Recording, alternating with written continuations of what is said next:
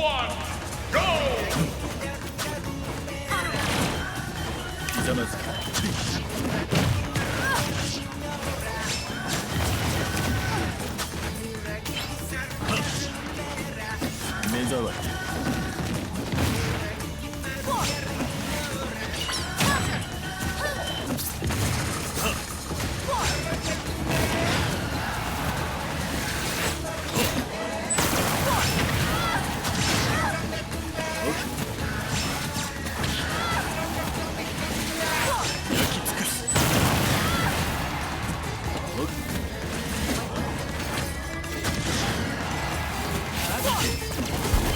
Good?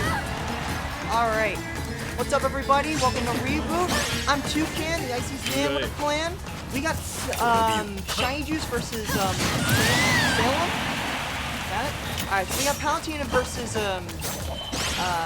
Sephiroth right now. Sephiroth can definitely outrange Palutena, but Palutena is just a very solid neutral character in general. So let's see how this is going to go.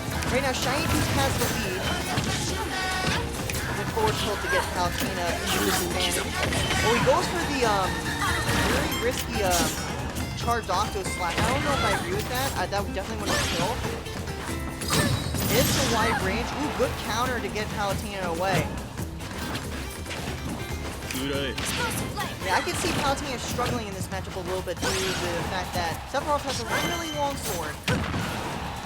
Good back air right there. That has some invincibility that you can through. Good dash attack. That's the other move that has invincibility in Palutena.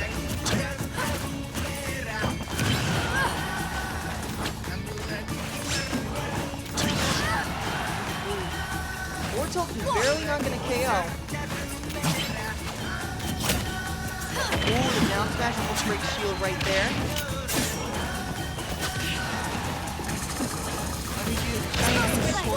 Very solid one-stop game. Oh, and the SD from Salem, that's gonna hurt.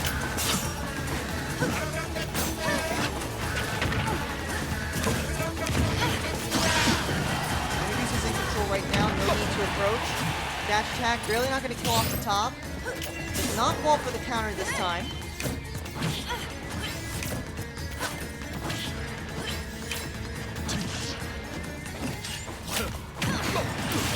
Dash attack would finally take the ShinyJuice's first stock. Oh, it does not get the grab. Good spot dodge on the down smash because that may have broken his shield. Oh, and Sephiroth's in a tough spot, but he is going to get back.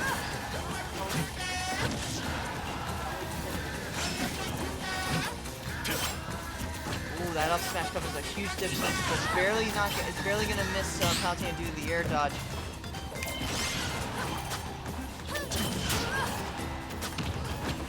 Having a very tough time getting in on this Sephiroth right now. They're struggling right now. Here comes the fully charged neutral B. It's going to be avoided, but the forward tilt is there. Another fully charged neutral B, and that's going to catch him. ShinyJuice takes game number 1.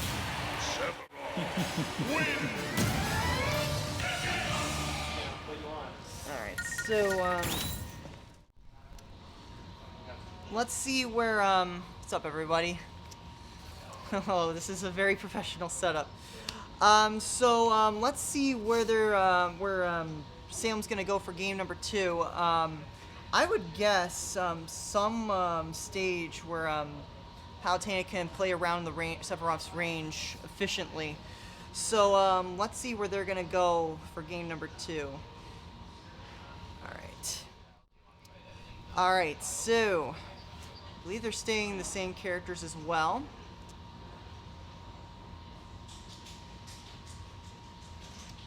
Alright, we're going to PS2 for game number 2. I think that's it's a pretty neutral pick. Most people go to Stadium for game 1. I know I do. I just don't even bother banning. I just go to Stadium 2. It's a really neutral stage. I think it would work well for Salem. So let's see if we're no, there's no character swaps. We're gonna hop right into it. Game 2. 1, go! Alright, opening up with Palutena's neutral B, that's usually a standard Palutena opening move right there.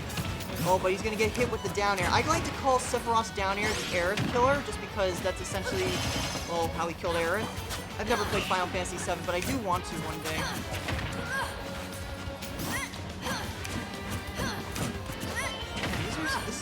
spacing from Salem, but ShinyJuice is going to break in. Good shielding on the side B. Ooh, the dash attack blocking the side B right there. Like I said, that's one of two of Palutena's moves that has invincibility, the other one being back air. Oh, gets out of the rapid jab right there. There's the grab to punish. Oh, and he gets caught with the strong hit of Octo Slash. That does catch at the ledge. I see what ShinyJuice was trying to do last game, and he does take the first stock. Sephiroth is a very light character, however, though, so let's see if Salem can easily take a stock at this percent. But one wing is online. That's going to give Sephiroth a speed boost and a power boost, as well as super armor on his smash attack.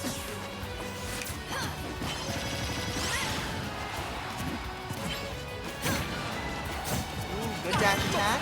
Good down smash to catch the roll. Sephiroth is going to make it back. The side B does not connect right there. That's probably going to taunt Sephiroth right there. He goes for the edge cancel, does not get it, and this space is barely.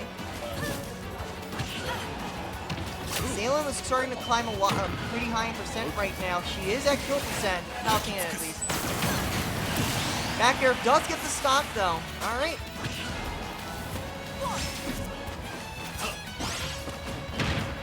Good forward air to grab combo. Does not get too much out of it. Good parry on the forward tilt. Fortunately, they don't get anything off it though. Good grab. Forward air is not going to connect. Here comes another grab. Salem honestly needs to start juggling Sephiroth more in disadvantage. Like, they had an opportunity right there, but unfortunately they just didn't really go for it. It is tricky for, like I said earlier, it is tricky for Palutena to get in as Sephiroth just outranges her in general. Ooh, the counter connects. That does have quite a long window of, a long active counter window.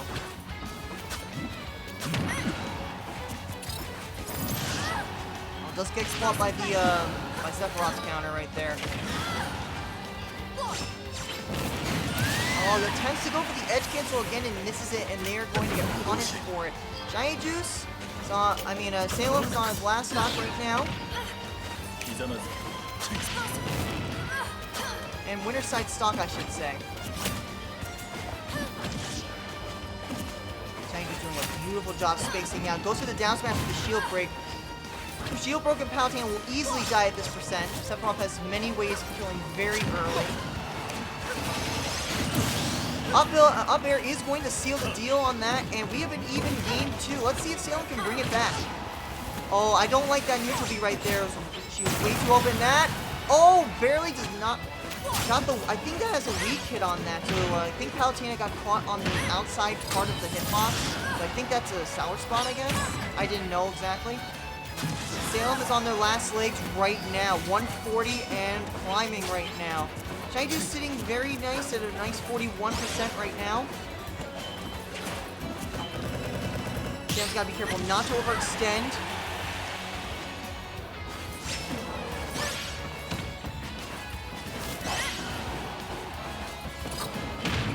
Good grab, anticipating the counter.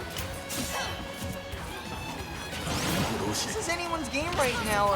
Salem's definitely brought this back. But at this point, they cannot take another hit. Oh, that's going to do it. And ShinyJuice takes the set 2-0 solidly over Salem. It's up to both players. Alrighty. So I wonder who we got next. Do we know who we got next, Carvin? I don't think it's been called. It's been called? Alright then. So we'll be a few minutes, but we'll be right back in a few minutes. See you in a bit.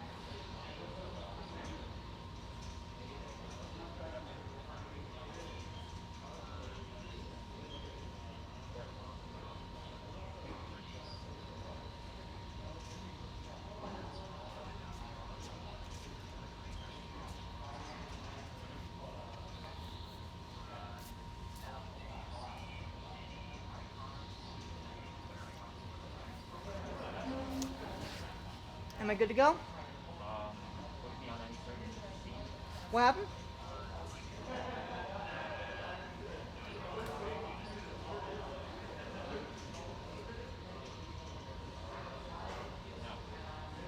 Alright.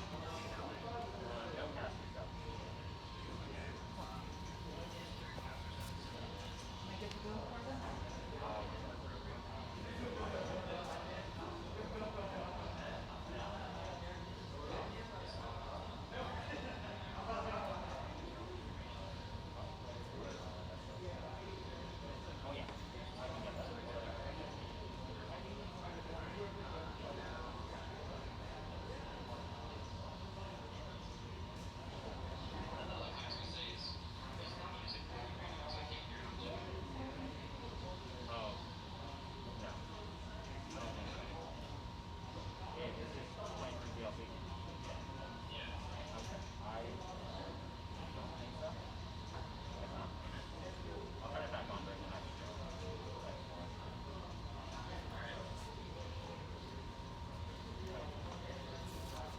This is the commentary setup. A whole lot of commentary going on. Yeah, yeah. I was commentating the last match actually. Oh, you were? Okay. Yeah, okay. it was. If you want to hop on, you can. I know nothing about this game. Oh, really? Yeah, I would just make dead memes and references. Oh. You don't want me on here. I'd spoil the bunch, you know? It's alright. I'm the one that drops bad puns on occasion that make people cringe, so. Yeah. So we wouldn't be a good.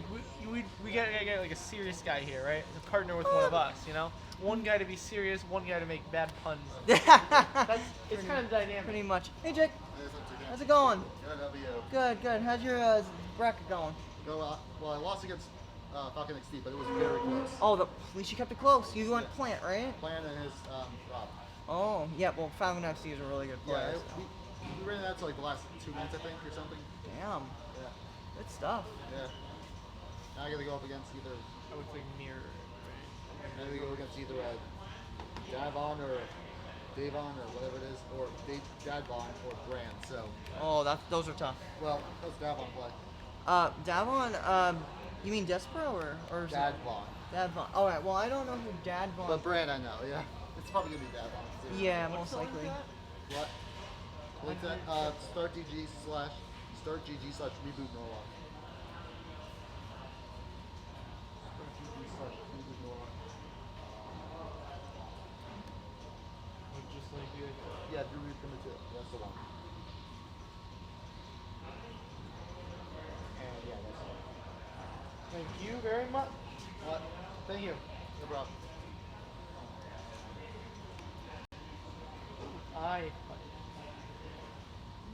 You're good, right? Because I remember Jason was like, yeah, 2 cans. I'm good. I'm good. I mean, I'm not PR'd in this game. I am PR'd in Melee, but I'm not PR'd. That in might this be game. where he was talking about, yeah. I'm good in Melee, and I mean, I'm not bad in this game too. It's just that like I'm not as good as like I don't know. I don't want to sell myself short, but I know that that like there's a lot of people here that are better than me. So. Oh yeah, like what's his name? Tony Pajamas. Tony Pajamas, He yeah, was he's- beating like PR people, right? Yeah, he's on the PR. He is now. No, he has been. Like I don't remember the last time he was not for on him. the PR. So yeah, love Tony. He's awesome. Yeah, funny guy. Shout out to Tony Pajamas. What's up, everybody? Alrighty, so I believe we're gonna have Bozo and SnappleOK on stream next. Bozo plays Pikachu, for those of you who don't know. Really good Pikachu player. We also have SnappleOK, who is a very good Greninja player. It's going to be a Pokemon battle right now. Looks like both players are ready and willing and able to go. So, yeah, let's hop right into it.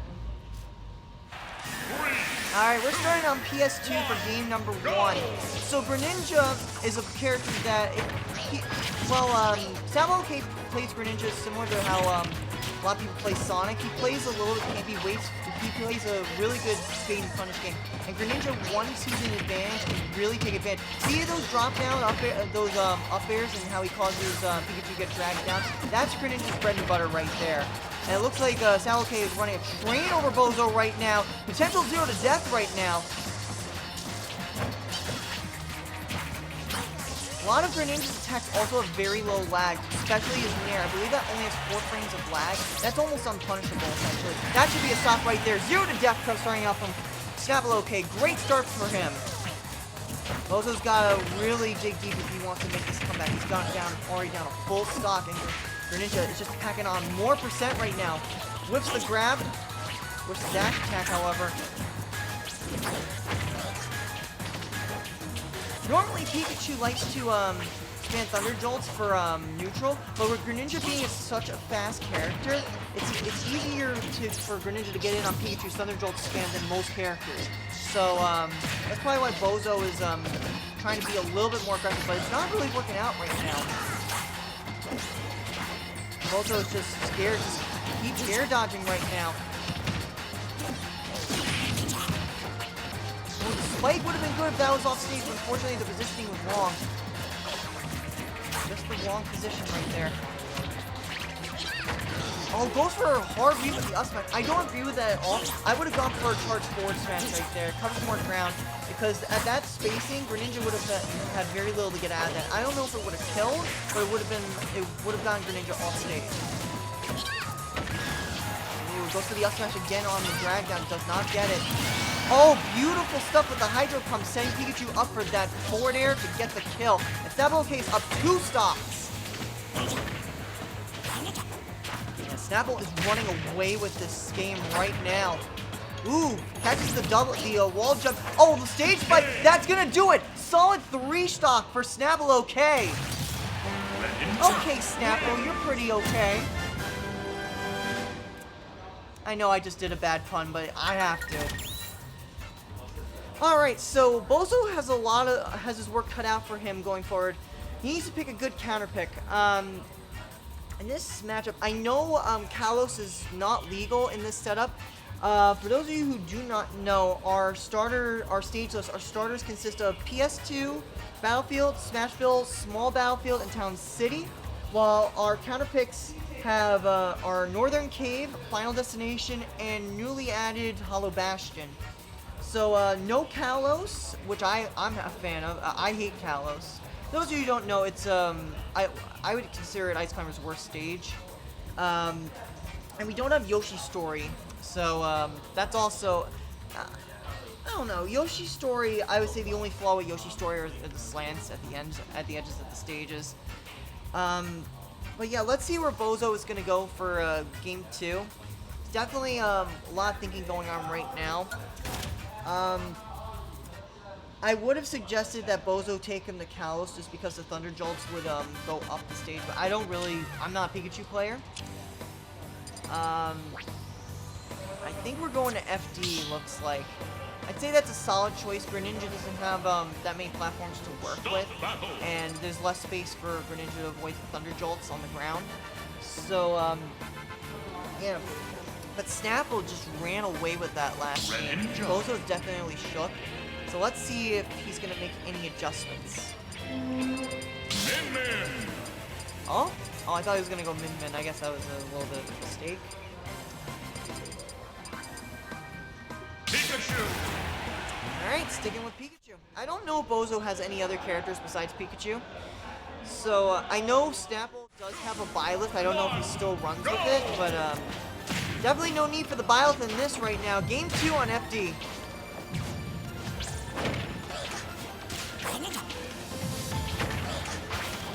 Snapple's already going in with these dash attacks. Greninja's dash attack is a great neutral tool, but it actually does have what is surprising. It's easier to punish than people think, but people like myself have a hard time punching it. It comes out very fast and it can cross off. So that's what SnappleOK does a lot. He likes to cross up the shield with that, so it's hard to punish. And Greninja being a very low to the ground character makes it a little bit harder for Pikachu to follow with the back air at shield. Air dodges right there. Percents are kind of even right now. Bozo's looking a lot better, better so far.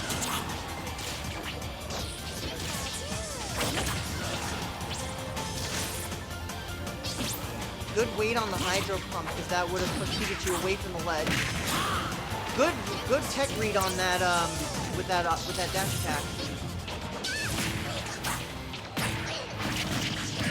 Oh, but the down tilt up smash is going to connect, and SnappleOK takes the first stock.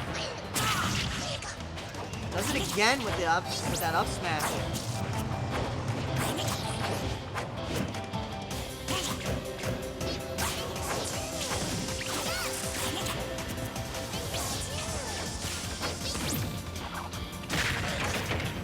Oh, that Nair's gonna lead to a follow-up right there. SnappleOK is tacking on the percent. But one up smash of Pikachu will take the stock here, or forward smash at the ledge. Grab. No down B right there.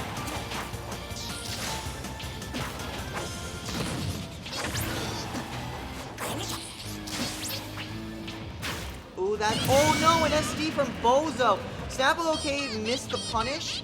Oh, but we got. Oh. And they're just taunting right now. Yeah, that sucked for Bozo right there. Because he did avoid the attack, but unfortunately he did SD past the ledge. That back air will finally take the stock, but Bozo, the damage has already been done to him. Down a full stock, and the damage is already climbing. We'll follow up on that quick attack right there.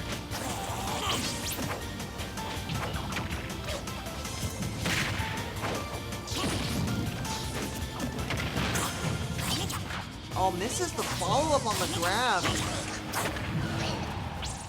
This is looking it for Bozo.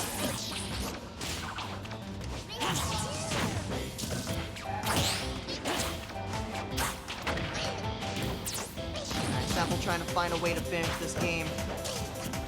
Bozo struggling to get in. Waits the up smash. That forward air is going to do it off the bad DI, and SnappleOK takes the set.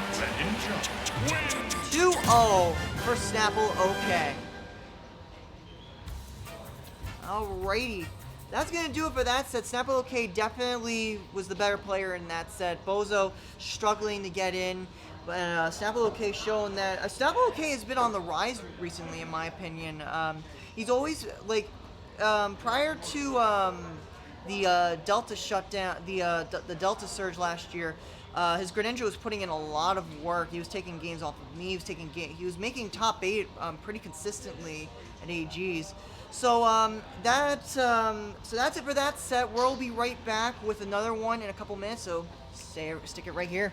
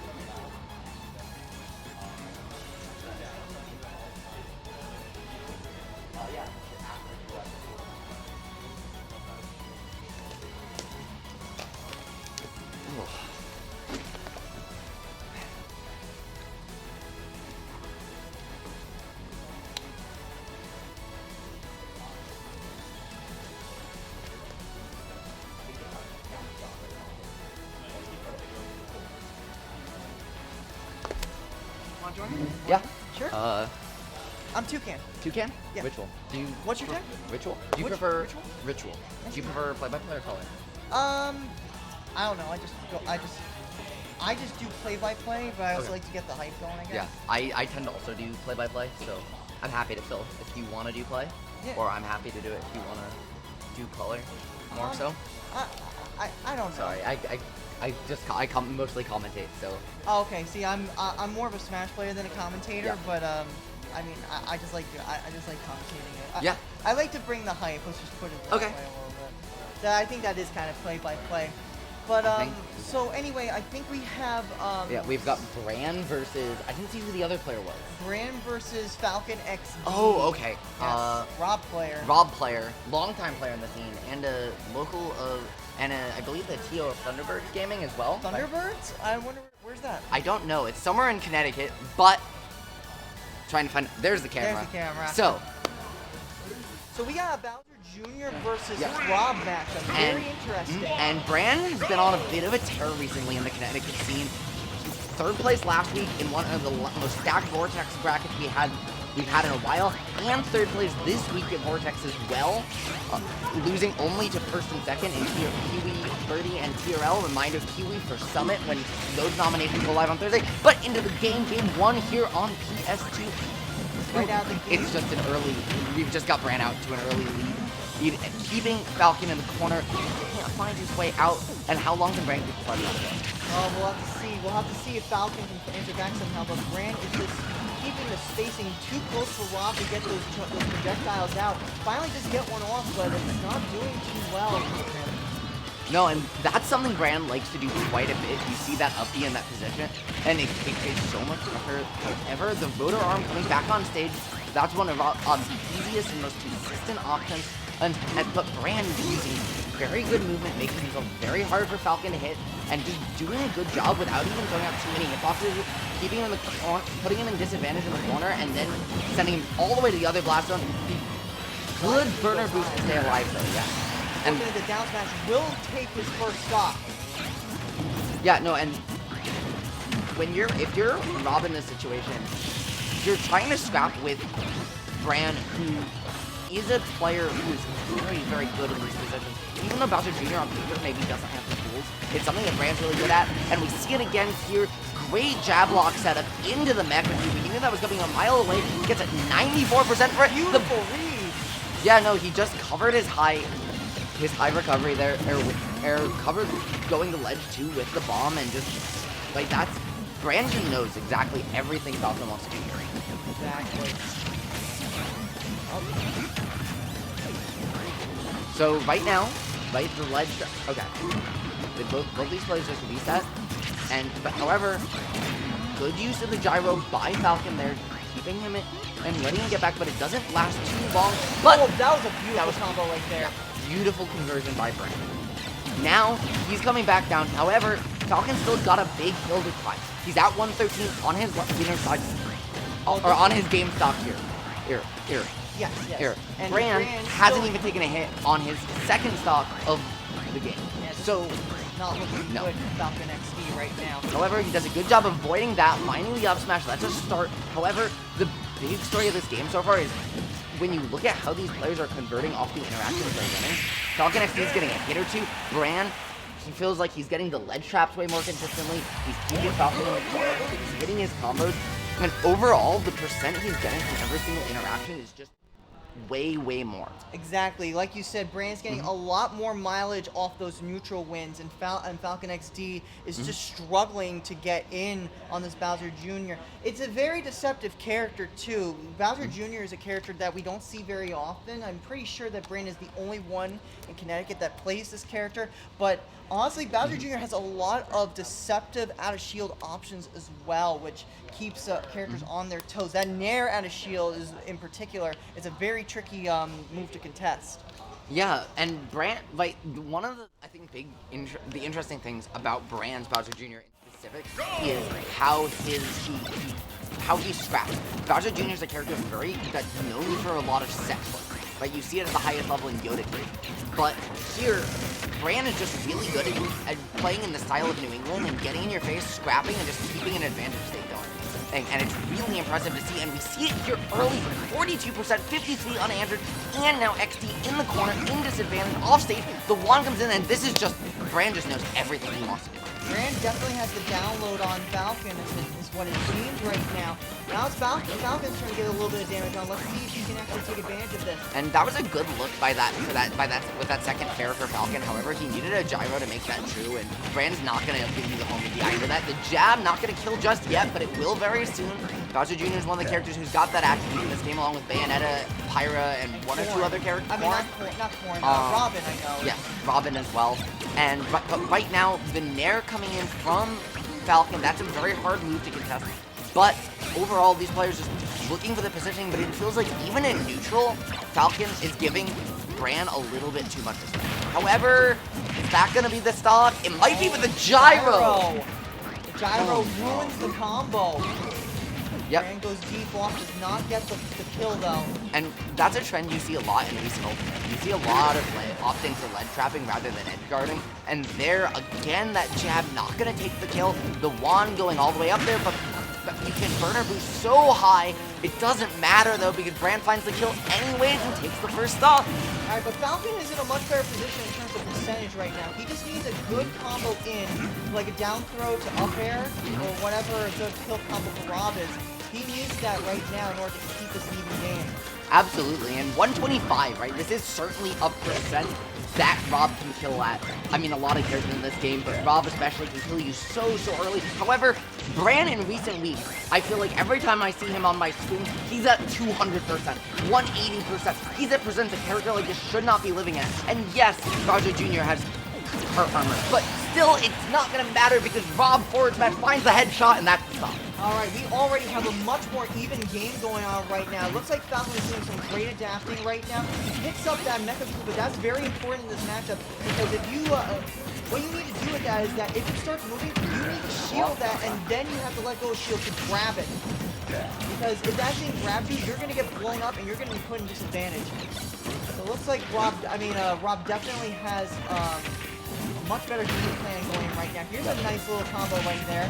Didn't get too much off of it, but this game is definitely looking a lot more even than it did. And even when he gets those combos, Bran is finding reversals, finding situations to attack on percent. And you see it again. He sets up his own Mecha Koopa, tries to cover the burner boost. That's where FalconXD really made an adjustment this game. It's going all the way to that corner, and Bowser Jr. can't even contest if he's on the platform. However, this grab forward throw, not quite going to do it just yet, but the cannonball is going to put pressure out, force that high recovery again. Now Bran's finally going to make the adjustment. We see the Mecha Koopa come in. He can threaten it from so many places, but that was a beautiful minute adjustment from Falcon. He falls back down to stage on the other side, and Bran looking for the bounce back, doesn't find it. The jab's not going to go across stage, but now Bran has stage. Yes, but however, Falcon does have the rage here, so one up smash will definitely take the stock at this point. It depends on what part of Bowser Jr. you hit. The Nair you were talking about earlier coming in there. Hard option to contest. Gets Falcon in the corner. The laser not going to find the snipe. Good job by Bran knowing exactly where that's going to go. That beautiful gyro. placement of the gyro right there just to flip Bowser Jr. off the stage. And when Bowser Jr. is hit out of his recovery, he doesn't get it back for quite a while. So that was enough to take the stock. And there is an angle there that you can land and not be too frameable. Bran not quite hitting it there though, and he does die for that.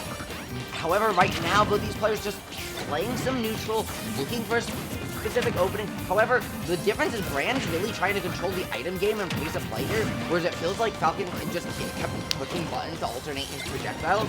And so we see Bran create more active pressure, and he takes that first neutral win, and he's still keeping it going.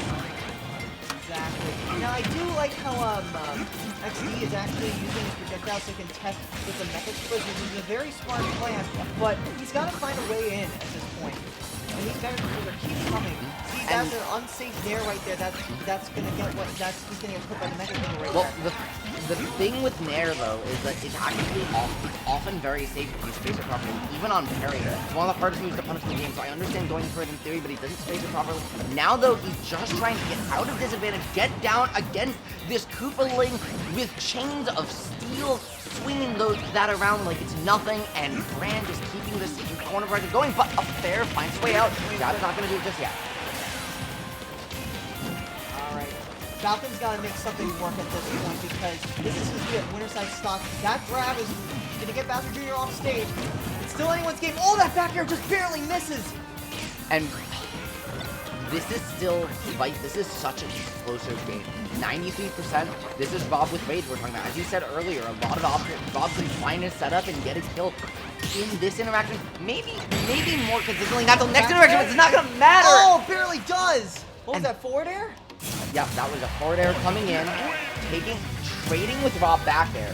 And that's just matchup knowledge that Bran had over Falcon. Yeah. He knew that would connect and trade, right? He knew that there was a disjoint there so that he could contest.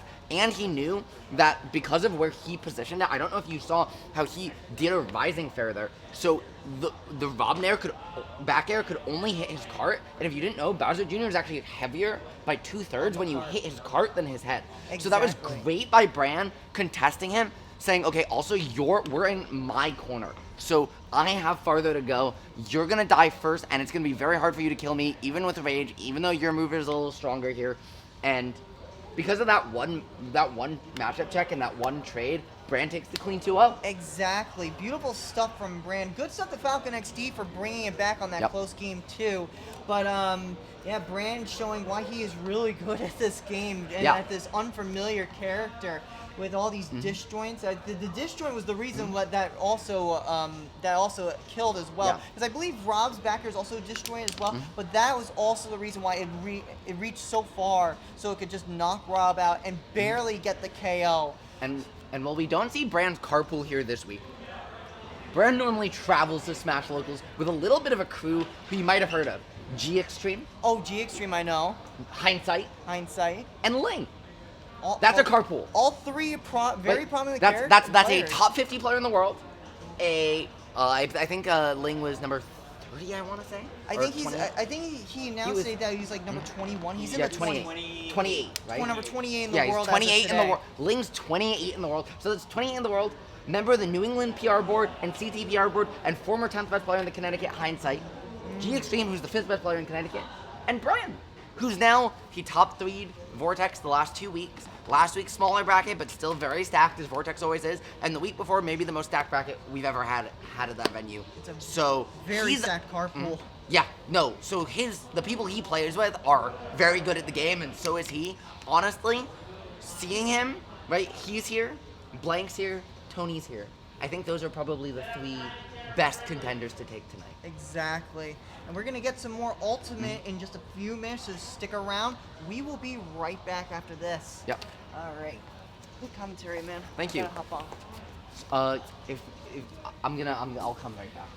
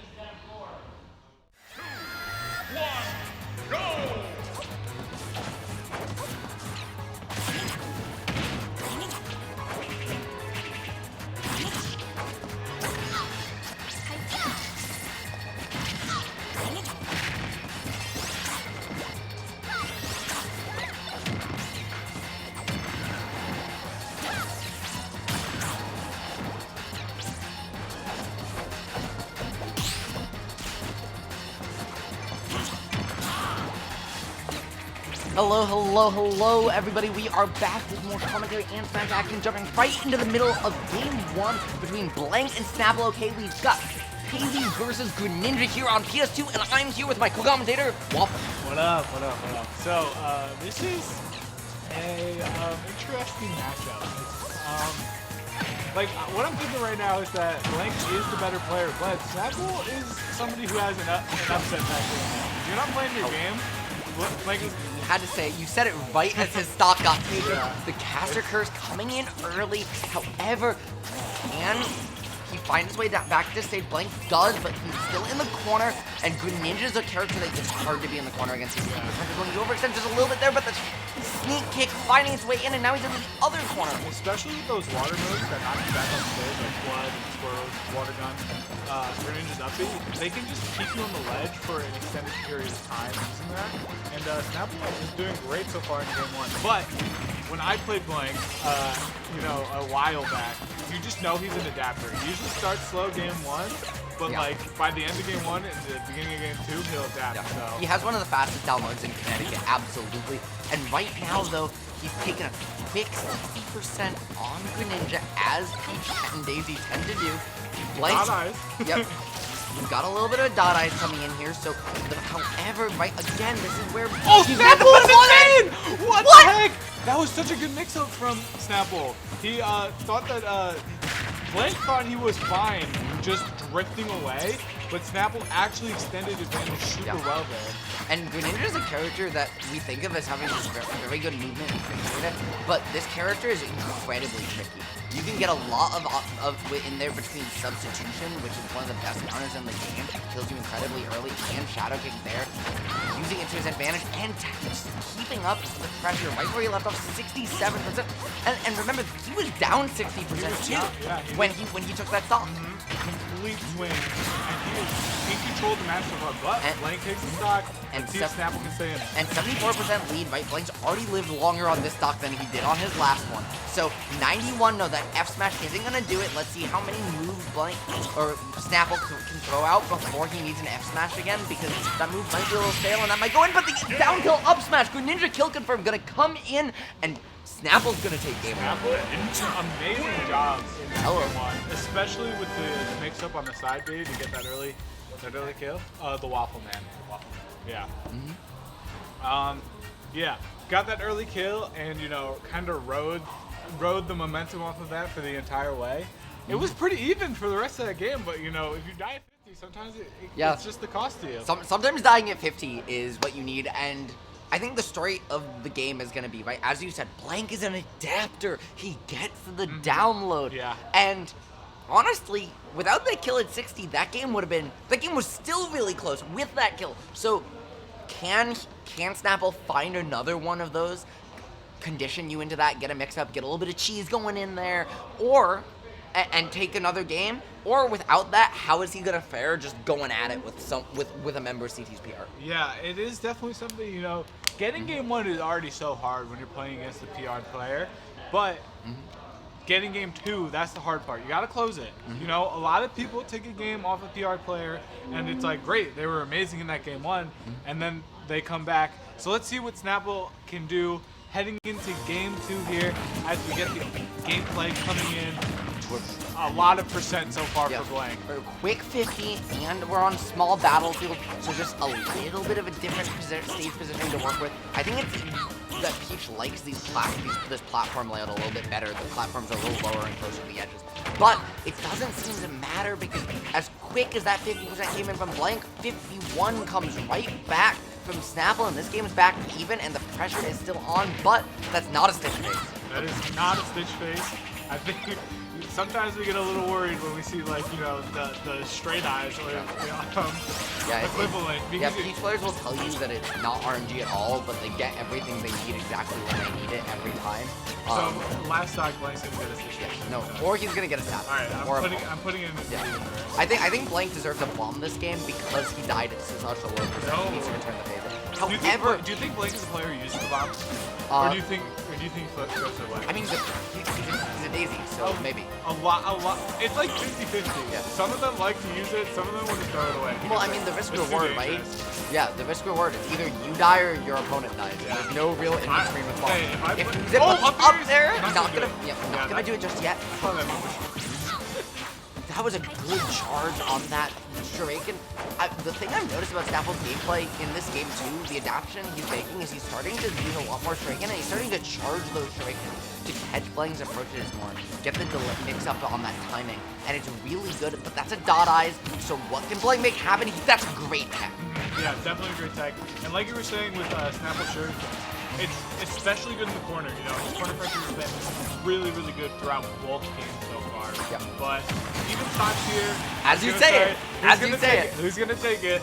And Blank takes first blood in game 2, but I think Snapple's gonna answer right And back. that is a gorgeous kill from drag down smash. Not something we see too often from Greninja specifically, but definitely something we see of other characters in his ilk, both Peace and Joker doing that very commonly. Greninja showing he can do it too, keeping the, now he's got the corner pressure even though he's taking the quick 70%, but Blank finding a beautiful narrative to reverse the situation. Yeah, I mean, he's racking up the percent right now. 81 is kind of a little big of a lead, you know. It was the Saturn. It was on the second side, it wasn't the last time. But he did find a Saturn, he just threw it away. So he is a throwawayer. Well, no, Saturn's especially bad in this matchup because Greninja doesn't like Greninja is one of the characters who doesn't really shield. He doesn't have good out of shield options, so instead unless you can and his footstool isn't that good, you tend to rely more on the out of shield. Blank taking the stocks, only 68. And he's got the turnip combo, 36%. Doesn't go up for a too long one. Unlike Ling, he kind of tends to not go for those long strings as often with his character. And he's just already 78%. Even though he's in the corner here, it feels like suddenly Blanks has entered another tier where Snapple can't hit him anymore. Yeah, like you said, well, like we said in game 1, he is one of the best downloaders in the state. And we're seeing that right now. You know, Snapple doing great at the beginning of this game and the whole of game 1, but it seems like Blank has gotten a little bit of his habits, and Snapple's not doing quite as well, but still has a chance to win this game too. And Greninja is definitely a character, right? He got some cheese, he got those low percent kills. We saw it last game. Can he do it again? Can he find his way back? Anyways, good nair on shield. He's got the advantage. This is the corner situation. He hasn't been able to make this happen this game as good as he was last game, nearly as much, but he's doing it here. What a... I'm sorry, he just read that 7 days a week. Thought he almost had the Shadow Speed kill again, didn't quite find it, 50%. But he's just, all of a sudden, he feels like he downloads Blank back. His corner pressure has improved right back since we said Blank completely downloaded him. Oh, that forward air would have killed him. That would have been max rate forward air. That would have killed him. But the forward air on Peach instead comes in and takes game 2. Yeah. We're going to a game 3, Waffle. This has been an insane set so far. Both players, you know, getting a little bit of each other's habits, going back and forth. I love to see the adaptions from both players. Now let's see who gets the final adaption, because it doesn't matter how good you were in games 1 and 2 if you don't take the third one. Yeah, and honestly, with a split either way, with a split game so far, this set could go either way. We are in best of 3 territory, so both these players are on their winner's side life right here. And as good as Blank looked through most of that game, that last stock, it felt like if Snapple had one more neutral interaction to give, I think he could have won that game. He definitely could have won, especially because we've seen him get a read on Blank before and kill him at 50. So you know, I felt like Snapple was never out because of that X factor. And he read the mistech and the roll that game too. Just missed the timing on the fair though. That's the thing. That's the thing with Greninja. You know, he doesn't really have a lot of kill options. You know, from center stage at that percent. He has to get a read kind of off stage. So if Blank plays the center stage, you know, he's not at that, you know, that risk of dying so early. And both these players so far have had beautiful movement so far in just both of these games so far. It's been a joy to watch. Right, both these players doing such a good job. We haven't seen a ton of shielding from either player so far, so not a lot of grabs either, but just a lot of dancing back and forth, just out of my range, just out of your range, and all in all, just it feels like both players become so hard to hit so much of the time. And I think we're about to get right into the game right now. Snapple, Blank, game 3. It looks like we're going to small battlefield. Small battlefield it is. And this was game 1 and 2, right? So it was game 2. I think game 1 was on PS2. Oh, gotcha. So although we jumped in halfway through. So similar bypass. You know, they're like the same level, right? Not different at all. But yeah, it's definitely going to be more of the same. I would assume. Both Just both of them going back and forth. Both these players, I think, like this a little bit more because the platform layout gives them a little bit more flexibility. However, and both these players, again, the movement coming in, they're creating so much pressure and posturing just by dancing back and forth. But it's Snapple with the first really significant corner situation, forcing Blank to go all the way up there. I love that use of the up B to just try and create a win box. Unfortunately, it doesn't quite work out, getting punished for it, but just resetting. Yeah, Snapple has been very good at catching Blank's disadvantage. And that's not even because Blank's disadvantage is bad, it's just because Snapple just has like some instinct when he gets into those areas. I feel like most Greninja mains do, you know? It's just like it suits the playstyle very well at that character. And that was a Greninja shielding. That's not something we see every day. So definitely an adjustment coming in. The mistech though, Blank is not gonna let that one go. Takes the first stock, only 76%. And this is the earliest lead we've really seen. However, now Greninja with the turnip doesn't do much with it. Just does the B reverse, gets back to turn himself around, gets back to stage, tries to keep the corners popping. What an amazing F smash calling out the overextension or the overshoot from Blank. It evens up the stocks, but Blank made great use. He just came off the Angel platform and said, you know what? I'll do with iframes, I'll do 45. Now 62 and the juggle. However, going back down the Nair, it hasn't been working as much this game, but it finds one there, but he can't keep too much. And honestly, Blank's done a really good job of being smarter about the hits he's taking from Snapple and not letting Snapple get a combo off of the openings. Yeah, we haven't seen a lot of, Daisy kill confirms. You know, as you like to say, Daisy's kill confirms are really hard to get. Yeah. I cannot believe that. Yeah, and when she doesn't find them, you live for a very long And we're time. seeing that right now. But Snapple has been able to find his kill confirm, so will he answer back and take the momentum? Down throw? Down throw In to the- side B! Yep. Completely calls out the air dodge there. Amazing from Snapple. We said it. We called it right there. It's one of those options, that's something that's not necessarily a true confirm, although you can get fair at certain percent. However, Casey finds a raw kill option, she doesn't have too many of those, and we're down to an even game.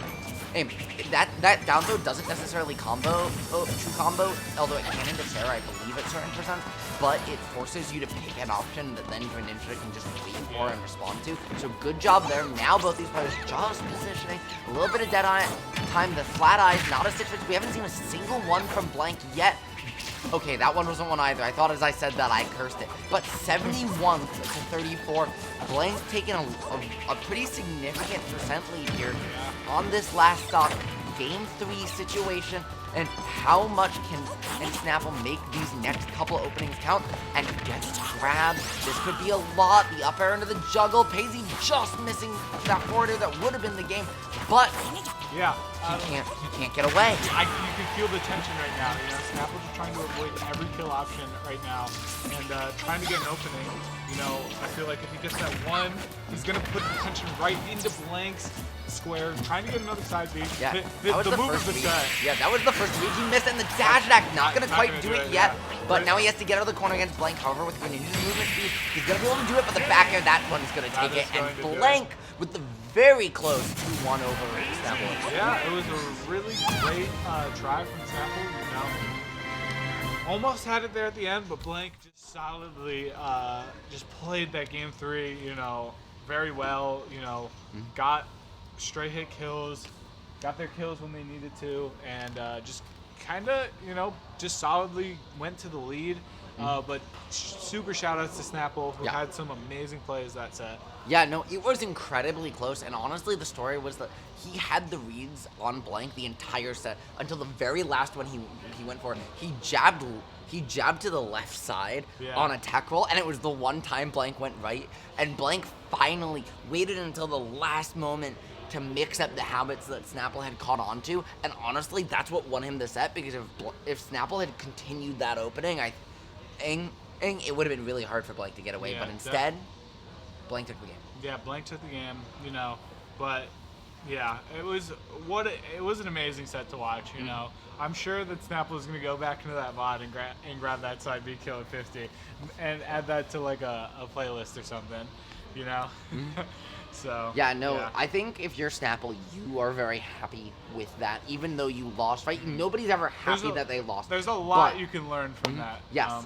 That's a really close set on one of the best players in Connecticut, which is one of the most stacked states out there. We're Yeah. one of the most stacked regions. At least we think so, but we're No, biased. I mean, no, we're pretty up there. We are. No, we are, but we're also biased. I think we're the only region with two top. We're one of the only states with two top 30 players. I mean, did you guys see the PGR? Yeah, we've got Ling We at have number two top 28, 50 and we've players. got Light, who's not been announced yet, but that's probably because he's somewhere in the top 5. Light's actually. Yeah, New Yeah. York's got DeBuzz and Zamba, but DeBuzz actually technically lives in New Jersey now. New Jersey has Tweak, although he does still compete in New York. New Jersey does have Jackal and Tweak, so we aren't the only one, but we do have a pretty stacked state. We got some pretty good players. Let's Yeah. just say that. You know, and yeah, one of those being Tony PJs. We got Tony PJs, Yeah. Blank, are both here. Yeah, I'm assuming and Bran. Brand's Bran here. too. Bran can make the upset. Yeah, and Bran. Yeah, I think Bran's the last couple of weeks of Vortex have been the start of what is hopefully a very long campaign for Bran to make the PGR this season. Yeah, Or maybe. the PR I mean, this season. it's off to a great start, but you gotta keep that consistency. Yes. We'll see today. And he certainly did yesterday, riding his momentum from last week to a second consecutive third place finish. Here, though, he's looking to go higher. It's him, Tony Pajamas, and Blank, I think, are the first seeds of this bracket. I think. Someone else is up there, too. Noku was seeded over Bran. Really? Noku Yes. seeded over Bran. So That we're makes gonna sense. see Bran Noku's very talented yeah, as well. we're gonna see Bran play Tony PJs if they play the seed, and then Really? we'll see Noku versus Blank. That's gonna be Noku, interesting. Noku, Blank, both those sets are going to be very interesting. Oh, yeah. Bowser Jr. Ness is going to be such a treat to watch. That's a matchup you very rarely see. I'm becoming a. Tom beat Bran in winner. So Bran's actually on loser's side. We had the Wow. upset come in. Tom plays, I believe, what? Tom plays Roy, so that was a Roy player over Bran's Morton. The classic. Yeah. The classic get top tiered. Yeah, You no, play- sometimes you just get put in the face with the rush down, and when you Yeah. can't, as Bowser Jr., when you can't set up your cannonball, when you can't set up your Koopa, your Mecha Koopa, and when you can't get the space to comfortably do things like cart or like set up just set up your options, it's really hard to create a lot of the openings that Bran thrives off of. Yeah, for sure. That is definitely a great upset for Tom. You know. Yeah, no, very good one for great, him. Great for him, and we'll see how he progresses tonight. We'll probably see him on, since that's a pretty sick upset. But we got two more players heading up to the setup right now. And to Let's- not make that mistake again, I am very going to quickly pull out the bracket. You're gonna pull out the bracket. I am going to pull out the bracket. All right. I wonder who we got here. I think I see a Falco. That's pretty cool. Yep, it looks like we've got Falco Ness on our Falco screen Ness. coming up. I don't know how many that Nesses are matchup here tonight, sucks. but it seems like we might I'm, have. We do. We've got Tony Pajamas versus Shammy. All right, Coming Windows up. round 2. So yeah, I'm a Falco player. So basically, this matchup is not bad. I would say it's probably winning for Ness, but the thing that's annoying in this matchup is that Ness is a very small character, and it can be annoying to get your multi-hits against small characters because, you know, you can't slightly SDI out of the up tilt, and if you can't get your up tilt combo starting, it's really, really hard. However, it seems like we haven't even, it seems like there's a little bit of something's gone on. They were just warming up. Okay, they were just warming up? Yeah. It felt like we were just, even 30 seconds, it just felt like It was just handballers, yeah. Game over? Yeah. But yeah, Sorry about like I was saying, we're gonna see. I think the move of choice in this matchup is probably down tilt. It's a really good combo starter and a kill move. It's not a thing you see from all moves all the time. Having that duality. If Shammy can get the combos going, you know, it is a matchup of punish game. And Ness is Ness is small, but Ness is floaty, so you can get the combos on this character for quite a long time. But you got options out of those situations. You got magnet, and the other question is, how do you get in? How do you get in as a character like Falco with that sudden low average neutral, with that slow speed on a character like that? That was just That is not 3%. what you want. That is not what you want to see when you're trying to make the upset on Tony PJs. And this is, it oh is my god, continuing. he just, Tony not on the CPPR this past season, but that's more because he just didn't go to the event, and to events than anything else, and he's showing you exactly why he's historically been very high on that list right now, just comboing you there and back, Oh my God. absorbing right. He absorbed his own PK Yeah, fire. because it got reflected. What the heck? That's so smart. That's insane. Who thinks of that? Wow. Tony Pajamas is who thinks of that. He is going on a tear. Does it count as okay? If he heals, does it count as a game 4? Yeah, no, because he didn't take any. It's not about having taken percent. It's about being a hero. I mean, I know yeah. they say in Melee, lasers don't count, but yeah, he is going on a tear right now. Oh my God. The But up tilt, Shammy, though. yeah, Shammy just sees one opening. Can he keep his advantage? No, the answer is Tony is just not really letting him. He's using Magnet, he's using PK Fire, all his movement mix-ups, and he puts a really good use. Threatens the Stage Thunder to cover his own recovery. And now though, okay, he could have maybe found a back air, but doesn't go for it. And instead it's Tony's back air to put Shammy back off stage, and you have to deal with. Oh, Yeah, that beats out. Yep, Up smash. that is not Down something. smash? What? If you hit it at a diagonal like trajectory, usually it's like it's 50-50 whether it connects or not. But if you hit from below, it'll hit you. Also, well, Tony just did 4 of those where he just B-reversed Magnet to just literally block off Shammy in the air and stuff out his option. That was a really smart. Oh yeah, he could have probably gotten up tilt back air there for the kill, but opts to go for up air. You know, And just feeling just go- confident in that punish. you And know. the thing I'm noticing about Shammy is he doesn't necessarily feel quite as comfortable in all of his skills so far. And I think that's just because you're playing a player like Tony, and you just know, right? It's very hard to not respect. We say don't respect players. Just think about the characters they're playing until they make you, but it's really hard to do that. Good punish. That was a great job finding that F smash. A little bit of a tech wise from Tony there, slides off the platform to his own demise, and now Shammy gets the combo, but he's still got quite a hill to climb because he's only got 1 or 2 hits left. Yeah, 40% is a great start to that though. But how long can you extend it? You don't have very many options, and being off stage against Ness when you're not there is not ideal. And that shows you exactly why PK Fire into the Rising Fair takes game 1 on PS2. And you were saying, Waffle? Yeah, being off stage against people who know how to Edgar Falco, not fun. No, Let's just say that. no. And especially against Ness, who just kind of can cover so much. He's got very active hitboxes. He's in Magnet, in Fair, in Up Air. Yeah. He's got projectiles that he can be reversed, and right, he's got the ability to chase you down with them, with Thunder and PK Fire. So if you aren't comfortable against Ness, and you're a character that's slow, your options are to abuse your projectile. Are we gonna see a character switch here, or is he just he's just taking his time? He was thinking about it. He was definitely thinking about it. Yeah. We almost saw it, I but- respect the option, you know, it is an annoying matchup, but you know, you're only going to get better trying to learn the annoying matchups. And, As you tell me, like it's better to stay your character if you're losing the first game and then switch because you want to give yourself the opportunity to make adjustments. Yeah. That he tried to reflect the tilt, though. elsewhere.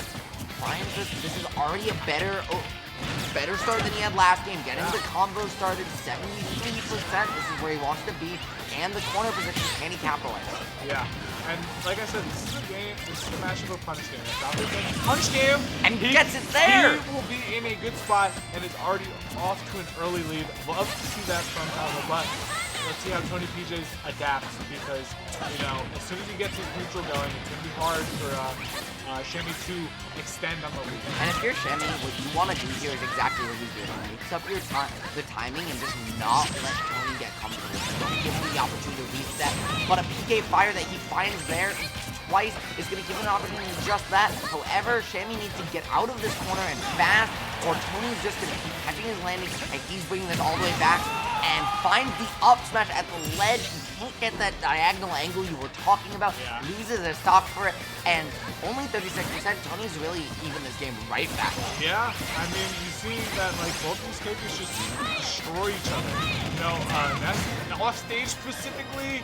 Oh my God. That's almost He 82 gets and the extension onto no. it anyways. Yeah, kind of a bad side beat from Shammy there, trying to mix it up, not go to ledge.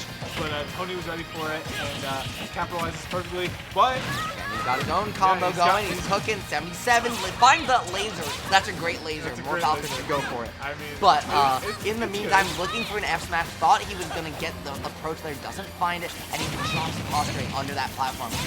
Good reflect, but he gets a hit again. Tries to do it twice.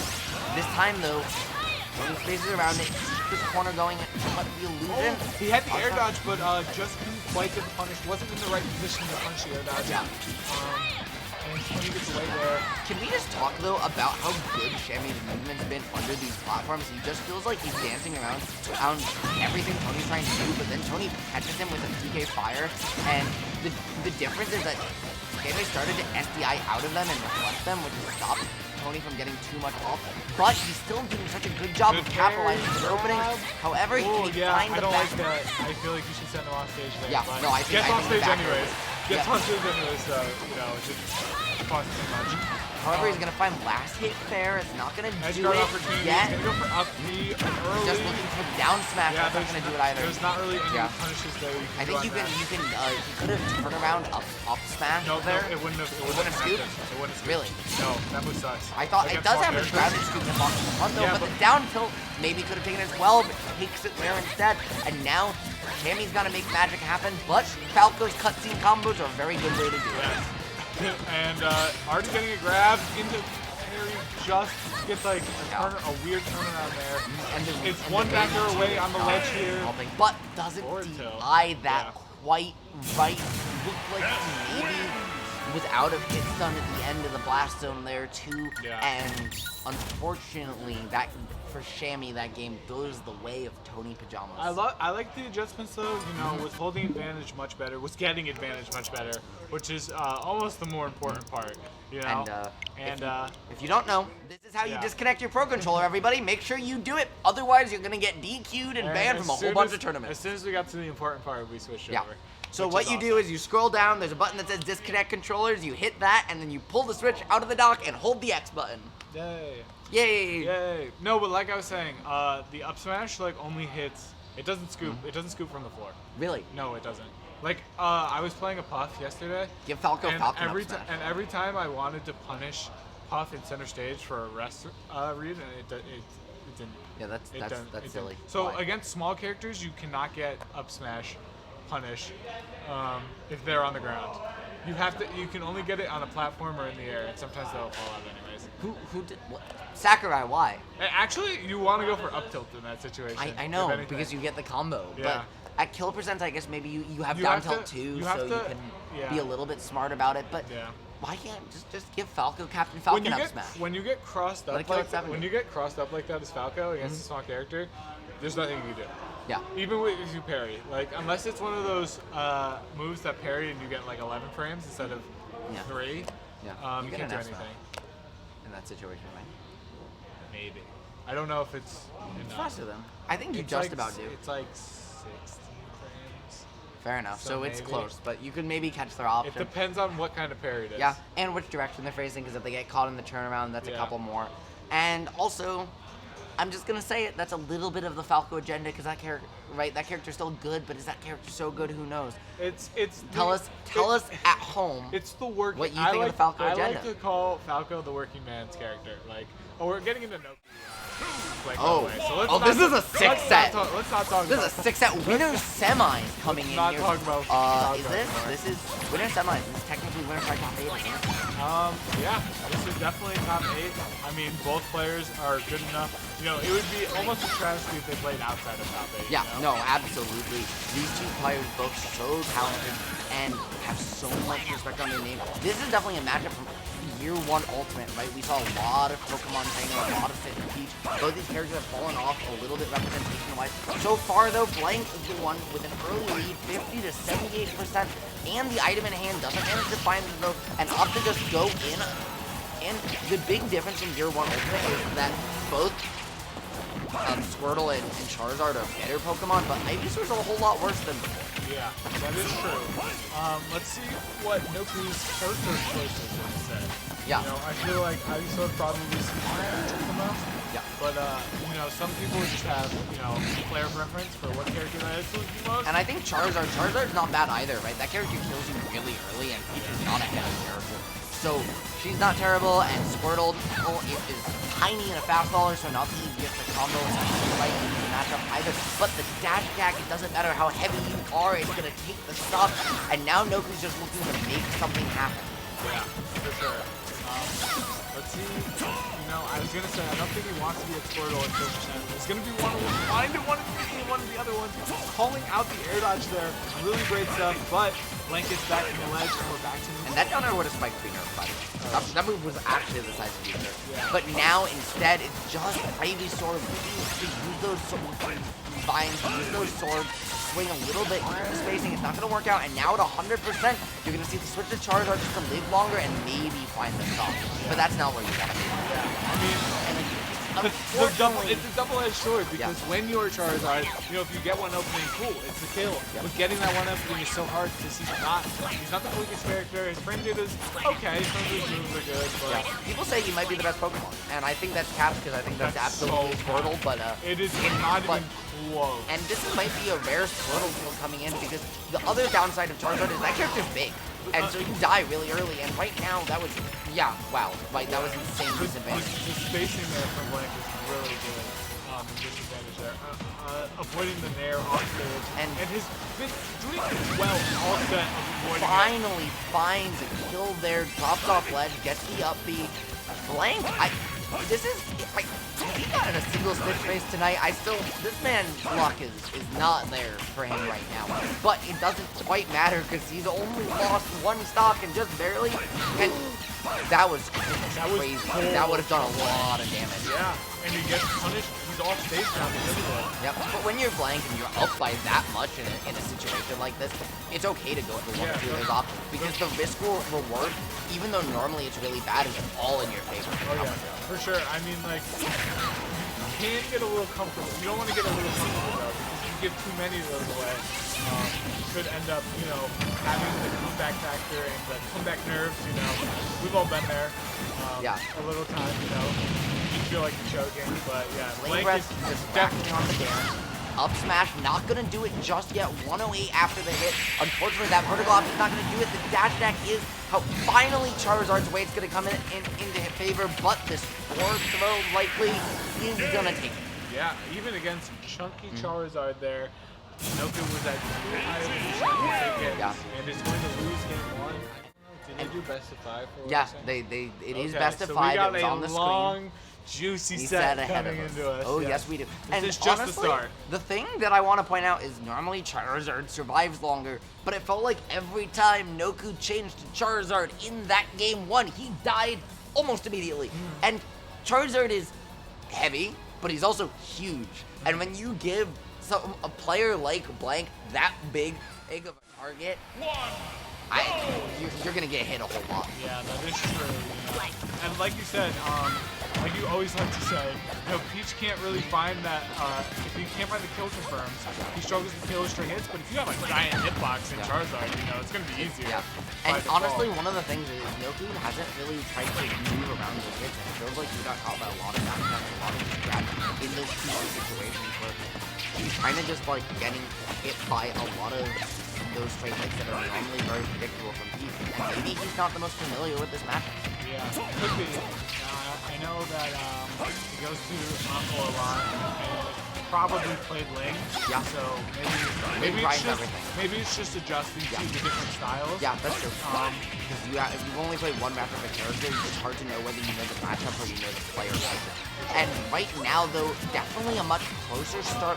118 to 90. Noku hearing us back here maybe just a little bit and taking it slightly, but the violent, Charizard does have that third jump and fly, so he's gonna just get back to stage, but now, as we're saying, that big hitbox is gonna finally finds the kill. Yeah, for sure. I mean, that's the thing with Charizard. You take him in, you get one up smash or one back air, and then if you can switch out, but not getting the chance right there, and it's going to switch out on the kill. And when you don't want to switch out in that situation. You want to start as Charizard, and also Squirtle's going to be the third lightest character in the game. You die at like 70. But so I think at that percent, when you're at like 150, you're dead to anything.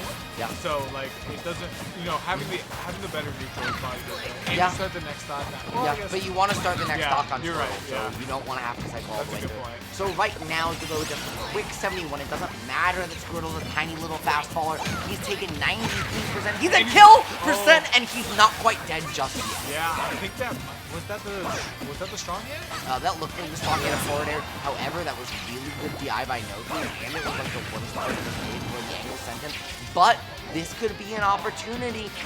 Are we going to see another upbeat? He doesn't commit to it. I think he could have found one if he wanted one, but instead, forward air and Divine Whip there is going to get it. And now he's just posturing, and Noku's doing a really good job of it. Yeah, his spacing has been really good. You know, like you said, in game 1, he was running into a lot of those peach aerials. Now he's spacing around it. So Noku got a really cool combo there off that platform, but it was because he missed another one. He went for the up smash off that Razor Leaf, but he could have just gone for a up air and got the kill. Instead, though, nobody's going to die in that corner situation except coming back to center stage. Die across the stage instead. Yep, and Amazing now you're starting to Blank. stock on Charizard. You're okay with this as long as you don't lose neutral. It's very risky here. You're going to get comboed to hell and back if you get hit, but if you hit them, you're going to take a stock. Not across the stage not like across that. the stage. Maybe and 2 more. You need to find one more hit instead, though. 155. Forder's not going to do it, and this is where...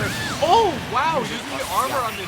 Wow, that was armor really with creative. fly with 30%, but Blank's just going to come down, take 20 more, 50 to 13. You can absolutely make this back if you're fatigued, but this is definitely Blank's position, but not when he's off stage in the corner like this.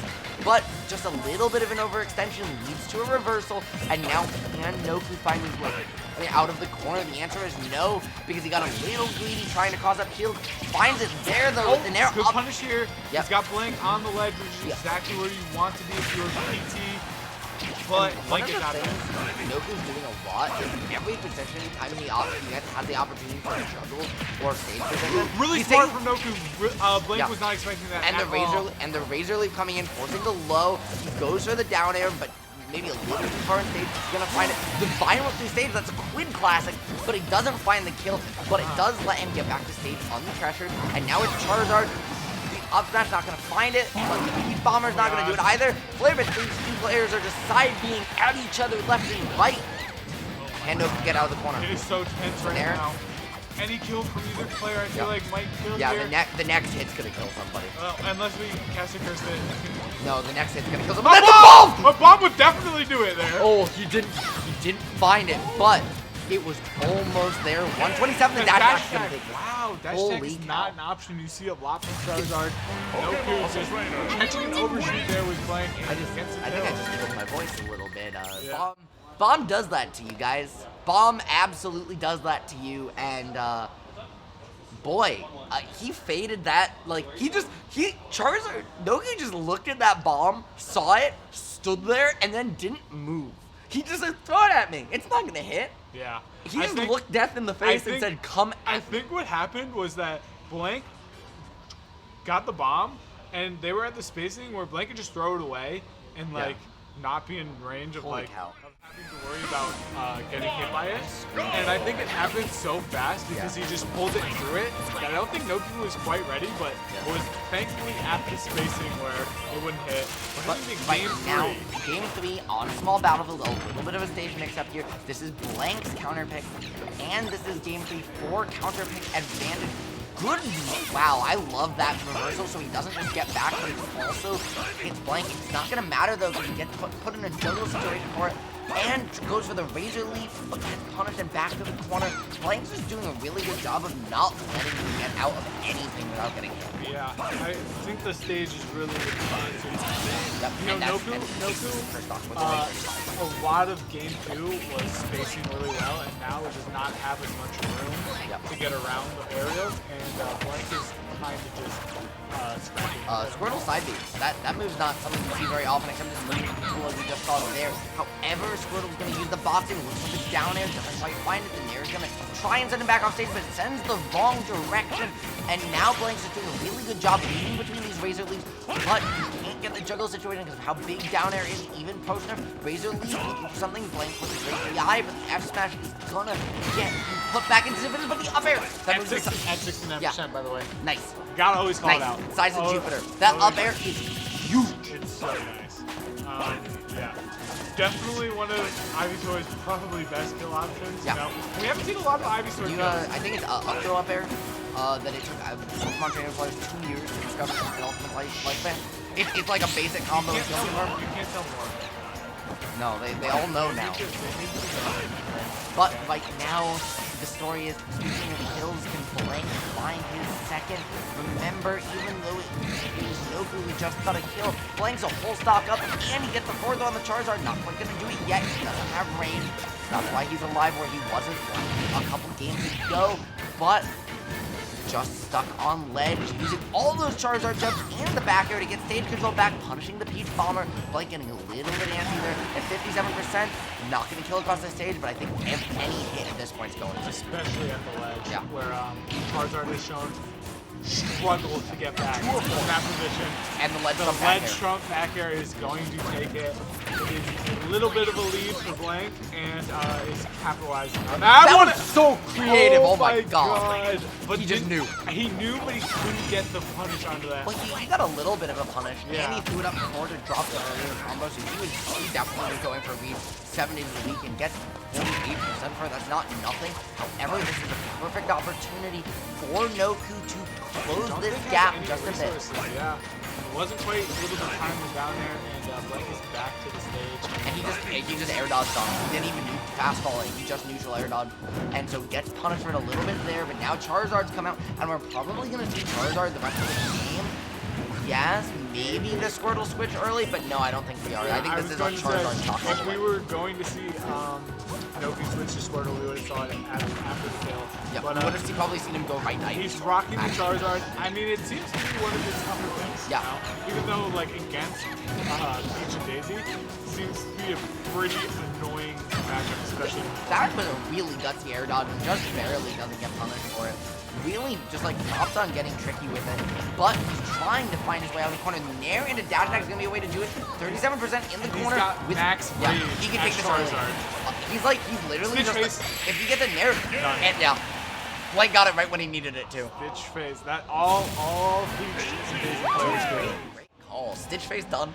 Yeah. Stitch face done. You just get I like it. Stitch face to death, you Yeah. know. A true combo, some would say. Combo wombo time. Combo wombo? Yeah, You combo know, wombo. It's wombo combo. No, it's combo It's, wombo. no, I'm a melee apologist, so No, I will it's not a accept trademark. That. I'll leave. Combo I wombo. will leave. Combo wombo Do you want me to combo. leave the Do you want me to leave the setup right now? You want me to leave? Yeah, that's cool. That's cool. I want to eat anyways, so. Okay, bye. Okay. I mean, you're waffle. You can always eat yourself. I'll just sit in silence. You're the waffle man. You're gonna. Pumpkin hand. Okay. Well, speaking of eating, let's Yeah. see if and that's a turnip. You can eat that. I don't like turnips. And speaking of They're actually turnip, disgusting. Let's talk speaking about of that. turnip, yeah, that was a I disgusting hate 59%. that Peach's food of choice is turnips. Like, why? Because it's important to stay healthy. And There's so many other do healthy you think foods she that cook are with good. Ivysaur? Do you think she cook Ivysaur? Yeah, he's got like a turnip on. He's got a big bulb on the back like a turnip. It's turnip shaped. Anyways, back to the game. 91% on Noku right out of the bat, thanks to a turnip combo and some really good advantage made by Blank. But as I say that, it just It just reminded me of a book that I had about it when I was a kid, where it was like some family gets like plants and Ivysaur, and it becomes like friends with them. Like, oh, I know exactly do you what know comic. what book Yeah, I'm talking about? I know exactly Oh the my manga you're god! talking about. I actually took memories out of my childhood. Good, and no one's Brandon. there Speaking that I of- blocked out. Speaking of Ivysaur, somehow, despite that early 100%, that Nobu is the Go. one who loses his stuck and Blank.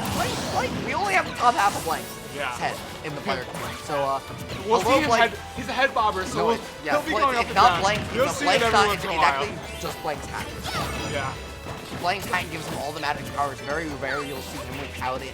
And right now, though, in Game 3, right, Blank has the counter pick advantage, but Nobu really made some adjustments this last game. And after that quick 100, it feels like he just hasn't taken his foot off the gas and really hasn't gotten hit. Yeah, he's done really well this entire game. But Blank is right there. Yeah. You know, it's crazy how Noku has made a lot of adjustments, and it hasn't been enough to create a solid lead. It just goes to show how great of And Blank as you said it, but holds advantage there so well off the ledge. Yep.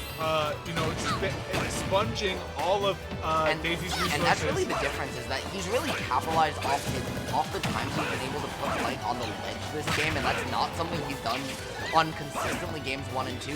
Now with the tether mix-up, that's not something you see too often to get back That gets sucks. around the counter. Okay, can we talk about when counters don't hit their opponent? That is such a demoralizing No, thing. it's but great. No, What are you it's not cool. Just stop that. You used to play Void. This Stop is why that. you feel 69% clean. We gotta call it out Dude, every it's just time. nice. It's just Not clean. It's not. This isn't Sora. It's not Mr. Clean either. It's We're off- just we're off the nice percent. going on, but not anymore. 83 to 154. However, even though it looks like Blank's got a percent lead, he's down a full stock. The forwarder's throw's gonna not take it not gonna because do it. of the revenge. Charizard's a big boy. He is definitely a beefy son of a bitch. Language. Yeah. Anyways, Yeah. He is 1 till. that was 195 before Charizard finally died, and now Blank's. Now he gets Oh to my come God, off the he angle gets it. platform with kill percent. Doesn't quite find the combo. Blank honestly has not found a really long minute combo all day. He's down there is just gonna say, Yeah. see ya. Noku's edge guarding that game was immaculate. I think he got all three actually. Actually, all three.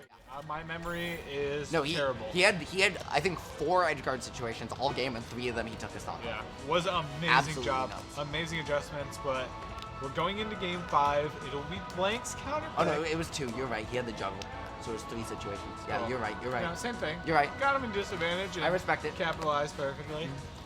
But yeah, Noku making amazing adjustments, especially in advantage that game. But And also, I just like to remind our people at home to hydrate or dihydrate. And as I say that, we get into game 3, where Squirtle is looking to keep Peach a little hydrated. yes, and no character switch from Blank, saying this Daisy can do it. But Noku is kind of riding off the momentum from last game, doing really well at calling out all of Blank's options right now, 69%. And I will say, I think part of the reason we're not going to see character switch, even though Blank does have that Aegis, is that honestly, if Aegis gets put off stage against Ivysaur, Never mind. yeah, no fun. No, I get it. No, completely. But That's a Falco, man. that being said, 105. You might want to try it after this because Noku's just picked up right where you left not off. gonna He get figured another somebody out. You're not going to get another chance. It's game 5 and you're down Wait, one stop is it? against Noku. Oh, it is game 5. I fully missed that. So, yeah, game. Wait, it was a 2-1, right? Not, yep. So, game 5. No, we're not gonna see it here. And Noku's just. I don't know what happened, but he figured out everything He's Blank playing wants to so do. hot. Sometimes you just get into Yeah. that zone, and he's in it right now. Can Blank get him out of it? And can he get into a zone of his own? That is the question on everyone's minds. And he's starting to get a little bit going. Yeah, you no, know? we've got the no Olimar, so no Myron zone, but can we see the Blank in the Noku zone? I think we are seeing. We're seeing the Blank Noku right zone.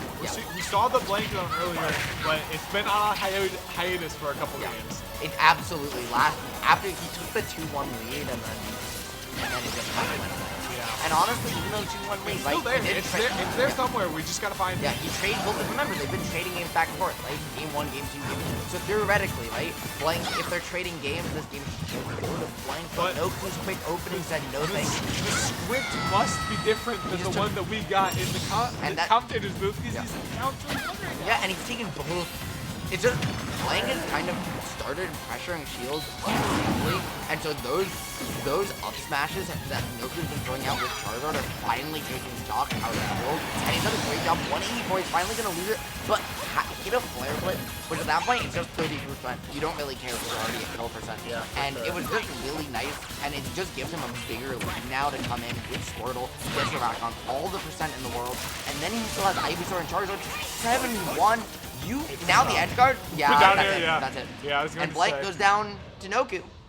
Noku with insane adjustments. That was At the dominant. second half of that That was set. a dominant second Was half of that looking set. Holy bad. cow.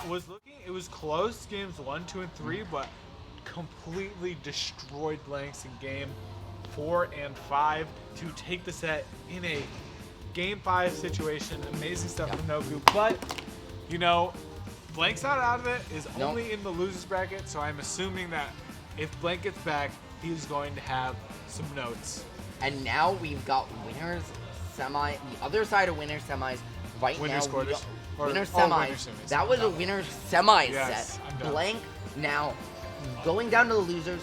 Noku in winners finals to play the winner of Tom, who earlier upset Bran 2-0 and Tony Pajamas. And on the loser side of things, Bran is gonna play the winner of Shammy and Lemon, and Disbro, who's supposed to commentate top 8, is about to qualify on loser's Man, side. I'm so mad. This bro beat me and I could have beat this Yeah, man. but FalconXD Disbro on loser's side to losers round 5 to qualify for losers quarters. That's a sick round. Hey, someone tell AG because Disbro's still in bracket. Yeah, that's awesome. It's great for him. Yeah, no, Playing congratulations. very well today. Adjustments are on point. Is he against still playing me. Marth? He was playing Marth. He was playing Joker. Let's go. Let's go. Those are two very two sweet very good characters. characters. Man So, after yeah. MK Leo's own heart. I'm gonna head off comms for now. Well, it's been good having you, it and was I guess great. I'll hold it down. Hopefully, maybe please somebody else will find hop someone by. for me. Find me a friend. That was the microphone. No. Oh, I'm so dumb. Find me a friend, please, before you I'll go. see if somebody will come by. Okay. Alright. Thank you. Until that, it's just gonna be me here as we set up controls, and we're waiting on our next match. Production. Who's our match? It's okay. So we do have Tom, Tony, Pajamas. This is the other winner's semi set going on here. Someone please commentate with me. It's just me here. We've got Tony, Pajamas, and Tom. It's gonna be great. It's gonna be great. I gotta run production. Don't lie to me. What? I'm on the way. Okay. And I'm joined by the wonderful, eponymous AG. What is up with it? We are here for the Reboot Classic. The loser actually gets fired from the staff. Man, that's a Yeah. wow. We should implement something like that at Vortex, but then Chavo would never enter bracket again. True. But these guys have Unless played. it's multiverses. Well, true. That's a different story. Evo champ over here. Yeah, we're hoping. But these two have played a lot. The record is 1,000,000-0. And this is also to face Nobu, or Noku. Sorry, not Nobu. Noku in winners finals. Winners Yeah, finals. that makes He sense. had a dominant second half. After it felt like Blank was up 2-1, Right, and it felt like Blank had unlocked something, and then all of a sudden in Game 3 he had one edge guard, and then a juggle took the stock, Yep. and then had another. He got an edge guard early, took the stock, and he was 2 for 3 edge guards on that game on taking the stock, yeah. and they were like edge guards that started at 40%. Yep. It was absolutely insane how efficient he was. For the people who aren't like Noku fans or don't watch Noku often, Noku is such a good player at playing the long game, making the adaptations, being comfortable even when down. We saw a lot of that last week. We're definitely going to see a lot of it tonight. But I'm not too surprised that that's the way that match went. I'm definitely, like, if Noku is in the game, I am not counting it until the result screen is up. Because he's just like so very stoic, so very patient. Oh, what's up with it? Here we are. They're just doing a hand warmer. So. All right. Okay. That's not even my Twitter. No, it's actual garbage. Yeah. No. I mean, You're not that I'm that saying, big garbage. Yeah, Jesus. But in Wrong the A, meantime, right G. also you're supposed to be doing a top 8 pretty soon with this bro. Yeah, but yeah, you the might have a bracket's slight moving. complication with that. The guy's still in bracket. Yeah. He's going on the run of a lifetime today. Last week, bless his heart, did not do well, and we were able to commentate. But he might get stuck in the bracket this week. Definitely a little more comfortable. Best problem you could possibly hope to have. True. He was thrilled about it. Unless he's a little bit of a June bug situation. Hopefully he's not going to go to he's not going to go No walk magic show. Yeah, there's no nearby. magic show, We're in so we're South good. Norwalk, so. And the only magic show we have ahead is going to be the one Ness and Boy put on for us right now here on PS2. And I think it's definitely going to be Ness doing a lot of the magic. Tom definitely going to try and put up a fight, but like I said, the record's a lot to a little, and Tony loves to get some clips when possible, so Yeah. probably see some now. Yeah, no, Tony has been putting on clips all night. He's been doing some really creative stuff. We haven't seen him do the gap special with the Thunder at all, but right now it feels, this is still a pretty close game, right? Only 15% between them, but quite off stage against Ness. Right. I was going to say, it's going to look even for a while, but Tony's going to go probably pretty crazy with the Thunders. Yeah. Hitting Tom with the tail is going to be huge. The edge guard, but Tom could pick it up if he gets the ledge guard, but Tony's so good at being creative with the route. And one of the situations in Ultimate is that a lot of players love to ledge trap rather than edge guard in this game because of how strong a lot of the outputs are. But against a character like Ness, it's honestly easier a lot of the time to edge guard them, as scary as it can be with the Thunder. Right. Or just the forward air. Tony likes to sort of get to the ledge with the forward air. Yep. Back to neutral here. Tom doesn't pull too much. Doesn't need double edge dancing at the And stop. that move just kills you no matter what Oh, position yeah. you're at. It's like 60% on the ledge, 70% on the middle stage, and we see it coming early, especially with how light Ness is. And despite what you're saying about this Sandbank, Tommy takes the first stock, and as I say that, game's back even. No, I appreciate the attempt at the storyline, but I don't think this is the step for it, man. Tom even, like, that stock just looked so scared of it just, nothing happened. Tony ran away with it, and now we're back to the Tony lead, 41-24, looking pretty comfortable. Oh, hold on. Yep, but you find a dash attack, boy, with the speed punch does so much damage, but if you commit to that big of an option against a player like Tony, it's gonna punish you, and we see it still going now. Tom's in the corner, but Tony swings and misses. Both these players just swing at each other. Yeah, the timing on that was so good from Tony. And honestly, this is all because Tom tried to do usually at the ledge on the left-hand side. However, Tom's kind of capitalizing here, evening it back up. And I will say, Tom has been on a tear, right? He did upset Bran earlier tonight. He's been on quite a tear recently himself. But speaking of tears, his cape maybe getting a little bit torn up, caught in that yo-yo, and he's on his last stock game one. And Tony, like I said, just looking more comfortable. Even when Tom does manage to get those leads, he's just nervous when he's in charge. Yep. And, you know, it's definitely not, like, he's still close enough. You can make adjustments, but not if you get magneted like that. And maybe in game Tony, two. Tony went for that clip there. You were talking about it, and boy, he knew. Oh yeah, Tom was very dead. Might as well try and farm some clips. But Tony's still going to take the game. Looking pretty comfortable, especially towards the end. And I think that's also a symptom of Tom. Tom looks so strong getting into the game. Obviously, you know he's practiced. He's played Roy. He's played Smash in general for a long time. He knows what to do. Once the situation gets tough, that's where it gets difficult for him. It's hard to kind of improvise in those situations. So I think Tony kind of capitalized on that. We saw Tony get 40 or more % from any small opening Tom gave him. So we definitely have to see some adjustments, and hopefully it happens here in game 2. And Tom definitely, until the very end, there was decently close. So let's just see, hopefully he can play a little bit more confident and not overcommit. But Tony's really just punishing every choice he makes, even in the moves. We haven't even seen him press that many buttons. Yeah, honestly, PK Thunder, PK Fire, both super good tools here, and we see Tony utilize them. That PK Fire in that last stock turned into a stock off of pretty low risk, high reward. That tail usage was so beautiful by Tony right there. Just like, if you combo it into itself and you do it right, and the magnet, Tony looking for another clip right there with the down tilt, doesn't find it, but the back air is not barely going to kill the fair, however, he is going to, and only 40%, this game was even stronger from Tony than the last one. Yeah, Tony was ready for the recovery, had it all scouted out, got this time with the forward air, and a couple more on this next stock too. That move is just so good in this matchup too. Like, Ness is literally Yeah, no, Ness has got a lot more disjoints than you think for a little kid with a big head. But it's part of his many magic power. And speaking of disjoints, that yo-yo is going to come out, but he's going to get caught by a sword. The juggle situation, unfortunately, Tom can't make a lot of it and gets reversed. But thankfully, that Thunder's not going to find anything. The dance in place, he's going to take it with the back air, will, and 68%. He can make it happen. That was a request for you, actually going out, off stage, hitting that. Good stuff from Tom. It's working out. The adjustments you gotta make happen in this set is you can't just let Ness do whatever they want. Yeah, I was actually thinking that Tom is just letting, I wouldn't say letting Tony. Obviously Tony is just taking really good routes, but Tom is not punishing Tony when he's in the air. No. It turns out to be the Tony show. PK Fire, drag down up airs, all this stuff. Tony is finding the opening platforms on the inside. And a couple times Tom's been on for something, he's got a reverse bump. So it feels like he's only picking his couple options, and Tony didn't know because he probably always picks him up. You're a lot more familiar with the players. The fair, finally another edge guard that he made that adjustment, and this game is very much even and could go either way. But he has to fight his way down and out of the corner. Or goes gonna put him off stage, and he's very, that was fair. Okay, he's not dead yet. It's not yet. Looking rough. 74%. Even like the DI was a little lazy on PK Fire too.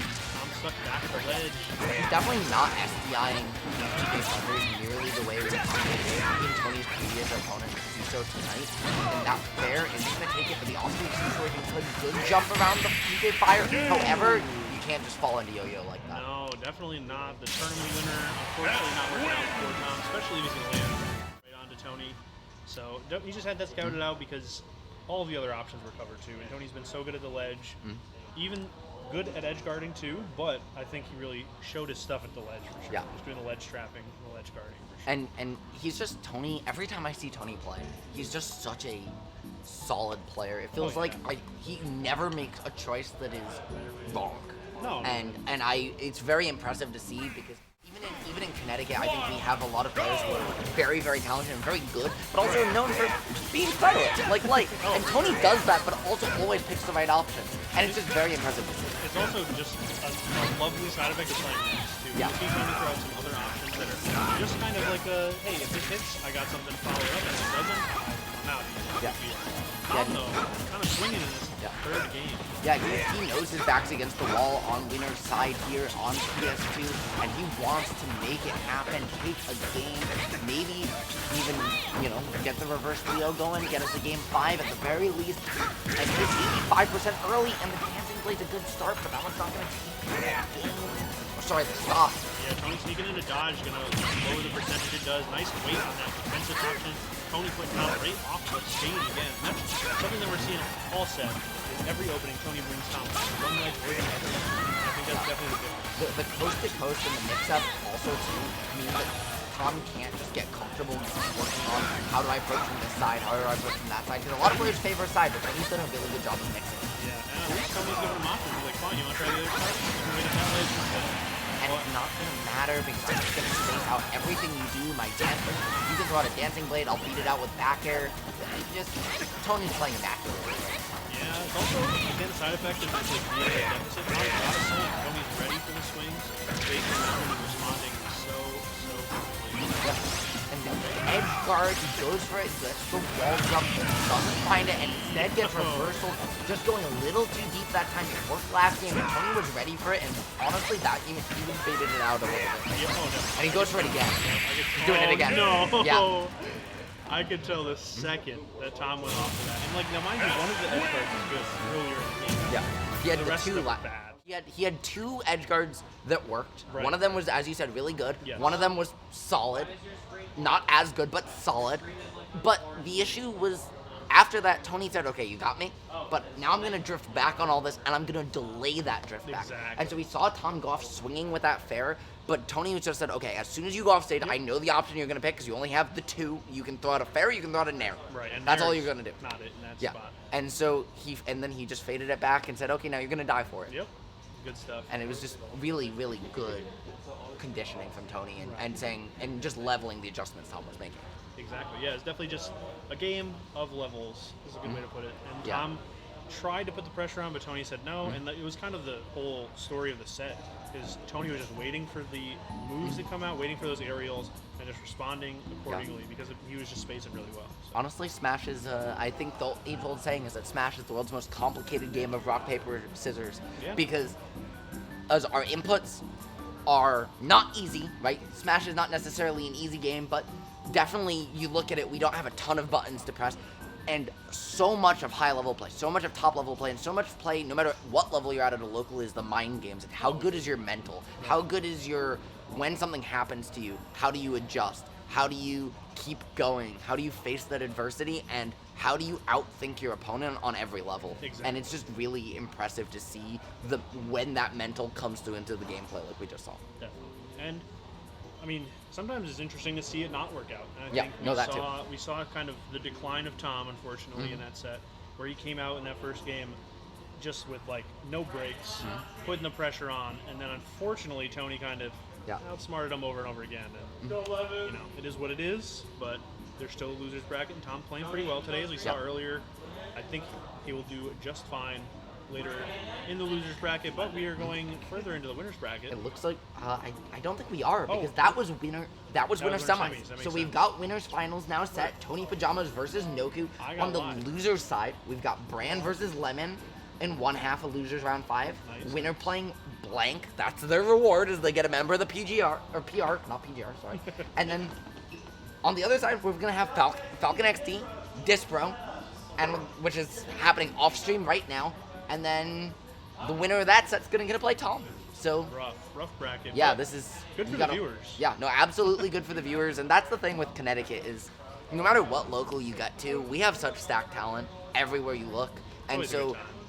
it's just really impressive to see because we'll often have players go to other states and do better out of state than they do in state sure. just because of how hard it is to do so well here. Yeah. And honestly, thank you guys so much for having us because I'm someone who normally is in the other part of CT, Right. and so it's a real treat to get to see some of these players who don't make their so ways.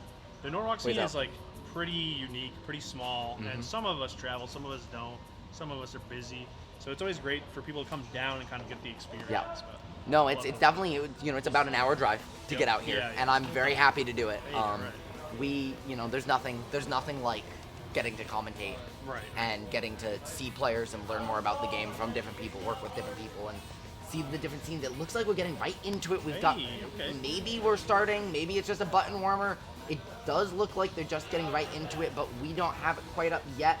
But it looks like it's going to be Corrin and Morton going on. Okay, so that's definitely Lemon and Corrin. Yes, it is. Going. I played against Lemon round 1, and really, really good player.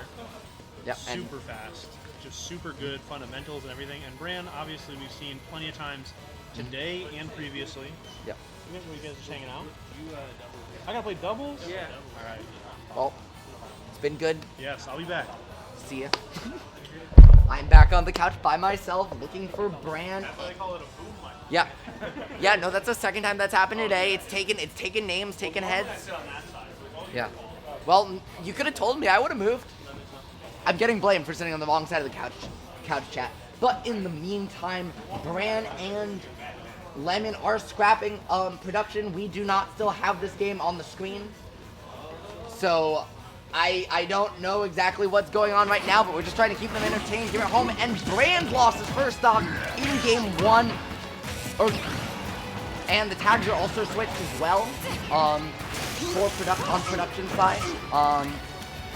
We got that fixed right for you. Lemon is the Corrin player. Brand, the Morton player, he finds the up smash and takes that. The player cams are switched as well. That's the issue. Yeah, this is, I believe, still game 1. And this is not top 8 yet, so this is still a best of 3 situation going on here. Grand down 89 to 33%.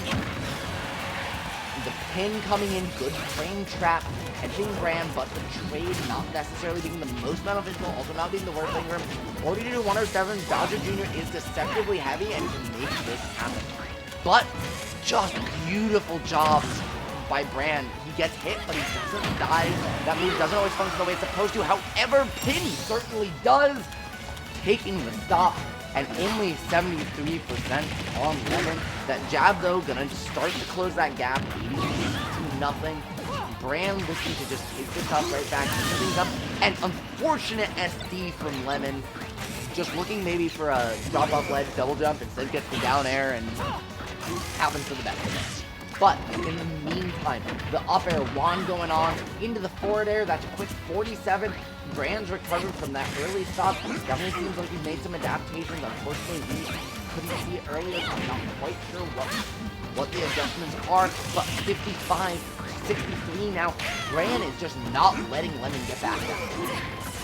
And in the meantime, these two players are scrapping, setting back to the the jab, aim off stage, and Lemon just has not been able to get comfortable on the stage, in center stage, at any point tonight in this game. Brand's done a wonderful job keeping the pressure on, keep just staying in his face, the jab's going in, trying to get the kill, not gonna quite find it just yet. And for those viewers at home, it is actually Brand's player cam on the left, and Lemon's on the right, despite what the tags and chat says. Hopefully we can maybe have them switch sides or something after the game to get that sorted properly. But in the meantime, the back air not quite gonna find it. 136 to 74. The pin turnaround, Brand does a wonderful job of catching that option there. And now you have to protect the Mega Koopa. Brand does not seem to know that you could shield SDI out of that. Gets caught into the shield poke F smash, and that's just a matchup check. It's really hard. There aren't a ton of corners in the scene. It's really Lemon and Soap, I think, are the only two. Shout outs to Soap TOing this tournament, but not here tonight. The pin, though, is going to find it, and Brand getting caught, losing the first game of the set. Corrin wins.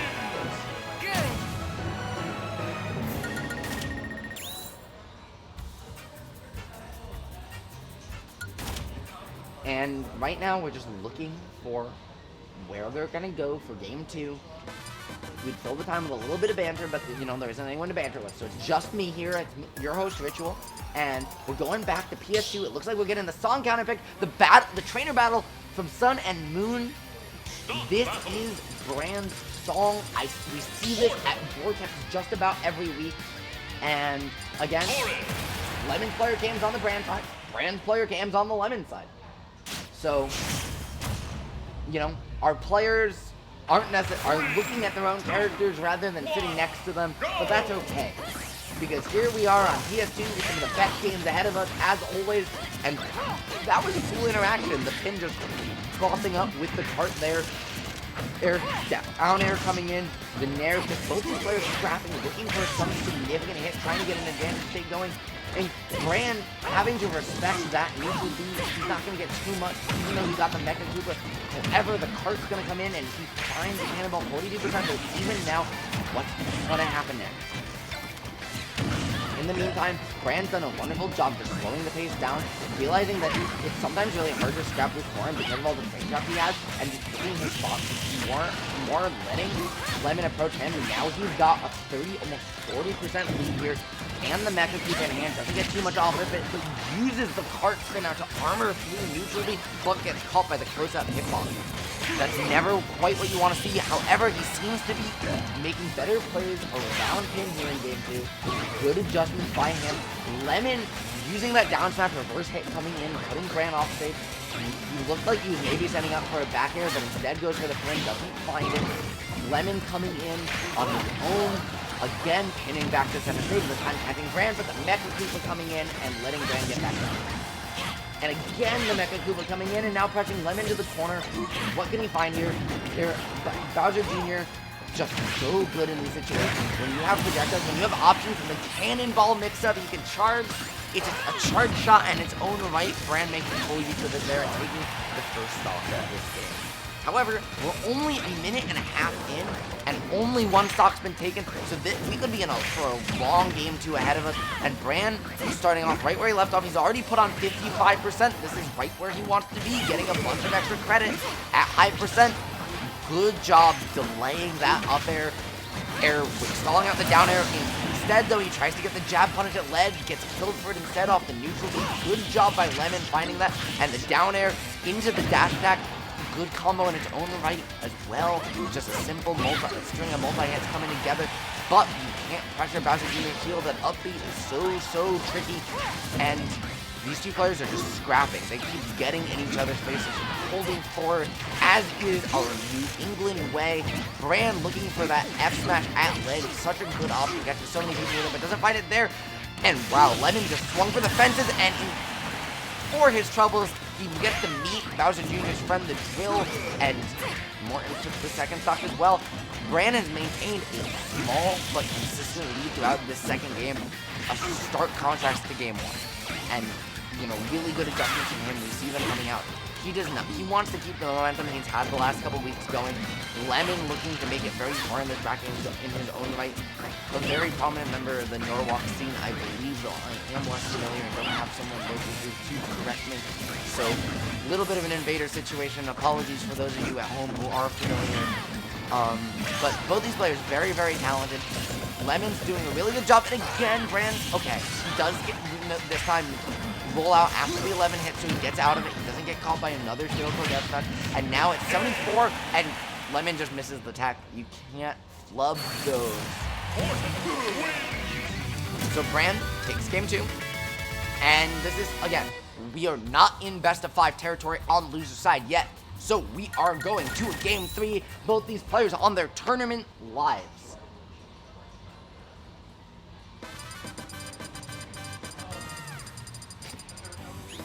Join me. You don't have to, but join me. No, I'm trying to convince somebody to commentate with me. They've never commentated before. I never had before this summer either. There's no time like the present if it's something you're interested in. But it's okay if you don't want to. We don't peer pressure people here. Peer pressure is bad. Hydrating is good, and that's what I'm gonna do for a second. Now though, we get into game 3. decisively on Northern Cape, Lemon using the counter pick to his advantage, and we get to see one of the least seen stages in the competitive rule set in Connecticut. So an absolute treat to see it here. Right now, some people will say the stage is distracting, but it's not really that much more distracting than Smash 4 FD, so if you do think it's distracting, that's okay, but it's a little hard standard-wise because it's something pretty similar to what we have in the past. Bran, though, just keeping the pressure going, only 31%, and he just turned that advantage stake into a whole early stop, and man, he just kept the pressure on right where he left off last game. He's trying to prove to everyone at home that Game 1 was a complete aberration. However, Lemon's done a really good job of continuing to box Bran, but Bran's making adjustments and he's starting to evade back all of his aerial, find the up smash. He's understanding when Lemon wants to pressure in, and he feels like the down mode is coming in.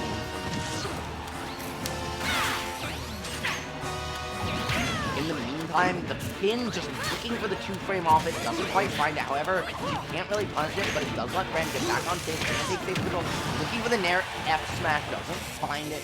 Instead, he's got to get back down, but he gets a combo off the cart out of disadvantage.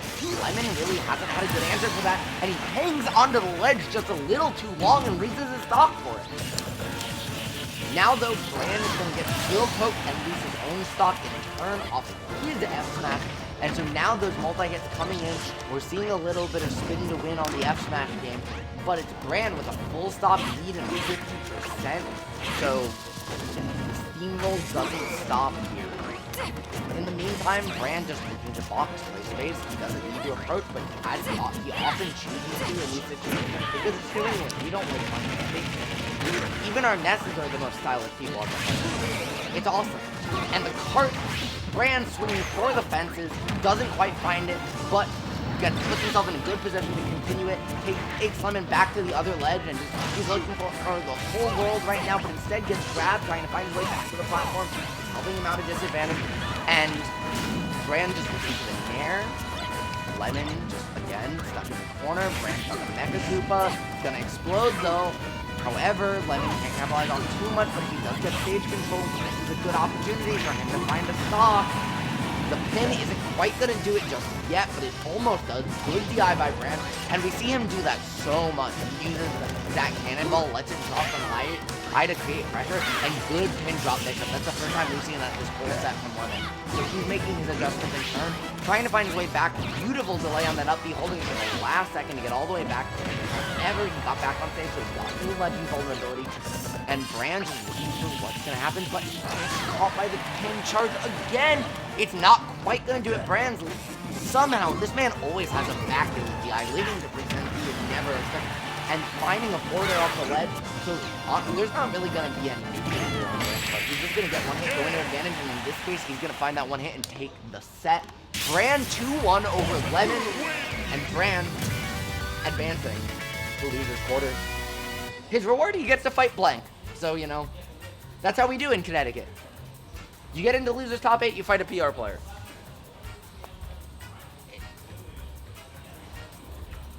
In the meantime, though, on the other side of bracket, I think FalconXD Dispro is still going on. So, while we wait for those results to come in, we'll probably see Tom and the winner of that set on stream first, by virtue of Bran was just on stream, and right now we've got some lovely pictures for you to look at as the controllers have been disconnected.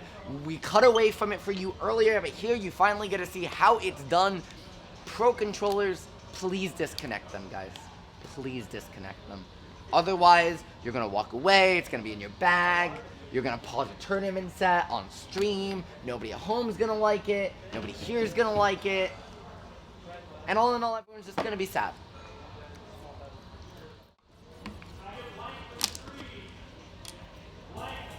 So we are getting blank to stream. And in a second, we're gonna hear who it's gonna be between Falcon and Dispro. I'm refreshing bracket refresh just now. It still has not been reported, so there's every option for this to be either player. Falcon, we saw on stream earlier, he's a Rob player. Disbro going on the run of a lifetime. This man was originally supposed to commentate top 8 tonight, but instead, he finds himself all the way in it. Just about. This match, if he wins this match, he's gonna make it. If not, he's so close. He's so close. And this man plays Marth and Joker, so he's playing characters on the opposite ends of the tier list. Very passionate about both, and a very fun player to play with and against, one of the nicest people in the scene. He makes his way out to Vortex, which is generally where you can find me during the week when I'm not here, is Vortex Legends in Waterbury, Connecticut. Another amazing Smash local run by Ajax and Chavo. Shoutouts to them. Both of them are going to crush Multiverses at EVO this weekend, so if you aren't familiar with that game, you should check it out. Chavo and Zeus seeded 3rd overall for EVO, local Connecticut talent. Ajax, one of the official casters for that game, also local talent. So shout out to both of them. Right now, Bran Blank is coming up on loser side. So we're making Bran play back-to-back because the FalconXD Disbro set's still going on. So it's still just going to be me. Someone please join me on the couch. Or please, anybody. No, it's just going to be me. I'm going to keep going. And if you hear me pause, it's because I'm drinking water. Because I need to breathe too. In the meantime, though, these players play semi-regularly. Blank most commonly at Hog. Bran most commonly at Vortex. Both players there last night. Blank definitely did not get the better of Bran in terms of placing. I don't think they played in bracket, though. Both these players are very talented, even though Blank's got the placing on the PR and Bran does not. And right now we see it, right? 59-57. This is an even game. In the meantime, though, still just going to be me on bracket, on comms, and as I hold down the fort, these two players boxing. However, 84% now for Blank. He's taking a little bit of a lead, but Bran just getting the jab in, finding the block, and the story of this game is really, despite this percent difference and all this percent backed up, this is the first time we've seen a corner situation. This is the first time we're seeing a real advantage state from either of these players. Both these players just got 130 or 200 total percent between them just off of neutral, but that one advantage state. Blank says, I see my opportunity, I'm not going to let it go. He takes the first stop. 92% to 11. And Bran looking for the F smash. He calls out Blank, but it's not going to do it center stage. And only 114 after the hit for the back air. He's going to find it, and we're right back to even. Now, again, Bran just waiting out the vulnerability, tries to find something, doesn't get it started, and instead, he gets a little bit reversal for that aggression. 66%, right? That's just a very little bit of percent when it comes to Peach combos. However, now Peach has got the Mecha Koopa, that's what you don't want to happen. But can she make the turnip useful? No, she doesn't, but she gets the up tilt, 123, and Blank just with almost a flawless second stock. If he finds it here, it'll be pretty much there.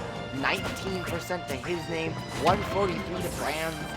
And Bran just, this second stock, Blank just has become so much harder to hit. He got one neutral interaction, 62%. Didn't let Bran reset at all, and just keeps going. Now back air is coming in, a second back air. Bran just boxing his moves to so much percent, so he can make it happen. Well, you know, it's right, and another 10%, 54, 167, and this is where Bran makes his bread and butter so much of the time, is he's really good at scrapping for Bowser Jr., and Bowser Jr. is surprisingly good. However, his weight's not going to save him there, and Blank takes the second stock just like the first, and honestly, he had a pretty commanding lead in this quarter set. Still in best of 3 territory, by the way, but the jab, the grab pummel into the forward throw, not quite going to do it. 132. Bran's looking for a second stock, and he needs to find this one quickly. Peach with a significant stock lead is not where you want to be, and getting hit by that turnip, a way to make that happen. 63% on Bran now on his last stock of game 1. Still looking for that second stock on Blank, and is he going to find it? That was a crazy drift back on Blank. And we're getting a little bit of skipping on stream right now. That's okay, it happened. The forward throw is not going to do it. The center stage, it would have got it at ledge. 63, he's got moderate range, catches the bomber with the up smash. Bran can still make this happen, but he's got a little bit of a hill to climb. And the first step to that is getting out of the corner, getting out of this advanced state, resetting back to neutral. And can he find it? The answer is not right now. Yeah, we're slowing down. We're slowing down pretty consistently on the stutter. Okay. So what's happening here is I'm gonna pause for a second because my view of the game is getting a little disrupted. However, it is fine for you folks at home, so that's good. So ignore what I'm saying about the stuttering, and I will do the best job I can to bring this set to you. And although this game, Brand's done a good job, 60%, he's making it back, but he's at 140 on his own, and he's in the corner, he needs to find his way out. He's using the platform to his advantage there. What can he make happen with his back against the wall in game 1 in this situation? Finds the forward air, 82%, looking for the F smash, that would have taken it. He's got max rage. Double air dodge into the spot, into the shield, bowl away. That's just smash ultimate neutral at its finest right there. And now just Bran finding his way down, the parry into the back air by Bran. That's beautiful fundamentals. However, he can convert into a kill. Bran looks trying to find his way out of the corner, fading back to that corner just to get out of it. Dancing around Blank, but Blank heading with a forward air, and at this point, almost anything's going to kill him. Forward air, he might have a chance, but it doesn't matter because it's not the forward air, but it's the back air. Peach looking away from you is terrifying. Bran showing you exactly why in that game 1.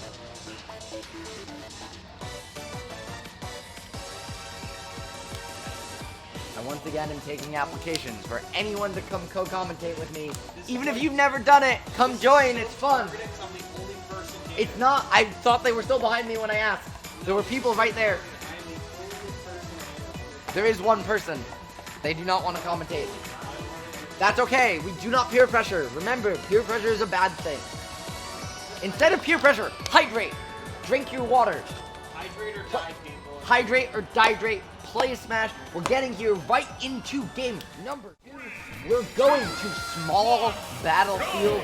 Blank Bran coming right back into it. Bran looking to continue those adjustments he made. He was clawing it a little bit closer at the end, but he didn't manage to bring it all the way. An early 46% on that first interaction. That's where how he wants to start. But now he's above Bran, and he's trying to make something happen. Blank, unfortunately, missing that grab, getting jabbed by Bran. Their names so similar, I'm starting to club them just a little bit because I can't stop talking for just a second. And Bran finding the early F smash. Not gonna take it. Only 100% after the hit, and that 100% only came from the blast zone tick. However, I'm sorry, that was an upbeat kill off the top. 74% after the hit.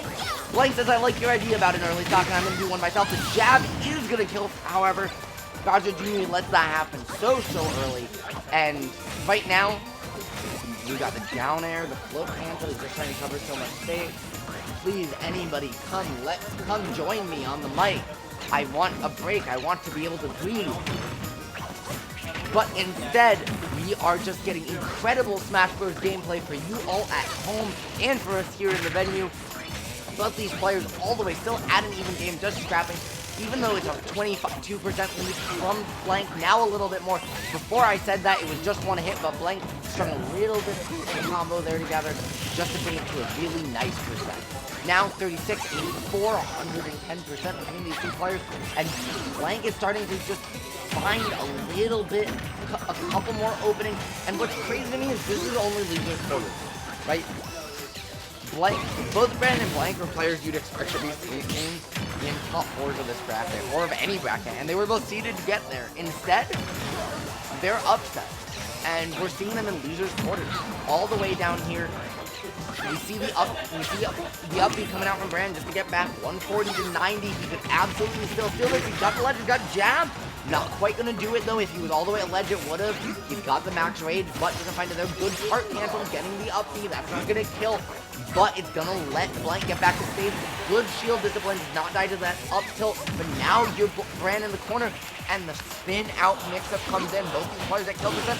This second stock is gonna go to Bran, and that's exactly what he needed. He brought that lead all the way back, but now he's off stage, and Cannonball gonna come in. Blank using the turnip to just snipe him out for keeping that high delay. Jab just gonna put Blank in disadvantage. He needs to get out of the ledge here. Bran is so good in this situation, and the pressure's coming in strong. Blank up a game, and Brandon, and oh, thank God AG is back. I can breathe. I felt so bad. I can breathe. I was also emergency TO, but I'm back. Take a breather. Take a sip. Yeah. Crazy game so far, though. Yeah, no, absolutely. Blank had a full stock lead at one point, and Bran just brought it all the way back. Blank had a very strong game one, but Bran brought it almost all the way back at the end as well. So just really strong and adaptive play from the players. Oh, yeah. And I mean, not too surprising, both very good players. Very solid in their own right. And Bran is not one to get too discouraged. No. If he was, he wouldn't play Bowser Jr. The thing that struck me about Bran is that he consistently has one of the best mindsets of anybody I've met in the Smash team. That man is always one of the most positive people to talk to, and one of the nice people, and the snipe comes out. I saw that one coming too. I was like, and, you gotta watch out. Yeah, I mean, Bran did that, or had that happen to him. He threw out the cannonball to cover his recovery, as he loves to do, and Blank took his second stop off with the turnip snipe. Bran said, I'm going to remember that. Let me show you a taste of your own medicine, and we're going to a game 3 here, Hey, that's actually a good idea. I'm going to use that one later. Yeah, I like that. Yeah. Can I stick that a little bit? Good stuff. I don't know. I'm like a little surprised that we got a game 3, or well, I'm not surprised we got a game 3, but I am surprised at the score going into it. Like obviously Bran's been getting better, but like Blank's been sick with it. Been just beating Yeah, up. I mean, both these players, right? Blank is PR right now. Bran, Not so I mean, much. no, but the last couple of weeks he's made a case that he wants to be next season. The last couple of weeks he's beat almost every top player in the league. Absolutely absurd to have gone on both the third place at Vortex 2 weeks in a row. Right now, though, he opens game 3 up down 44%, and now he's with the Mecha Cooper. That's not where you want to be, but this Bowser Jr. stray hit is so much. Yep, that is definitely true, especially when Bram is behind the controller. The extensions are so good, the pressure is so good. Even like on the back foot, he'll still throw out the retreating aerials, because if one of those lands, it's over. Or at least you're taking 30. And I've said this earlier tonight, and I'm going to say it again. One of the things with Brand's Bowser Jr. that's so different than the other ones is most Bowser Jr.'s have really good set play, but aren't that great at, like, the scrapping. And Bran, being from New England, knows how to scrap like nobody's business, and scraps with this character like I've never seen him do. Yep, we see the pressure on the platform with the aerials as well. Only 0.4% separating these two players right now. It's not And good stuff from Bran too, not getting stuck at the ledge too much. Obviously, Bowser Jr. has some good mobility and some good insurance in there. Cannonball. Yeah. That side B is huge. Yeah, Cannonball and Cart give a character as heavy as Bowser Jr. a lot more mobility than you'd expect, and mix-ups where you can go high, you can go low, you can really change your options, delay your options, and cover yourself in a way that most characters can't. And we see how beneficial it is with characters like Diddy, and the stuttering's been kicking itself up on our end, but it's fine for the stream at home. Unfortunately, we didn't quite see exactly what happens, but Bran now down his first stock. Basically just Narrowing the ledge.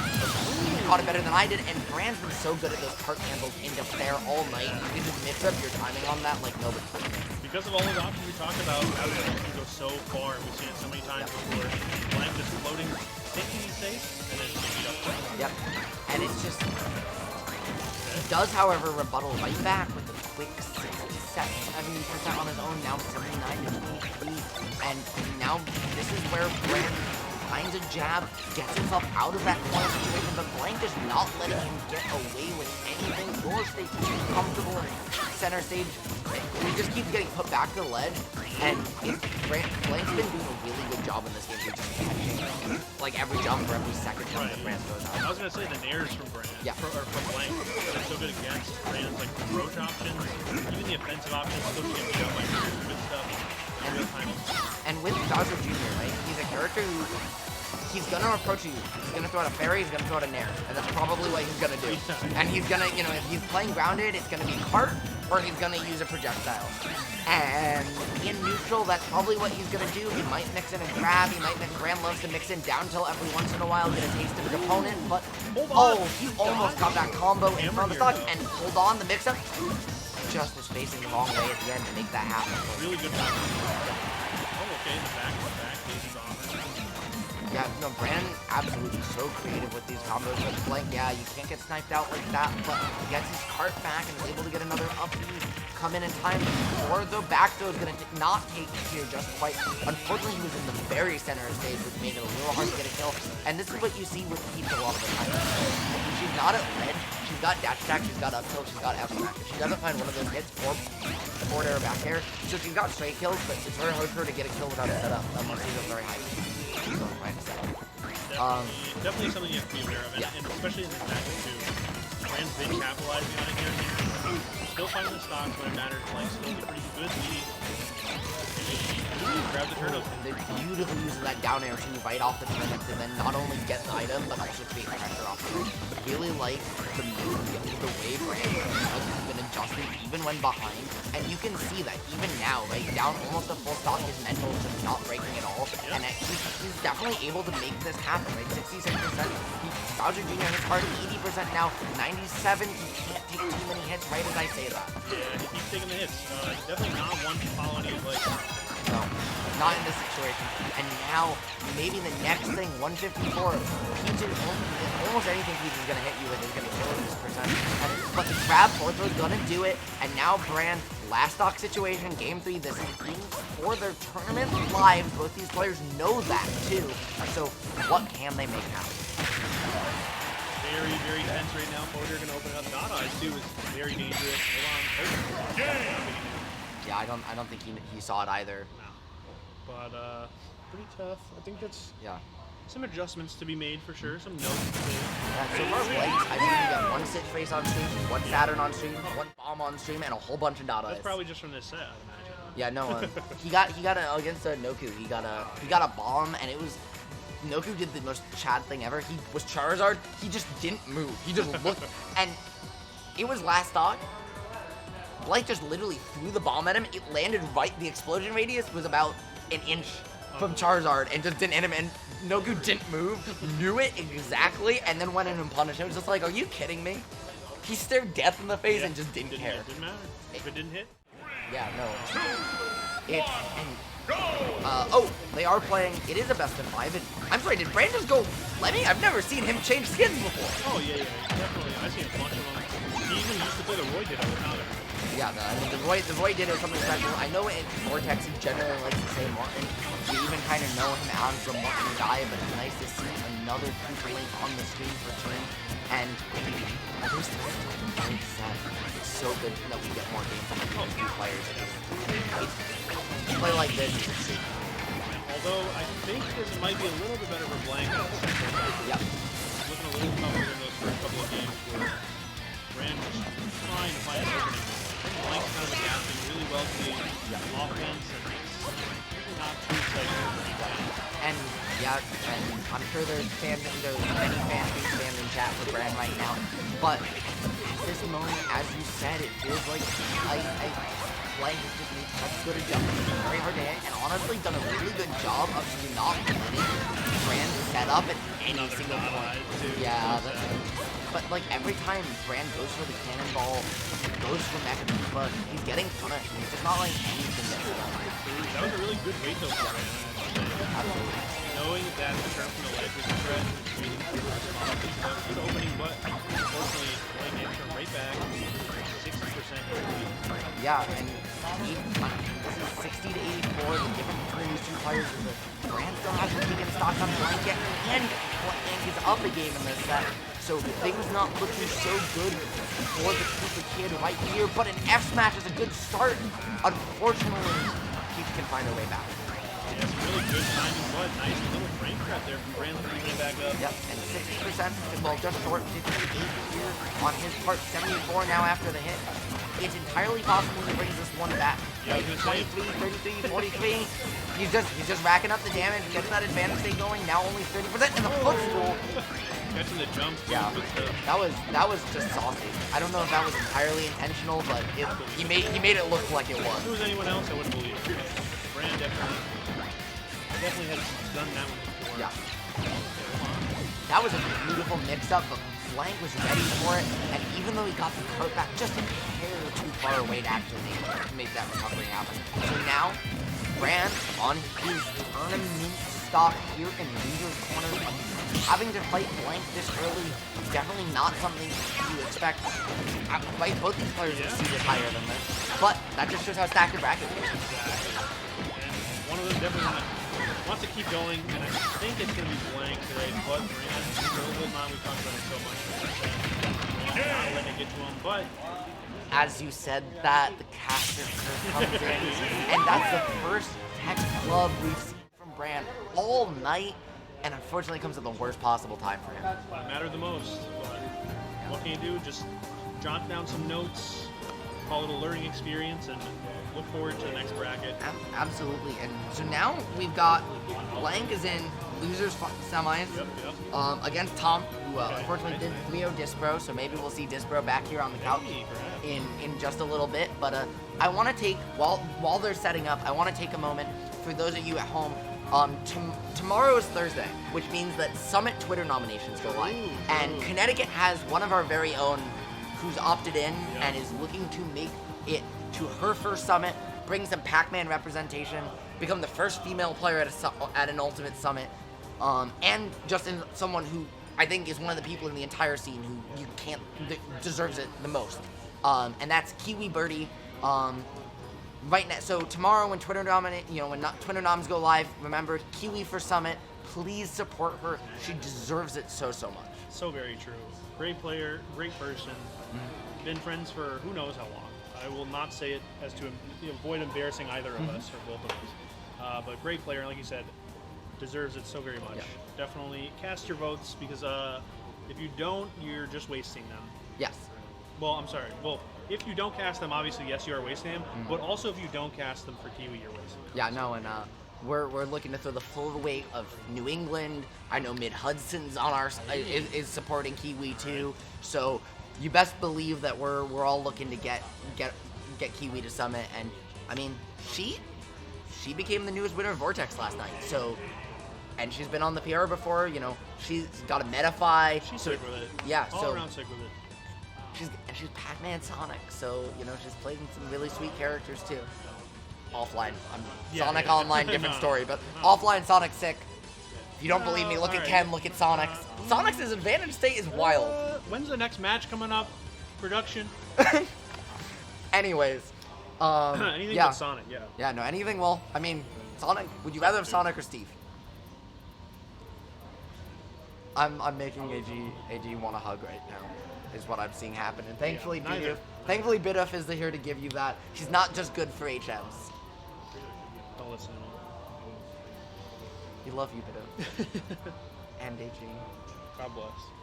Listen, I mean, Smash Ultimate's certainly a game. Thankfully, we do have Kazuya players here. One of the games of all but we times. don't have, the characters in this game absolutely wild. Like, if anyone told you that Sonic and Pac-Man and Sephiroth and Snake and Kazuya would be in a video game together.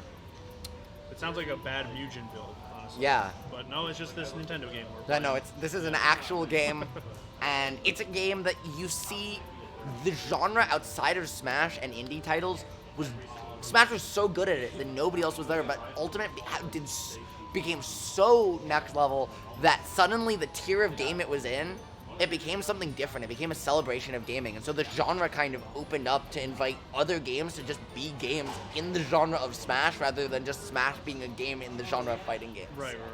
And it's very hard. You know, it's not often we see a game create its own subgenre in the way that Smash has. And, you know, it's really impressive to see. And that's why we're all here tonight playing and commentating a game we love. True. Some of us, however, are trying to win some money, and I think Winners Finals is coming up, and both those players have something to say about the winning the money.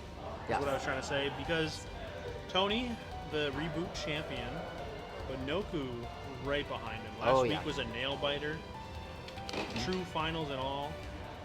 Probably one of the craziest sets I've been able to commentate in a long time, and we are just lucky enough to get a run back. So I'm so very excited to get into Winners Finals. Yeah. Obviously, loser side is crazy too. We saw all of the wonderful people still left in the bracket, but only one of these players is going to move on to grand final. And the loser is going to face, I believe, the loser is going to face the winner of Blank and Tom.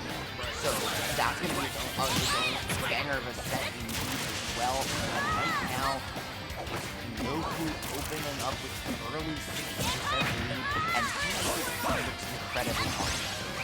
Oh yeah, the Squirtle always moving. Last week, Noku I couldn't quote Noku, feeling the Ivysaur. Yeah, no, his Ivysaur earlier tonight was absolutely what gave him that dominance that way. It just leveled up and took so many stocks. He was finding with flushing it. So we'll see. I mean, the matchup may call for a different Pokemon. Obviously, the Squirtle's still good at it. We saw that early combo. And the Charizard responded last week as well, taking those shots. Maybe a little bit earlier than could have been taken. Yeah, Charizard's killing with ungodly percent, and for ungodly percent, but he's also and Charizard living a Ness back to 115. You know, he's one of the only characters in the game you're ever gonna see that happen. Talk about you. Yeah. Oh, okay. The spot dodge into the jab, that was really beautiful discipline from Bozo.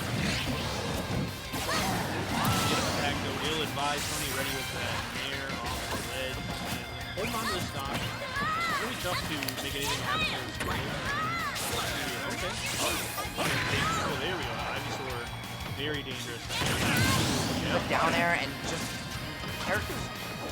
Amazing playing blank and then into Tony. Noku really couldn't ask for better luck on the opportunities he was going to get for Ivysaur down air. Even after the nerf, that move is way too big. Oh, yeah. And this is a really good kit too off the stage. We saw the threat of the made Tony start up the air dodge, bring it down there later. However, 5800, doing a lot of work as always. And Tony went for the full clip right there. That was shades of just every Ness clip you've ever seen on Twitter. And that was a beautiful up air into the fine whip. It's funny, I haven't seen Noku do any of the, I think it's up throw up air, it might be down throw up air, I totally forget. But it's an Ivysaur combo that it took 2 years to be the ultimate for Pokemon Trainer players to figure out, and it's just a throw into an aerial. So, I can't go a set without seeing a trainer on screen and mentioning it. But right now, Tony is the one just doing a really good job with the edge guard hard. But, Another dodge. yeah, reversal, the Nair this time coming out. Really wonderful mix-up, and it was right, it looked almost like Tony might have had a bumper on that puppy, so when it came out, it just kind of went right towards stage. He wasn't able to get the circle to make him have. The pressure from Noku right now, this is so very uncharacteristic of Tony usually. Usually hold on as long as possible, but they're coming out, Noku's putting the pressure on so well. Yeah, and you think, I wonder if part of it too is he remembers he's such a lot, he's such a type of person, and it's hard when you, but everyone says when you fight someone, oh, wait, Tony was looking for there early, but it's so hard when you're, to play players and not who they are, especially like the tag behind them, especially if they're in that from the grand finals of the week before. Tony stuck at the ledge Oh, here, the down no. smash. What a good coverage. That covered like every air dodge. Yeah, that was down smash. One of the things I think that's come back into the meta of this character in the past year is something that you don't really, in earlier Ultimate, we didn't really see nearly as much just because the character has so many other options to cover those situations. Right. But then Quid destroyed Let's Make Big Moves with this character, and Atelier, you know, was popping off as well, and suddenly both of them are using Ivysaur down smash, and everyone's like, wait a minute, why aren't we using this move? It was kind of good. Yeah. For a character that has like 90 moves, you think it'd be a bad. Yeah, I mean, you could say in some conditions, Flare Blitz or like Squirtle Side B. Squirtle Side B if you get footsteps. Yeah, You get Squirtle jump Side B on. is the worst one, and it's still pretty good. Yeah, great move. And right now, it's also like that Pokemon Trainer gets home field advantage on the road on everyone's favorite stage in this game. It also doesn't count for nothing either. However, Tony just says, I don't care because I want to keep you off stage. He's been hurting again with the Thunder, but Noku's done such a good job with the patience. Yeah, I think they're both kind of messing around. Yeah. Tony's finally finding that angle that he stay fired. Right now, back air is used. And that back air for Tony came off on the back air of Noku's nose and trying to catch him on the cross-up, but Tony just didn't have it. The back throw that he is going to take at this time, 136, and only 61 on hit. And Tony really saw how last game went and said, hold on, no, this isn't who I am. And it's kind of a repeat of last week too. Basically the same thing. Like I mentioned, Noku is also just really good. Yeah. But Tony is making the adjustments right now. We'll probably have to wait until the next game. It does not look like it's Yeah, and that was crazy. He got the perfect angle to just catch that side B. That's not something you see very often. It's so precise, especially on stage. And up by Tony, but the up air not quite gonna take it yet. That move's even bigger than down air for some reason. And Razor Leaf is looking to get a coated from off that, but doesn't quite find it. Shield disciplined by Tony. And Noku even in the corner knows that he has reversal for the jump, and he loses. Stop. Gotta watch that jump. Tony is ready for it. Got that out with the forward air. Back at the ledge, too. Not exactly where you want to be after you're invincible. And when you're stuck as Charizard, you're now at low percent of big body. Like, comboed and Squirtle's gonna... That was... Tony waited for that switch like nobody did. Tony had a couple others scouted out that didn't work out for him. But that one was just exactly what Tony needed. Yeah. And if he stayed Charizard too, he still had an extra jump. Right. And he had the up B, and Charizard's head wouldn't have been knocked back as far, so he would have lived that. It was... I think that spike killed... I mean, Tony probably still would have killed him. Yeah. He's the positioning, but he only died to that spike because he switched to Squirtle. Definitely, yeah. I can see the thought process. Obviously, if you're Noku, you think Tony's going to try and extend it forward air. Yeah. You want to try and use the switch as a dodge. Yeah. Like it's Absolutely. literally you're so comfortable on. But Tony was just so ready. Yeah, it's both these players, it's just the way that Tony made those adaptations that game. It's really exciting. It's going to be exciting to see how Noku makes the adjustments in certain spheres.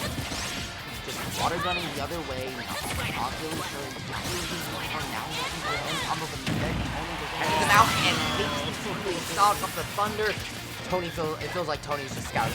Now it's just caught on, scouted out. I think that's what he wants to do. And it was exactly what happened in the last game. Tony, potentially doing that stop.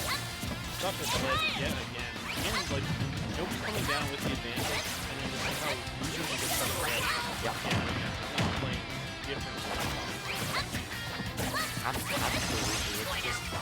It's just the way Tony's playing. And like you see it when he goes for options like that F, he just goes for whatever he wants at this point because he just knows what Noku's gonna do. So he knows exactly when he can pull the trigger on options like either this board, like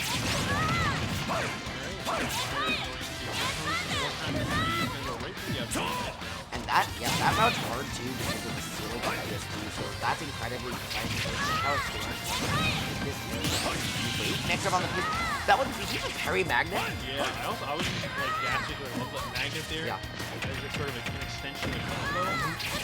No, Magnet's one of the best moves to do that with incredibly sick combos. But carrying it is the counter play you don't see too often. Noku did a really good job of it there, and with that stop. However, Tony is saying, I want to make sure that I get one right back. I don't want him to get any extra setting. Finds it right there, even on the Charizard all the way across the stage. Yeah, bad guy. Yeah. Correction, back to neutral here, one clean stock. I think that's two combos, okay? You see it right there, but the PK Fire into fair definitely is. I can't SDI quite fast enough for any more. And the water gun, unfortunately, not quite right to the space he was looking for. And just Noku's finding a stray hit, but he's not finding the strings that Squirtle can do or shooting that advantage thing. And it feels like for every 5% he tacks on, Tony's tacking on. Every opening, Noku made it a stray hit, but then all of a sudden Tony switches it up. Noku stuck with the man, and then ends up at the ledge. Noku is double combos. Tony very rarely in really bad spots. Yeah. And the way Tony, when he gets put off stage too, which does not happen very often, has drifted all the way down in a position that you can't really threaten his PG. And then you get, it's very hard because the visual reward for that threaten to happen is that, okay, if I miss, I die. And when I'm down stock, I can't. Charizard back at the ledge, but roll on the lower hill somehow. And this is where my Charizard moves also a whole bunch of percent, 11%, 25 now off just another hit. And he tried to wait for the spot time. if you put him back off stage there, I think there was a chance he looked for a flare blitz or something just to make it happen. Yeah. But 25 now, he's trying to play the ledge. You see him dashing into the corner. Normally that's a bad idea, but when you're down this much percent, you want to make something happen. Instead, yeah. Instead though, he just says, okay, I'm gonna opt for a combo off that platform. 50% what? Tony with the delay on the charge on that up smash. Beautiful patience by him. And he goes up 2-1 in the set. Yeah. 2-1. That was smart too from Tony because I think, you know, if you're Tony in that spot, you know Noku is looking for like spot dodge grab into back throw or player blitz like he has been for the last 30, 40 seconds. So good on Tony to put an option out there that punishes Pokemon Trainer. and takes the stock, takes the game, and moves us into possibly the last game in the set. And I will say, right, I will admit, I did forget for a second game 1. I will acknowledge that. But it's because it feels just so far away with how different Feels like games a 2 and different 3 have been. Yeah, no, it absolutely does. And Tony really wants to show that that nail biter last week is a thing of the past and that he's got Noku figured out. Noku's been playing really well in his own right, and finally, that's the first Squirtle combo he's had all set. And now he's got the advantage at 60%. This is where he can make things happen, but Tony just doing a beautiful job using that platform to get out of the corner. Like you said, Tony, every time he's putting all of the damage on, he's already taking the lead here. Now Smash is working out. The edge guard, he gets under in, and another one. Even just the tail hit. Yeah. No, and even when they aren't getting a kill like their heart rate, what it's doing is it's forcing them to take the same couple of recovery runs, go back to ledge, and Tony's been able to penetrate and block off the ledge every single time, finally getting Tony was like 3 steps ahead there. Tony's patience in those situations is incredible. He doesn't ever try to force a kill after like a lot of other players do, even at the top level. He just waits and says, if I make you do the same thing over and over again, so you're gonna make a mistake. Definitely a good mindset to have with all the incremental damage access. Yes, it is. Especially when you're at kill overtake, suddenly everything can hit. And now the down smash though, that's a huge tech chase option, but the fair Tony somehow caught that, and that was a beautiful job converting what almost was a really scary situation. Yeah, I was way more worried for Noku than I should have been, given the percent. Yeah. We see some dangerous things happen over there. If anyone can make it happen, it's Ness, and if any player can make it happen, it's Tony. So it was absolutely a terrifying situation, but now Noku's definitely starting to make this feel a little bit more like a real set again. That situation might have been the confidence he needs, but Tony's saying, hold on, I'm still here, and I've had a whole lead this whole set. Yeah, looking pretty comfortable from off that platform. Noku trying to find some footing with the damage, being so impressive right now. This grab just a little bit mistake. It's so hard. Squirtle is so incredibly small. Jump here. But you go off with the Squirtle edge guard, you don't necessarily have the range of Ivysaur. Maybe if you're Swift, you could have got that toss to the Squirtle for the last one, and with the low percent, you wanted to try and stay Squirtle as long as you can. We're like into the PK fire. A lot of damage on, and a lot of space taken up with all these specials. I will say, one of the things Noku I've noticed is that he doesn't switch multiple times, right? He generally just switches with the percent and cycles through in 1, 2, and I'm not sure, I wonder if he's aware of he put a special with a Pokemon trainer or he set the timer on Switch. Now, I'm sure he is, but it's interesting to see him not necessarily use it so far because he could have swapped Ivysaur off and then started him on last, he wouldn't have 100%. Still looking pretty comfortable. Yeah, no, absolutely. A lot of really good effects on it. The weights, Tony dodging is crazy. Yeah, and it doesn't matter because, oh my god, that would have been 93. No dodge. Yeah, you know about that fact that was 93 and he still almost died to that? Absolutely crazy, but Tony finding his way back to center stage somehow, but the back throw's gonna put him right back in the nightmare situation against Ivysaur, and Noku somehow ended up finding that. Pokemon Trainer. Ready for the next set. And it seems like we've got a man with a plan and some Heelys here to join us. Oh yeah, actually, hold on. Production, can we get the camera? Yeah, the camera wasn't on, so we didn't get the slide in. Alright, let him have it. Take 2, slide in with the Heelys. It's the man, Dispro. Congratulations on your run tonight, dude. Yeah, thank you. I appreciate it. I got 5th place, a pretty nice top 8 run. That's why I haven't been here to comment. Game for probably the most important game of the night. Winners finals, game 5, 2-2. Talk to me. Yeah, no. Yeah, tell me. Why don't you guys tell me what's been happening in the set? Like, game 5, Tony, Noku, we saw some of this last week. We saw some crazy games coming out from these two. Game 1, so far in Noku's favor. But then games 2 and 3, it looked, Tony with a steamroller that couldn't be stopped. Game 4, it felt like it was the same thing again, but all of a sudden, Noku pulled the last stock that was nobody's business out of nowhere. Found the Vine Whip at 90. It was 93 after the hit. It almost killed, but then, you know, after that, it was like the Noku show, and finally got the down air spike. So now game 5, both these players definitely seem to have made adjustments, and hopefully this will be a good close one. Yeah, I'm excited. Last week they added Climber, Tony had a convincing win in winners, but then Noku took a set back off. That was kind of convincing, but then Tony held it back down. So very back and forth sets between these two players. In a game 5 set, I'm honestly not surprised to see this. I feel like it's anyone's game. Yeah, definitely has been tough. Tony looking real comfortable. But that was a beautiful wave by Noku in that situation, using the double Vine Whip, turn around, yep, and just outweighted his yo-yo, and now as a result, he's going to get the position to have only the ledge at 2%, and he's Charizard, so he's got a little bit of percent to play with. And that PK Thunder juggle is just so strong. So hard for something like Charizard, especially with healing. And if you guess wrong, you're dead. That's one of them. They're a bit lit. Pulse there, and that's a cool move. I got one. Yeah, and that's those are the two moves you maybe see out of these characters least, just because of how committal they are. Cool to see them interact there. However, Noku just evening things right back up and getting the combo started. Ooh, that was a nice combo. Yeah. I like that a lot. Down tilt, down tilt, down tilt, down tilt. Up B. Hey, yeah. Turn around down there into up B was kind of good. Yeah, no, I'm with you. You got to thank Gibbon for that one with the slingshot. I'm still stuck on down tilt, down tilt. Yo, down tilt go crazy. Yeah, Squirtle's got down tilt, up tilt. Hey, Ness can down tilt too. Yeah, Ness has got down tilt on your shield as well.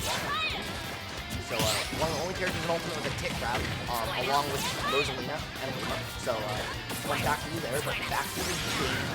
It's just the Tony show right now. He's keeping this pressure on this Squirtle, not letting the switch happen. Finally, though, the down air! Down air, but and he's gonna not the strong spike. Make it back here. Nope, but that one's gonna make it back. There it is. He does not miss those. He doesn't. Except for what he does. Yeah, he learned a lot that week. And so, as someone who wasn't here last week, which one of these players ended up on winner's side? It was Tony. And So, then Noku took a set in losers, I'm pretty sure, and drank. Yeah, and then true finals. Tony cut it out. Yeah, so this is the situation Noku wants to be. Getting that extra stock to work with, set to work with, makes you feel so much more comfortable. But what was that extra stock? I see one stock apiece now. Yeah, one stock apiece, only 30%. This is as close to a lead. Yeah, it's funny that you say the set's been dead even, because this game's been dead even, but the set so far really hasn't been huge. Ooh, that's huge. He Oh, goes off and gets it. Yeah, that's it. And this, it's gonna be Noku upsetting Tony Pajamas, taking winner's side grand. Tony is gonna fight now the loser of Blank and Tom. So it's gonna be a little bit of a rematch if Tom takes the win over Blank, but that would be an upset in its own right with Blank being high up on that PR. And then, what a set though. So glad we got to see it. So glad it was really just back and forth. The first game actually was pretty much just Noku. Oh, really? And then Tony beat him up. Games 2 I and feel like 3. we saw that last week too. Yeah. Tony just decides, you know, I actually want to win this. Yeah, never mind. I'm not making it close. But then game 4, when I thought it was all wrapped up for Tony, nice bow on it and all that, Noku came back out of nowhere. Yeah, he took that stock. It was like 0 to almost death, and then he found a Vine Whip. Again, it was 93 after the hit, I think. And it literally was the top corner. It was the closest it could have been without killing. Yeah. Shoutouts. And then, and then he just, it was one more edge guard situation, put the back throw off into the down air, and right, as we saw right there, same corner, same stage, same blast zone, everything. Stuff on Noku. And we saw that. We got Noku in the back. What was that? That game 4? You almost killed him at 93? Yeah. That's Ivysaur. Ivysaur. Yeah. For those of you wondering who we're talking to, it's Noku just off screen, right to that. It's actually his arm. Yeah, no, that's just AG. Right over AG's shoulder where you see people. Right Chat off saying screen, anything? it's Do we have Noku. eyes on chat?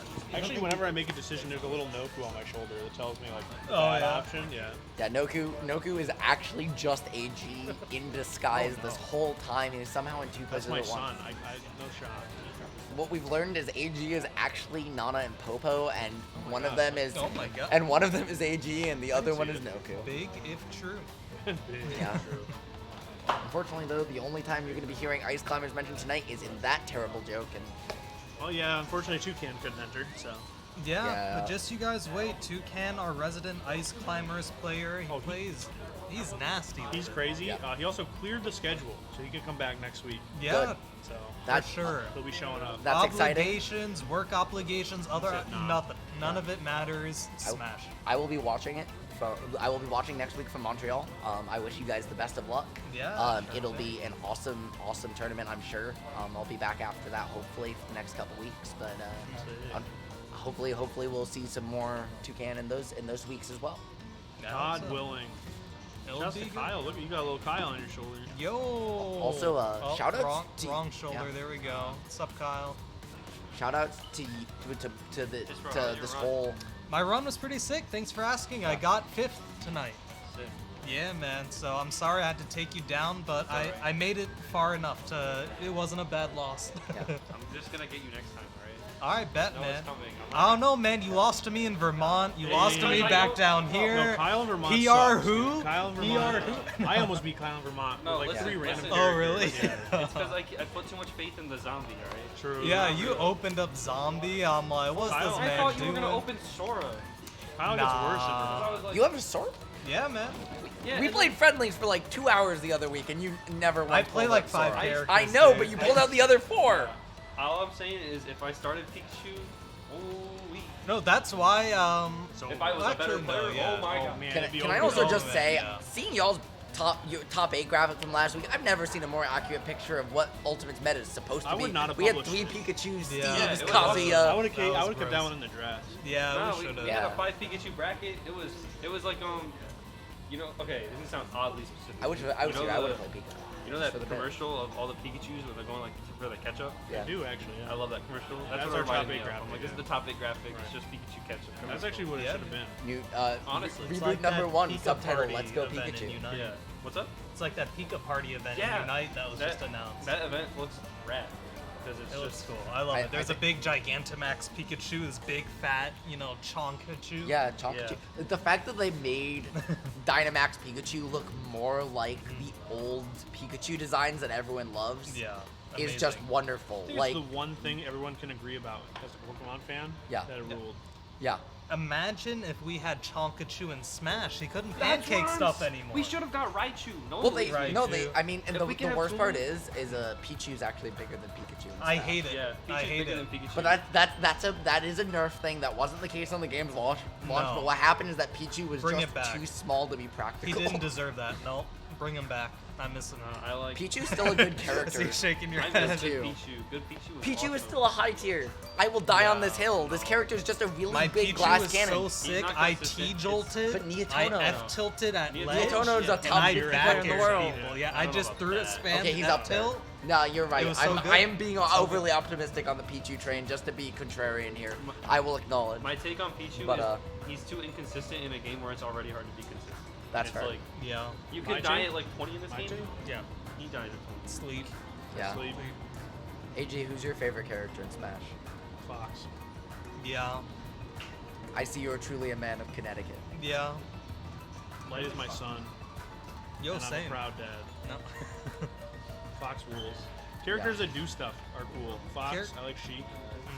I'm a Snake player, so I know Well, he we does- already know we don't get along. Okay, so he does stuff, but like, Yeah. But- No, I told Ajax that, and then he asked me. His follow-up question was, "Have you seen Step Brothers?" And I said no, and he said, "You can't come back to the venue until I watch Oh it." my god. So That's I fair. haven't told him yet. I still haven't seen it. So Yikes. Ajax, if you're watching, I won't be there next week, so don't worry. you have homework. Yeah, I will watch it on the plane. It is actually the movie I'm planning to watch on the plane. It's a good one. It's a classic. Unfortunately. Are we actually getting into it? Looks like Are we? Looks like we're loading it up. Yeah, it looks I like hope so. Neither of these characters are sleeper characters. I think True. Peach Daisy, Roy, both very entertaining. Big button pressers. Yeah, and this is something you see a lot of in Connecticut. We got both Blank and Ling playing Paisy. We've got a whole bunch of Roys all over the place, just like everywhere else in Smash. And honestly, a sortie that rewards just hold forward? What's more New England than that?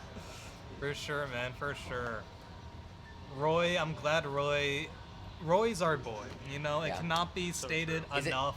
Is it still Voi's our boy or is it Croy's our boy now? Do we have to say it that way? No, No, actually. as much as I like Crom from the game he's from Yeah. in Smash. No, he's. I mean, he's cool, but he's not the same. Yeah, I agree. I agree with you. Not the same. Yeah, no. Why do you hold his sword like that? Because he has to be different. Yeah. You know, they had to declone him somehow. It's like, what if you just held your sword the wrong way? That'd Yeah. be cool. And what if you made? What if we made you? It was like Melee, Roy. All he had was up B, and then he had Zan, and now he has a whole lot more. Hey, than he up had B. more than up B. His down tilt and melee is busted. I know. It's an amazing down tilt. Yeah.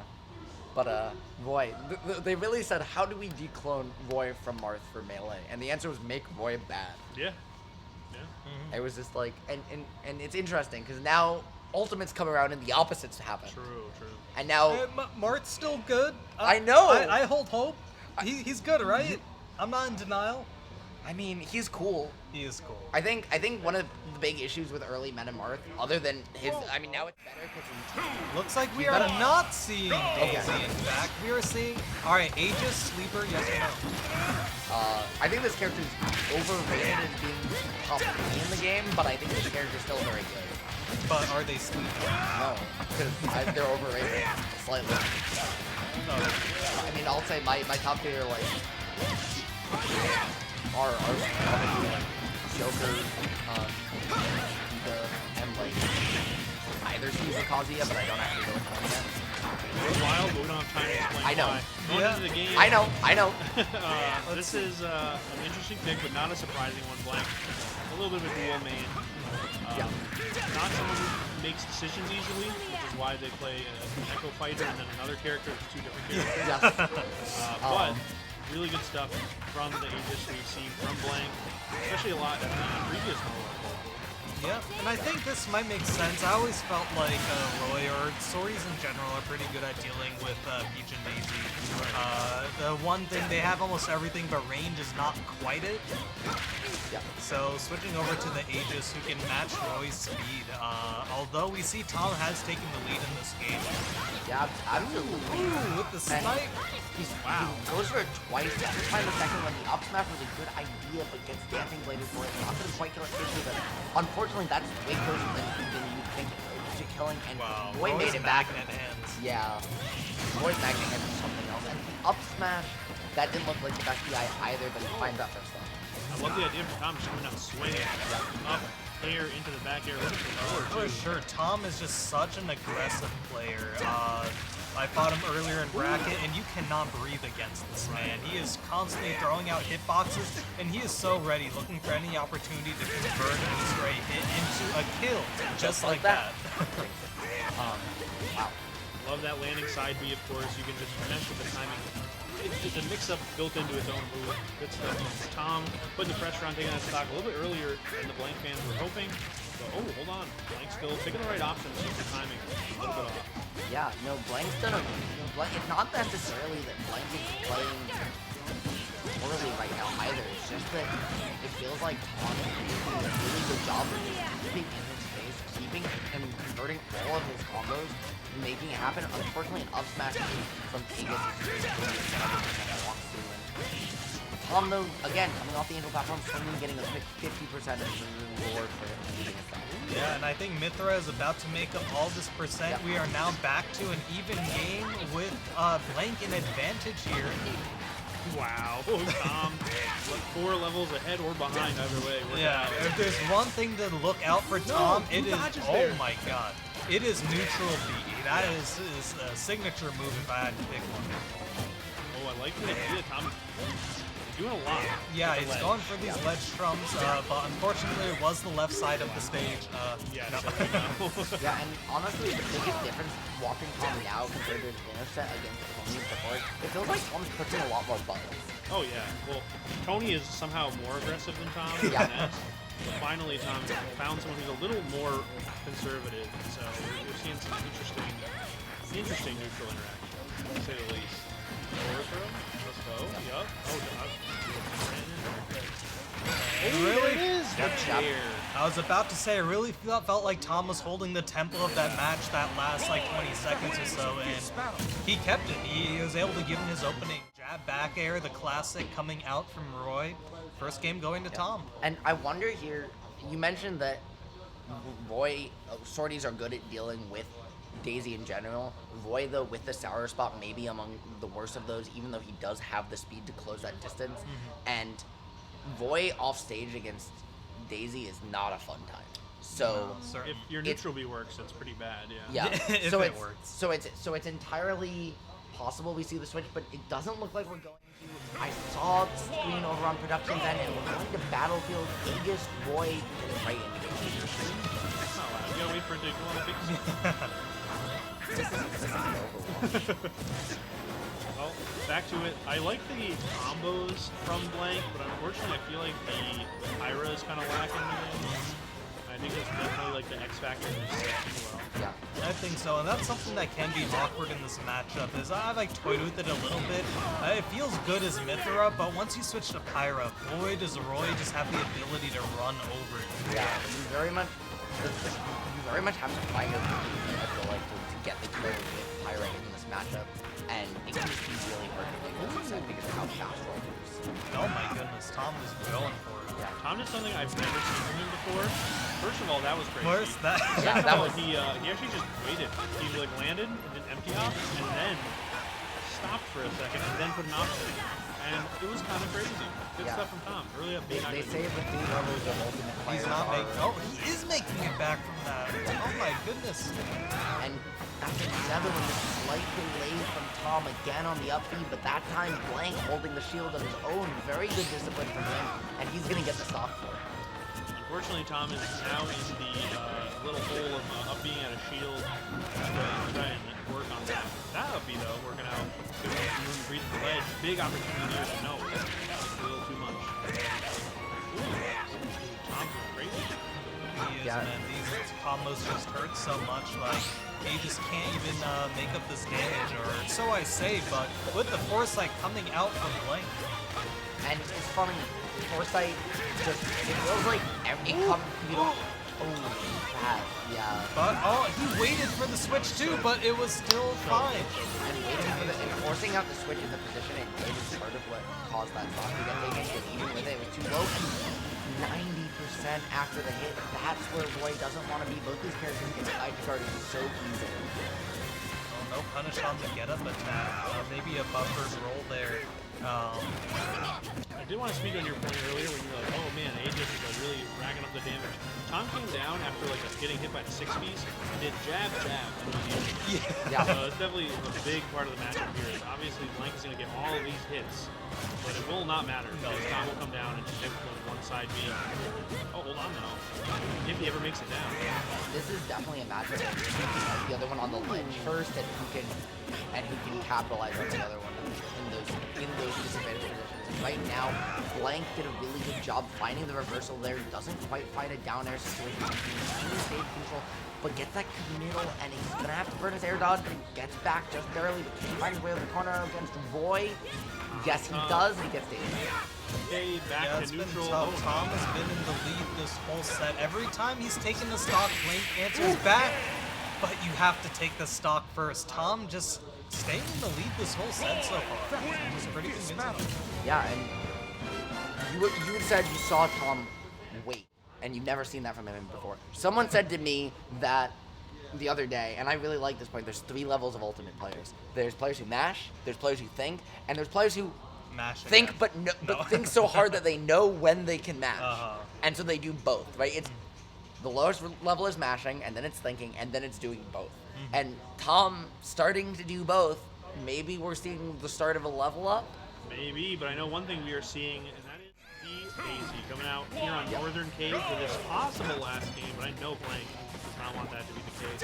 No, for sure. The Aegis not working as we thought that maybe it would for a matchup. But Daisy, the original main, of course, Aegis coming out much later in the game, a lot more experience on this Daisy. And we'll see how it goes, but opening up pretty strong. Yeah, and one of the things that Blank does with Daisy is he doesn't get the combos as strongly as the other characters players, but instead he uses turnip to set up and condition his opponent. Get a lot of catches ready and a lot for of the neutral B that time. Who was ready for neutral B like that? He was ready for a lot of things. I'm sorry, 7.5%. This is exactly the start of Blank Ball. This is so polite of you to add the half. Really, not selling Tom short at all. No. He got a 0.5%. That's important too. Every little bit counts. Yeah, put it on. Yeah, put it on the you know. scoreboard. Yeah. Yeah. It's like by Oh, that's a and bomb. the Are you? bomb Oh no, coming he's gonna out. use it too. Oh, but the counter coming out, nullifying the bomb. Real awareness on Tom's part, knowing the exact option and getting a nice combo there. I believe he got robbed. Yeah. Yeah, no, a bomb is very rare you see a Pansy player actually try and use a bomb, and so that kind of shows the mindset that Blank is feeling in right now. Definitely feeling, even though he's down 2-0, that he has full control of this. And yeah, 83% right. A complete reversal of what we were seeing. Even though Tom felt, you know, somewhat dominant, the stock counts was still close. This is not close on any margin. Blank is just destroying right now with the Daisy. And it feels like what's happened is that Blank is used that Aegis as well to catch on to what Tom's habits are and also how Tom likes to adjust. And now he's changed his playstyle up completely, made Tom go back, and but also he's able to keep the adjustments that he's made and the things he's scouted. Honestly, I think Tom doesn't know how to play when he's not winning. He's absolutely smashed. That's right. When it was even, or like last game, or the game before, when he had opportunities, it's the same thing we saw when he played Tony. He's getting smacked, he just like up B's and panics, and then just gets smacked because he gets away. But when he has the opportunity to get the moves in and move around the stage, it's a totally different. So we'll see. He was able to finally get a stock off of Blank. Will he carry this momentum and to be able to potentially take another, maybe even 2 more? Possibly roll back. Might have saved him. Definitely starting to look like the 4 might be in our future, but Tom just trying to keep the dream alive with a clean 3-0. Definitely not impossible, but the hill is tall to climb. The back air not going to do it there. Over center stage. Back in great tech, and I say, he's doing a fantastic job at keeping this dream alive. I'm a dreamer after watching this, but maybe not. I mean, you know, well, maybe not. Some said I'm a dreamer. So it works out. Yeah, for sure. That's a bit more what I thought we were going to see when I sat down to watch the set. Yeah. In the nicest way possible. Well, you had to try the Aegis out. If anything, you know, Blank is constantly trying it and figuring out what matchups, what people to use it up against. But in this case, and when in doubt, honestly, the Daisy is just, you can't go wrong with it. And we saw it too there early that the snipe came out and he just got it guarded very early and that filled the whole game. So Blank definitely looking to try and pick that up where he left off, take another early stock, just kind of put the pressure back on Tom to play from behind, as you said he had to juggle with. So can he do that? And right now Tom did get the first 34%, but it hasn't been converted into an advantage state, and that's really what these both players are looking for. Nice use of the platforms for this counter pick here. Tom definitely loves the B, as I mentioned before. These platforms and the PS2 platforms are just where you want to be. Height-wise, good stuff already coming out, but he's stuck at the ledge here. Although we are seeing a much better position from Tom now, accruing a lot more than 7.5% this time. And still now having a baby lead doesn't mean too much, but very different from the last game we just saw. And this is what Tom needs to get his confidence back, right? To get back that mojo.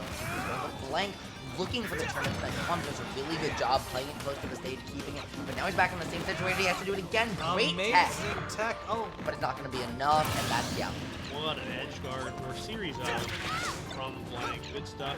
Oh, is he 100% though? Does he get circle camp him? I mean, he could. Oh, yeah. Without the top platform, it's a little hard to not get hit at all, but he definitely could, especially if he takes the third. Like that was a stitch face that throws it away, though. Did it hit though? Oh, and the Saturn? He's pulled all We three really in the saw, yeah, Bomb, Saturn, Stitch. Yeah, he's also pulled 2 Bob-Ombs and 2 Saturns. So his luck is this is why he plays. Can Pizza. we It's all skill. check the Switch real quick? Yeah. Yeah, no, he made like Dream and changed his percents. I mean that's what they say, right? All the Paisley players say it's all skill, no luck. So we're seeing it come into play in full effect here. Blank is just more skilled at playing this character, and right now it certainly just has another 87%. Even though that first stock was close, he's just absolutely, as soon as Tom lost that first stock, it feels like suddenly it's a nice show again. What an interaction with the Toad hitbox coming out, but then the up B still beating that. Ooh, it's so great. Oh, the B reverse Toad, but the up B Blazer is still making it past. Both sitting in shield, Shades of Smash 4, and Blank taking another stock. Tom looking kind of lost He's here. got a dot eyes right now, but he's not going to be able to make use of it. The Jer coming in to just at least get Tom on the board. It's gonna be tough, but not impossible, of course. Stuff like this can lead to a big opening Going for the Tom. first hit of double edge dance, but not being able to convert it into anything. The other thing is Tom doesn't need to lead. He just needs to feel like that. As long as he just like doesn't look at the bottom part of the screen, like we saw in a little bit in the end of the last game, he's playing more comfortable. No, he should just bring tape and Yes. like put it on top of the stock Like count. force blind. His setup, yeah. With like on the bottom of his eye. Exactly. Just keep playing. Yeah, you just, Okay. right, you just keep putting one foot in front of the other, keep playing, keep your mental. We were talking about it earlier, AG, And the booty we're starting bump to see it. just way too powerful, beating out anything that Tom was waiting for. Pivot up tilt right on the shield, working out somehow, but still not enough to take the stock. Neutral B not either. Tom doing anything that he can. Swing and a miss. What a roll. Yeah, he got Golan. He had it fully scouted out. He got the grab, but he's trying to find the stock. The up air is going to keep the situation going, but he just can't find the conversion finally. So after all of that chasing, finally Tom gets to stop for long. It matter. Unbelievable. He got a stock, but at what cost? Yeah. Once I saw that miss tech, I was like, I don't think Blank misses these. No. A game 5 situation from Tom. When you're on the verge of getting reverse 3-0'd, man, is it difficult to really hold it down and to get that last game. Especially with the character switch, he really needs to figure out. I mean, he did get closer to figuring out this Daisy. We can just hope that this game 3, I mean, for Tom, that he can do it. But at the same time, good for Blank for, you know, playing to his win condition, which is Daisy is just easily doing so much better than that Aegis. For those of you at home, right, game 5 here on Small Battlefield, the winner of this set, their prize, they're gonna go fight Tony Pajamas. So. Yeah, the winner of this set gets third. They just don't know it yet. I mean, it's not impossible. Nothing's impossible, but it certainly would be a strong hill to climb. But for now, focusing on this situation, it just feels like both these players are swinging each other. But again, Blank with the first real advantage. Was that the clank from Daisy Jab one? Yeah, Jab I mean, to the jab a too? sword with the glove, you know. True. We don't know what they're like Teflon gloves. Yeah, you can catch any. Ooh, hold on. Oh, that's a smash attack if I ever seen. Yeah. Good stuff though. Still continuing the advantage. If he neutral beats one more time, I will scream. Yeah. He's done it. Stone Cold nothing all night. Yeah. Especially this set. I'm gonna be honest. I got hit by one of those. Not against somebody, someone Okay. else earlier. The So Stitch. I'm embarrassed. But the Stitch face came in again, getting thrown away. And But I do like that Blink is just throwing these, though. You don't want to tunnel vision into, ooh, I have a Stitch. Like, I gotta, like, make good use of it. Like, just throw it, just get rid of it, find another turnip, keep your advantage, keep your momentum. Hey, can we watch Ling play? Nah, we got Ling at home. Yeah. yeah, no, this is Oh my god, just This letting is, the up B rip. Tom pressing buttons, as any Roy main will do. this is Ling, but Ling very different. Yeah. This is like new Coke. It's like. Oh my god, Nuko. Yeah, no. I mean, we're seeing a very aggressive rushdown blast that cannon was again. another stick. Yeah. Oh, okay, This no. is a sleepy face. Oh, I thought so too. I was with you. Yeah, again, hey, let's light and ling at home. Light and ling at home. I mean, Yeah. Oh my god, that shield looking like a skittle. Blank's pressure is just insane right now. Yeah, just he has found dash attack. I have not seen him with a single one, and they always come in just like catching a landing or someone running in. He just finds these dash attacks like no. it's a big opportunity for Tom. Fortunately, the roll-in is a really good option from Blank. So not really getting too much off it. Now stuck at the ledge and actually dead. Missing the ledge, getting punished with that big booty once again from Daisy. Blank having the lead, and as we've seen this set, Tom has not been able to handle too well. Blank has the lead. He's just able to control the pace so well at this point. Yeah, This could be huge though, circle ledge again, but Tom is just getting beat up, unfortunately. Those aerials from Blank are just too good for him. Back to the turtles. Okay, thank God. No link combos here, unfortunately. But it's okay, because Blank does not need those. He has his own flavor of Daisy, and it is doing fantastic here against Tom. Bringing, it looks like it is bringing home the 3-0. We'll see if Tom has anything to say about it. yeah, and he's got the Stitch face in that last situation again. Oh my gosh, cross-up double-edge dance from ledge into up tilt? Yeah, I mean, that's a Tom special if I've ever seen one, and he's putting himself in the position that we make something happen, but not with that DI. He positioned himself into the blast zone with that That one. was good luck against Tony DI. Yeah. And so all we have now is a losers finals and grands ahead of us. Why do you and finish that sentence? All you have is a loser. yeah, we've got losers finals and Yes. grands ahead of us, and I should say ahead of you because I want to make sure you guys get the opportunity to do some of that. There's plenty of room jams. on the Okay. couch. Well, I mean, Chilling. if that's the case, I'll take it. But Hell yeah. if I mean, I won't say no, but That's all right.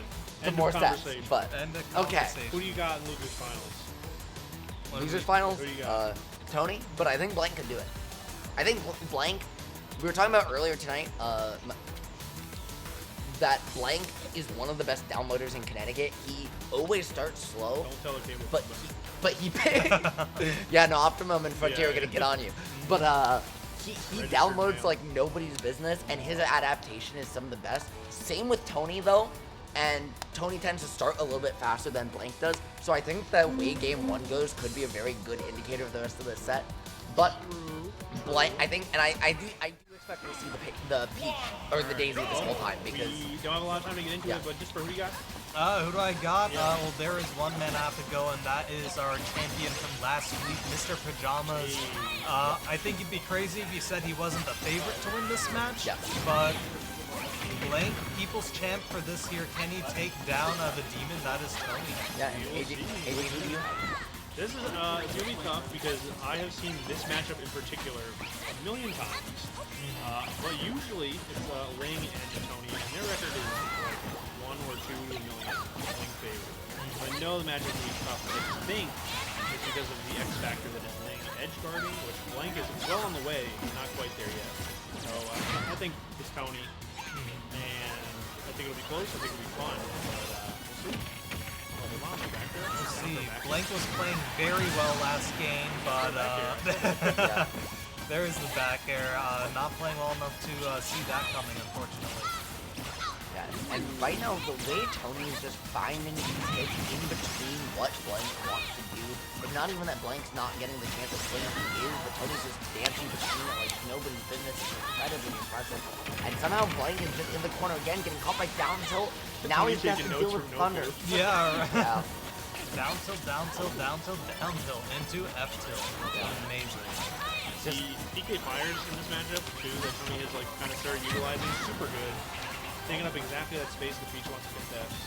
Puts her in a really rough spot. Not going to charge looking up there. Still putting the pressure on with all those areas challenging people though. You can't just stop. And it feels like every time, like, this is the Tony zone if I've ever seen it, right? Every time you get anywhere within his melee option range, he just CQCs the heck out of Blank, and Blank hasn't been able to get anything going up there. Yeah, Tony makes Blank look like Blank makes Tom look. Yeah. I was gonna say, even like this pressure that Tony's putting on with Ness, like you would imagine that this is maybe what Roy would be able to do to Daisy, but I guess it's Ness all along. Right now he's giving Tony is giving Blank's name a whole new meaning. True. Back throw or down throw. What am I? I'm not sure if back throw would kill yet. He's probably not trying to stale it. I mean, he could have edge guarded. Yeah. But There. maybe Tony can edge guard it. Oh, amazing catch. Good recovery, the recatch. He got it again. He's just playing his own game here. Yeah, and he caught it. He just traded it out too. Oh, that has to be Yeah. it. Will he get the damage? Let's He go. does! He gets the damage! Oh, Tony Pajamas is crazy. Even when he's losing his stock, he's still coming out Deep ahead. smash. Are you watching? Yeah, this is how you actually play Ness tonight. If you didn't know it.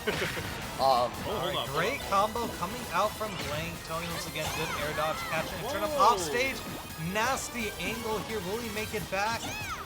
How can people let him get away with this? Okay, that's actually smart. Only the multi-hit getting countered there. Yeah. So That's the first time I think I've ever seen that move work at all.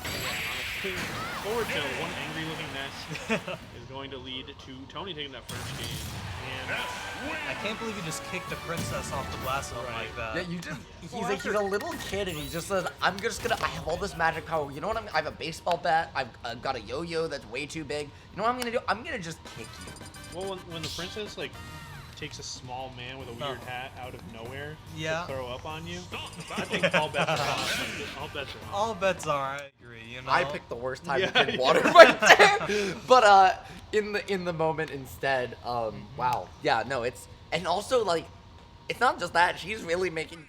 Kids hate eating their veggies, and, Oh, and yeah. she's just throwing veggies at him left and right. So I understand. I understand the anger Ness is feeling. I think he also smacked him with quick fire as well. Yeah, she's put him through a lot, but even through everything, he is the one coming out on top. Yeah. So you know, I think he deserves it. Yeah, this is how you do not face your children.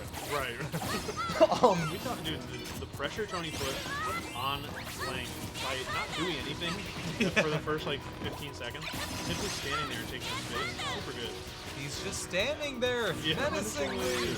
Yeah, no, it never has that been more true than right now. Right? Oh, is gonna get. Oh, and he's going for a Z drop, catching at the back air. Wow, dude. Tony's routes have been so good. Still putting pressure on the forward air. Looking to possibly get something going with the attack is really good from Blank. Yeah, and the use of that magnet to stall and cross up, that was so smart by Tony, even though I didn't get the combo. For sure. Tony's movement is always just such a joy to watch. Even if Blank were not on the screen, I'd be down to watch him side magnet, turn around, dare cancel. Yeah. It's always a joy. Tony movement training mode stream when? Great No. down smash. And can Tony even make it No, back? definitely not. No. You know, that was amazing throwing the turnip down because when the PK Thunder makes contact with anything, it goes a shorter distance. Yeah, So like, I think 2/3, right? I'm not sure Third, the 2/3. exact distance, pretty but bad. it was enough Yeah. to get the kill there. Yeah. I And don't think he was going to make it back, but definitely guaranteed. I think he had the opportunity. It looked like he might have been close enough to at least get the wall bang to it again. Three frame opportunity. Right now, they're trying to get fire. Toad doing nothing there. Oh. Great offstage situation for Tony. Side B, amazing move. Just always taking back control. Speaking of amazing moves, PK Fire comes in clutch with Tony right now, racking up almost 100% or leading to the window for it. But it's not going to matter because Blank is the one who finds that second Oh, top. and he has found the Stitch face. Will he do something? He is holding up for this one. It is. He's actually finding like way too many. Yeah. Again, Blank. I think Blank and Beam are into it. I'm with it. Alright, nothing crazy off of it, but he did get one hit of the Stitch, and that is all you can really ask for. Even percents, but a full stock behind for Blank. Or for Tony here. Wait, hold on. Yeah, no, Blank is absolutely put on a clinic turning around on how to keep your composure and turn around from game one here. Now with a full stock. That being said, Tony absolutely could make it happen. Beautiful drifting stall there. That was shades of blame. Disadvantage. Making it back through everything Tony could throw, and now look for the spot too. Forward air not going to take it here. Tony's in a rough spot. Dodge and dash attack. Right back off. Yeah, using that second turn to force the air dodge high to catch it there. The regrab. Ooh, and think gets. Oh my god. The third one. No one fools me 4 times. Yeah. I was gonna say, it's, that's why they call it 4, because you get 4 attempts at it. I won't call you out. It's like great. All right, a game. I've never been called out by being told I haven't been called out before. I like it. I'll let that one slide. Yeah. Thank you all for tuning in, whoever you are at home. Yeah, thanks for chat. I need to keep chat open. Yeah, that's your little chat. Yeah. And join the Discord if you want more sweet reboot action. If you need to know more about when it is, where it is, Do we have the command what it's working? about. Command might not work, but just type in that very long URL. All right. Exclamation point Discord in the chat. Join the Discord. Find out where our events are, so you too can maybe be here. But Or instead, just we have register Blank for- and Tony. Or just register for bracket, because if you register for bracket, you have to join the Discord in order to do so. Oh, there you go. Yeah. Alright. Learn something new every week. Back at it though. Tony had a deficit to start this game. Yeah, it looks like Blank learned something in that first game because this is looking way different than game 1 where Tony was completely running over him. It's a battle of the hats. It's Tony and his hat versus just Blank's hat. Looking at the player cams right now. Blank's hat is the real, you know, he wears it. Looks, you know, maybe he and Toad got a little bit in common with that. Looking good. Dinger! Right out of the park with that one. I think that went through the VIP suite of Pokemon Stadium. Yeah, for sure.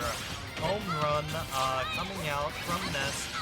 Tony with the lead. Whenever he has the lead, it always feels pretty convincing. We'll see if Blank can bring this back. He was looking so good before that forward smash. It feels like Tony and Light are the 2 players in Connecticut who, when they get a lead, people just start to give them way more respect. And like even Ling, you see like people go down against Ling and like keep playing really hard, but like if Light or Tony get a lead, it just suddenly feels like everyone's playstyle shifts. And it's a really interesting phenomenon. It's only good. I think it's probably just their playstyles, and of course the characters we play too. It's so tough to play on the back foot against these aggressive characters. I can make it back here. Oh, and the turnip once again shortening that distance, and we do have a dot eyes out. Will this be enough to bring Blank back into the game? Do they make the turnip face as pogging? If not, why? I mean they've got the big wide-eyed one. Oh, he's pogging, you're right. Yeah, he's basically pogging, right? Look at the ledge again. The back air's open, Tony. Looking like a peach back air. Up there. True Komodo height moments right now for Blank as he starts to bring it back with that magnet combo into the back air. What? Jesus, Tony. That's all I gotta say. Yeah, the magnet is so versatile. We saw exactly why right there. Up airs though, really giving Tony a hard time landing. Oh my goodness, very big change of pace from what we see in the rest of the set. Ooh, a PK fire, probably not what Tony wanted there, and Blank taking full advantage of that situation. One stock apiece, 0%. Anyone's game here, really. That's the second PK Hold on. flash. Oh my goodness, if he air dodged the wrong way. Still might be it. Tony playing really good now. Not Blank taking on a the back. single point of damage here, and the PK Thunder's coming out, keeping the juggle going. This is, you know, this is like on a leash match. Now, as I say, I was about to say this is when players like get the JV2, but Tony's actually just like doing whatever he wants to do and just like being untouchable. And as I said it, but now Blank doing a really good job. 45%. This is where he wants to start. Tony trying to get the reset off that drag down, not quite finding it. Now he's in the corner. This is where Blank wants him to be, but finds his way back to center stage. And now Here, up air, honored. There we go, Tony taking yet another game in this set. Tony figuring Blank back out here. That one was looking, even though there were some close moments overall, I'd say that Tony was holding it down. Yeah. For sure, So for going into this next game, I'm not sure. The pendulum is swinging way back in Tony's favor, I think, for this last game. Yeah. Potential last game. Yeah, This- I think we could see the difference too. Blank was getting some openings here and there, but the things that Tony was doing were letting Blank know, like, I'm a step ahead. Catching that up air out of the PK fire, knowing that Blank is going to jump at disadvantage, that's a different level. That's like, I'm winning, and by a lot. Yeah. Blank has something to say about it. We're going into Battlefield, a small variety here for Game 4. And I think Noku thinks he knows who he's going to be facing in Grand after that game. He just walked over to start warming up. That's the real storyline, though. Noku against either of these players is going to be quite a game to watch. Oh yeah, the way he's adapted throughout these sets, even when he's been absolutely getting destroyed, is something really impressive to watch. Definitely. So much fortitude. But anyone who made this run of the bracket is deep into any of these matches with some fortitude for sure. This has already been a bit of a slog going back and forth here. It really has been, and a slog Ness is gonna have waking up the next morning after that forward air. Dear God, that hurts. Yeah, no, I mean, big head means big headaches, right? For sure. Blank showing us that. And PK Pulse, PK Flash, how is that was called? If I know what back air is, that is a kill move. Yeah, for both, one of the most common trends in Ultimate is that back air is kill, and I really appreciate the relative uniformity of that. It makes it so much easier to just say what's going on and to understand what's going on. And right now, though, speaking of understanding what's going on, it's somehow Tony bringing this all the way back to 53-81 before going. Now it's Blank off stage. And like a also doing a really good job of blanking with these PK Thunders from Tony now, finally finding an answer to that.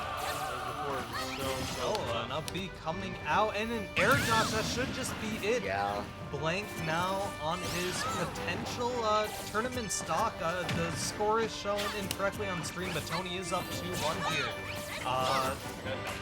Yeah. What the heck are you talking about? Yeah, no, actually, Blank is just that good at the game that none of us saw it happen. And the But, triple up air coming from... Dash checking open up the stage for Blank, looking for the aerial, not going to get it. Oh my goodness. Tony making a rare miss on his own. So both these players having a little bit of a flub, costing them one of their stocks. Yeah, now. so many stitches here. It is insane. This is the gods of Ultimate. You do not want Blank. This is what we're hearing. But even with the God side, Tony is a non-believer. He doesn't care how many Stitch faces you get. He is just holding this down, absolutely convincing this last stock here. PK Fire, PK Thunder. Ness has so many kill moves in this situation. Your Blank has to play perfectly. One of them. Yeah, There it is. Tony getting up. And Tony there, it was incredible because his shield started to get small, and all of a sudden his shield got small. He's like, I can't shield anymore. And then you just saw it turn in his head, and he just went full aggro. Oh, so the aggression was forced because he couldn't shield. But instead of going and camping, which Ness has the tools for, he just was like, I'm just going to hold forward, and you're going to die for it. No, for sure. Who needs a shield? I mean, his attacks were his shield at that point, and Ness can throw out so many attacks that you just have to respect to a certain extent, especially without, like we mentioned at least briefly, Daisy not having the most range to contest all these hitboxes Ness is putting out. Yeah. But great showing from Blank overall with the set against Tom, and he did pretty well against Tony as well, too. I enjoy that. Unfortunate to see him go, but Tony against Noku. Yeah, and it looks like Noku's warming up off stream right now, so we might have a little bit of we might have a minute or two in between. And I just want to say, I know this is a little bit not on the topic of the grand finals we have ahead of us, but your guys' branding is fantastic. Oh, thank you. Like, it looks gorgeous. I've got to say that. Much appreciated. That was Bram, who's not here, but I'll pass it over. Shoutouts to Bram, honestly. Shouts to Bram. I also loved it because when it was announced, it's like, come to Reboot, and it's Mega Man and Rob, and like, those are robots. Yeah. It makes sense. It's just so smart. God. Shoutouts to the team here. Shoutouts to Kyle. He's super smart. Shoutouts to our commentary. John, he's really smart. Oh, thank you. Ritual here, We're all absolutely smart. We're all very smart. Shoutouts to everyone. Yeah, shoutouts to Dispro for getting 5th and for also being a fantastic commentator. Oh, thank you. It's really good to hear you on the mic, and you should continue on doing this if you want to, because you're really good at it. Also, you have to be worse at the game now, so you. I know that was the problem with today. I was planning on commentating all of top 8 with y'all, but then whoopsies, I was a little good at the game today. I just got in a message from our GOAT, Bram. Saying, I don't know if you're still manning the stream, but thank the commentators for it. Nice. Oh, thank you. Well, thank you, because without your hard work, right, we wouldn't be here right now doing this as we are. And one of the things people don't talk about, right? People who watch Smash know so much about the players, right? And they know about the commentators too, but what the people who don't get the spotlight are the TOs, are the pool captains, are the stream production guys who are the graphic designers who make all of this happen every week, every month, every year, and do it all without much recognition at all. So shout outs to each and every one of you, because you guys are the real people without whom this couldn't happen. And the players. Shout Yeah. out to them. Looks It would like be- we are gonna be, yeah, the players. We might be starting soon. I'm gonna grab water right before the Wow. set I think I might occurs. Good idea. Stay hydrated. Hydrate or dihydrate. I think I might. Kyle, do we have to play doubles? Yeah, we're waiting for Blank and Bran. Oh, I guess we can play now. Yeah, Are you heading off to Magical Doubles Land? maybe. We'll see what Kyle wants to do.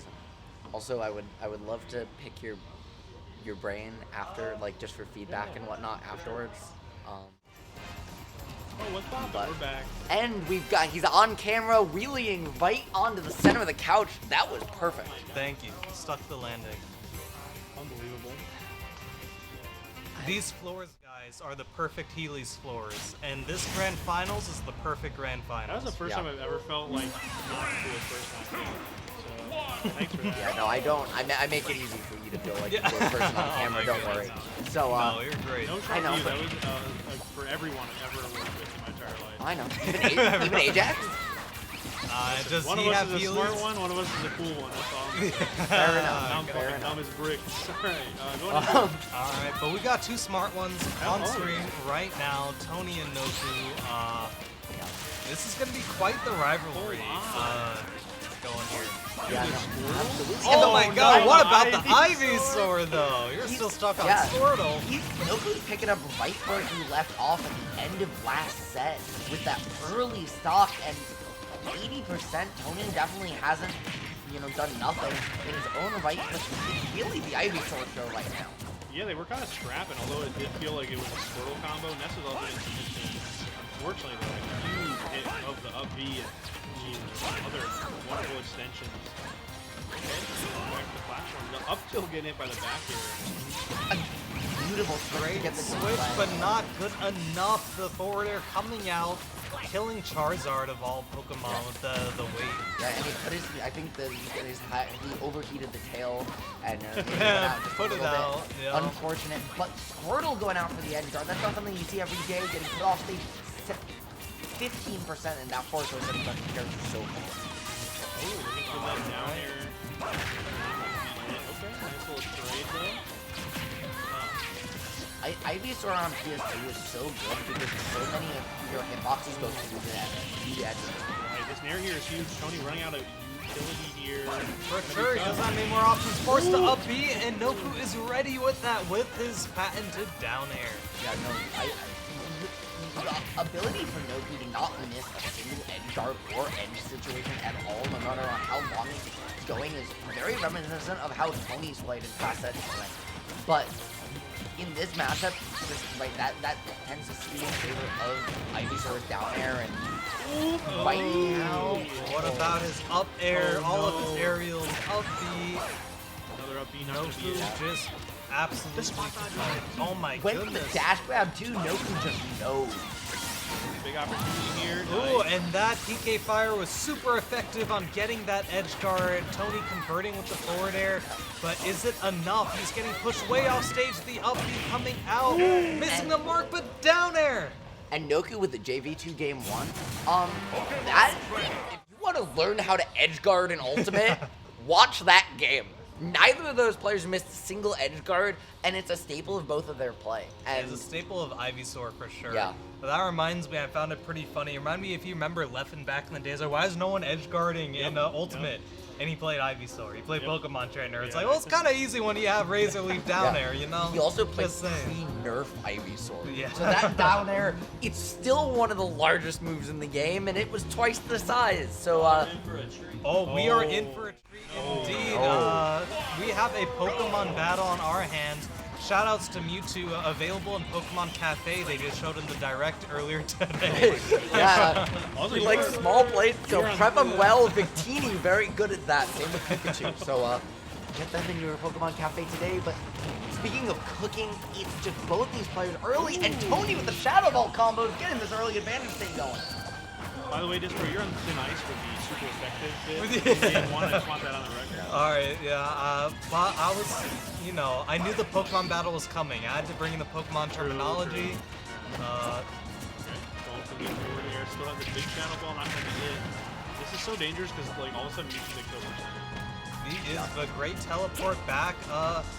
Mewtwo recovery way nicer than Ness's in being able to just teleport. And I think that's Tony was feeling just getting ledge guarded so easily. And even then, Noku's edge trap so efficient in that situation. Not a true combo. Tony going for it anyways. Will he be able to get this kill off of Charizard Nair into... Oh my That was god. amazing. That's a mind game. He just knew he could have got maybe a forward air or something a little bit easier, but he just wanted to get in Noku's head right there. Yeah, that was some conditioning too. Running it back with the same throw and different things, that good stuff. Noku put a lot of pressure here at the ledge, down air into some more stuff. Yeah, and that tail That was really my allowing favorite that combo. to Down check air out. into some more Is it- stuff. yeah, Tried and true from Squirtle. It's a custom combo. The flowchart just says question mark. Yeah, Squirtle is called I mash and you die. Well, the mash did not kill him there. A missed surf, but no punish really from Tony. Just one hit. It doesn't matter what game you're playing, if it has a water type in it, you can just spam surf. Yeah. Unfortunately, Tony is playing a character that really wants to jump from the ledge. And the bullet seed Gotcha, coming Barry. out for good damage. Yeah, speaking of 11 Pokemon trainers, that's actually something that was really the only easy to ever do. Oh my gosh, the Nair just clanked with like Shadow Ball? Yeah. Shadow Ball kind of bad for a lot of reasons. It's a charge shot. It's not the worst charge shot, but that's because the gunner exists. Yeah, true. Well, what's even more true is Noku is still, the character switch was looking nice at first, but Noku just caught off guard for a moment. And that's an even more convincing game than the last one. I saw that one coming after that like very tiny hit. off Yeah, the I edge, saw was you like- tense up. I was You like, were no. anticipating it. That was one of those. I was just like, I know exactly where this is going, and the fact that Tony, I was worried when it started. Then there was a stutter from both of them. Yeah. But it was Noku waiting for the spot dodge and Tony spot dodge, and it still ended up exactly like I thought it would. Yeah. Unfortunately for Tony, the Pokemon battle. What's up? Oh, Hey, all right. Oh, he went Tony Inkling trying game. out yet another character, just not feeling the Ness. Is Inkling. Yeah, which it does def- have more tournament experience than his Mewtwo, mind you. And this is also a matchup in decent gameplay compared to the other two characters. Both of them are floaty and tend to play more measured with zoning. So Inkling just really wants to get in. Ooh, and the Splat Bomb coming out, controlling the stage at ledge. There's a lot of ink on the Ivysaur, but not a lot of space for Tony to play neutral. Alright, back to it. Oh, okay, back here's huge. Back here in this matchup too. For Going both, to for be- which yeah, character? For Inkling, but yeah, for all of them. All 6 back here. From downtown. Shoutouts to back air. Sometimes it's nice. And the roller coming out and missing. He didn't. Mr. Pajamas. He didn't even move in between the attempts. I feel like that was just like. That's alright. me when I try to hit Mark Tipper F smash after a shield break. Yes, yeah. I missed it. Let me try it again. Maybe the third time. I think the game's wrong on this one. Yeah, I'm gonna run it back. Also, question: when did Noku start playing competitive Smash? We know. Because I just realized that we live in a world now where some of the top 50 players in the world haven't ever played an Ultimate when Inkling was even considered a high tier. No, no good Smash. Okay. I had to double check. Yeah. But Hold on. Oh, that was a really good wait, but he didn't capitalize on it. and we see with Inkling, like one of the Ooh, biggest. and good up there. I was about to say Inkling can't kill, but he finds it right as I again. But this is a really easy, just switching right to the Ivysaur. This has been in Noku's bread and butter so far tonight. I am really liking this gun usage that Tony was using. It's like the splatter shot, just shooting it out, is really underrated. The best part is like they made the next move do 20%. Yeah, for sure. The amount of extra damage that tacks on is not to be underrated. I think it's one of the best things about this character that people really just didn't talk about nearly as much as they should have. Great recovery from Tony, using the roller for the extra jump boost into the up B. Once again, Noku's not able to edgeguard Tony like he was before, and unlike the Mewtwo, he's able to avoid a lot more stuff, and the back air coming out. Stage spike, Noku not ready for that. And it feels like Tony found a little bit of an answer here to what Noku's wanting to do so far. So we'll probably see this Inkling stick it out for a bit longer at the I would say 1 to 7 games. Yeah, 1 to 7 games. That's a good analysis, AJ. Thank you. See, you are smart. That's why they paid me. Yeah. They pay you the big Wait, bucks. you're getting paid? Back to the match. Nice little nair out of the field there.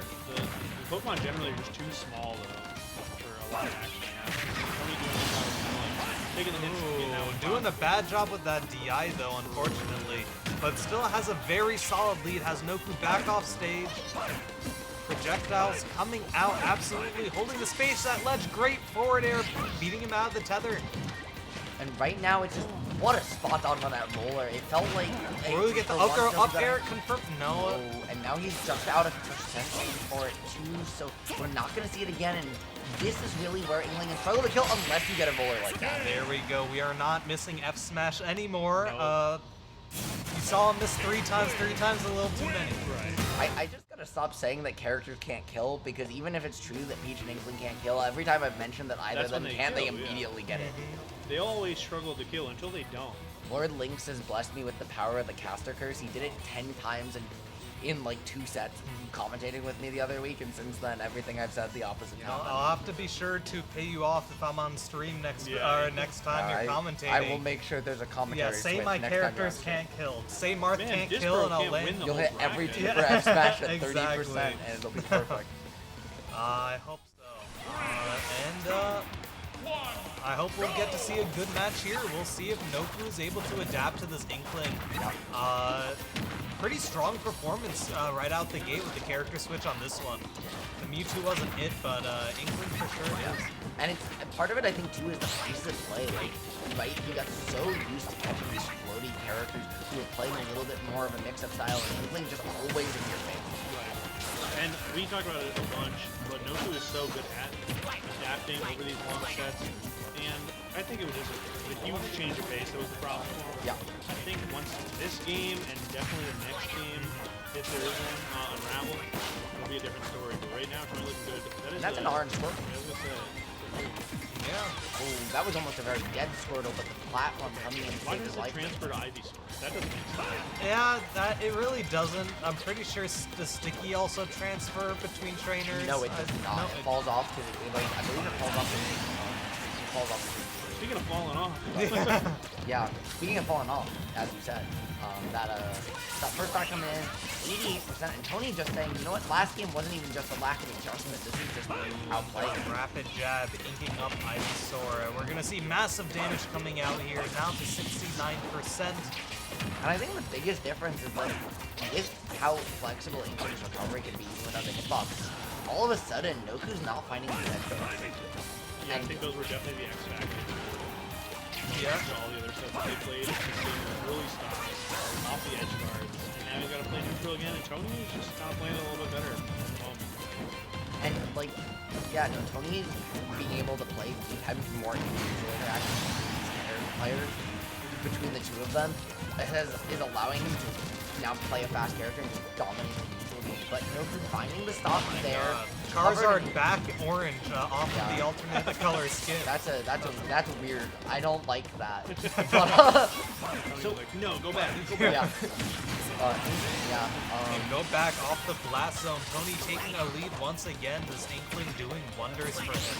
But remember, unlike last week, it's Noku on winner's side. So if Tony takes this game, he's still got one more. And if he takes that one, then he's got a whole nother set. Yeah, I'm definitely going to lose some water to that. Yeah, me too. Ooh, alright, dropping the pressure on, even through the Pokemon Switch. Still trying to hit those aerials, go back to neutral here. I love that. The first time we saw Tony like kind of play aggressively in regards to those razor release, previously his other characters were not too good at that. Play able to duck under them with a good dodge is so very important. I mean, when you have the best in the dash in the game too, it really, really helps. I wonder if that was also part of the logic for his character switch. He's pretty comfortable with that. Original main before switching again. Didn't know that. Oh, Learn yeah. something new every day about Tony. First,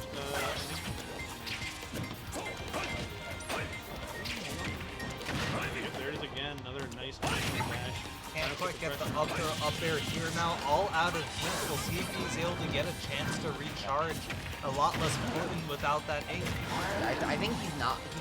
He will in the jungle situation just a little bit, but when you're just at kill percent like that, it doesn't necessarily matter as much. The only thing you might want it for is making the goal a little bit better more than anything. But this is Noku's situation. If he can take it, he needs to find this stock and quick because 143, he's already going to be priced into playing Charizard this whole time. All of that should be a KO on up throw.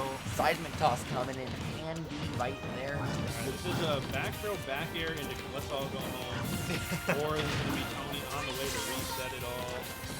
Yeah, I think if Tony takes this game, it's probably going to And this game he will take. There it is, to a Game 5 situation. I will be right back. What's the bucket for? That's a fantastic question. Down smash. Oh yeah, that is what it's for. It's the slosher. The PG stream. Yeah, PG stream, sorry. Yeah, shout outs to Inkling, Splatoon 3 coming out this fall, I believe. Wow. Very cool. Have you ever played Splatoon? Yeah, a little bit actually. I played it at must have been CEO. Something like Oh my goodness, yeah. some event where they like showed it off before it came out. Well, let's see if Tony can show off here. Looking really nice. Honestly, this Inkling switch. A lot of people talk about how Inkling has kind of fallen off, at least at the greater meta. People used to think this character is one of the best in the game, but still has very amazing tools that Tony's demonstrating in this match. Nice. That jab is so good at racking up the damage and of course adding the ink to then subsequently racking up the damage. For sure, it's just a big investment that just make number go up. So true. Recovering, whoa. And the number going down to 0 after taking a stock. We'll see if the Charizard is able to get the kill here. Good start with the flamethrower. Yeah, it's so good. It's just holding. Alright, he's got him. Try to commentate looking at this laptop screen far away. Visuals are lost. They certainly are playing some Smash Bros. Yeah, it looks like Noku is off stage. Tony keeping center stage, controlling the pace. Up there, not gonna do it up yet. there, not getting a kill. And off stage, Noku tying the stocks up with Tony. But still 100 and some odd % down, he's way up there. 126 now. And the great conversion, inking him up, especially Charizard being heavier, harder to kill, being inked up will help a lot with that. Yeah, and switching out of the up throw up air again. I wonder if Tony will catch on and try to, delay these up airs and try to punish these switches. Yeah, it's definitely right, but it's also 364. A big question is how much percent can Noku put on right now? 48. Continuing this situation is exactly what he wants, but now Tony's managed to take the hit and get out and back to center stage. But Noku's keeping going, bringing this lead all the way back 85, 87%. If he could find this stock first, that would be huge for him. It absolutely would. This Charizard absolutely holding it down. Yeah, no, Charizard definitely, if he takes this game, Charizard, I think, is the MVP. But up smash coming in, finally taking for Tony, 97%. How long can Tony now hold on to this stock before they inevitably get to this situation and Tony gets put on the stock of his tournament? Right now, Tony's just off stage. Can he get out of the corner? He does. He needs to wait for the platform like him. And now, though, Hypersword is going to shark you 2% to 0, and we're right back to even. Alright, Tony on his tournament stock now. Even stocks coming out. Will Noku be able to close out this tournament? Or will Tony bring it to another set? Nope. Good conversion coming out from Tony. 55 to 87 now. It's definitely Tony with the lead, but Ivysaur can make that disappear just like it's nothing. A couple more hits and we're probably going to see the Charizard switch for the remainder of this first set. Can Noku make it happen, or is Tony going to force the reset? And are we going to have a rematch for true finals like last week? Alright, in the roller, that should be the stop. Tony winning a set, bringing us to a true grand finals. Once again, a true grand finals just like last week. After watching this set, what do you think, AG? Like, what do you expect to see from this last set? Now, this might be a hot take, but I think Tony is going to probably break out the Inkling. Yeah. Tony's Inkling?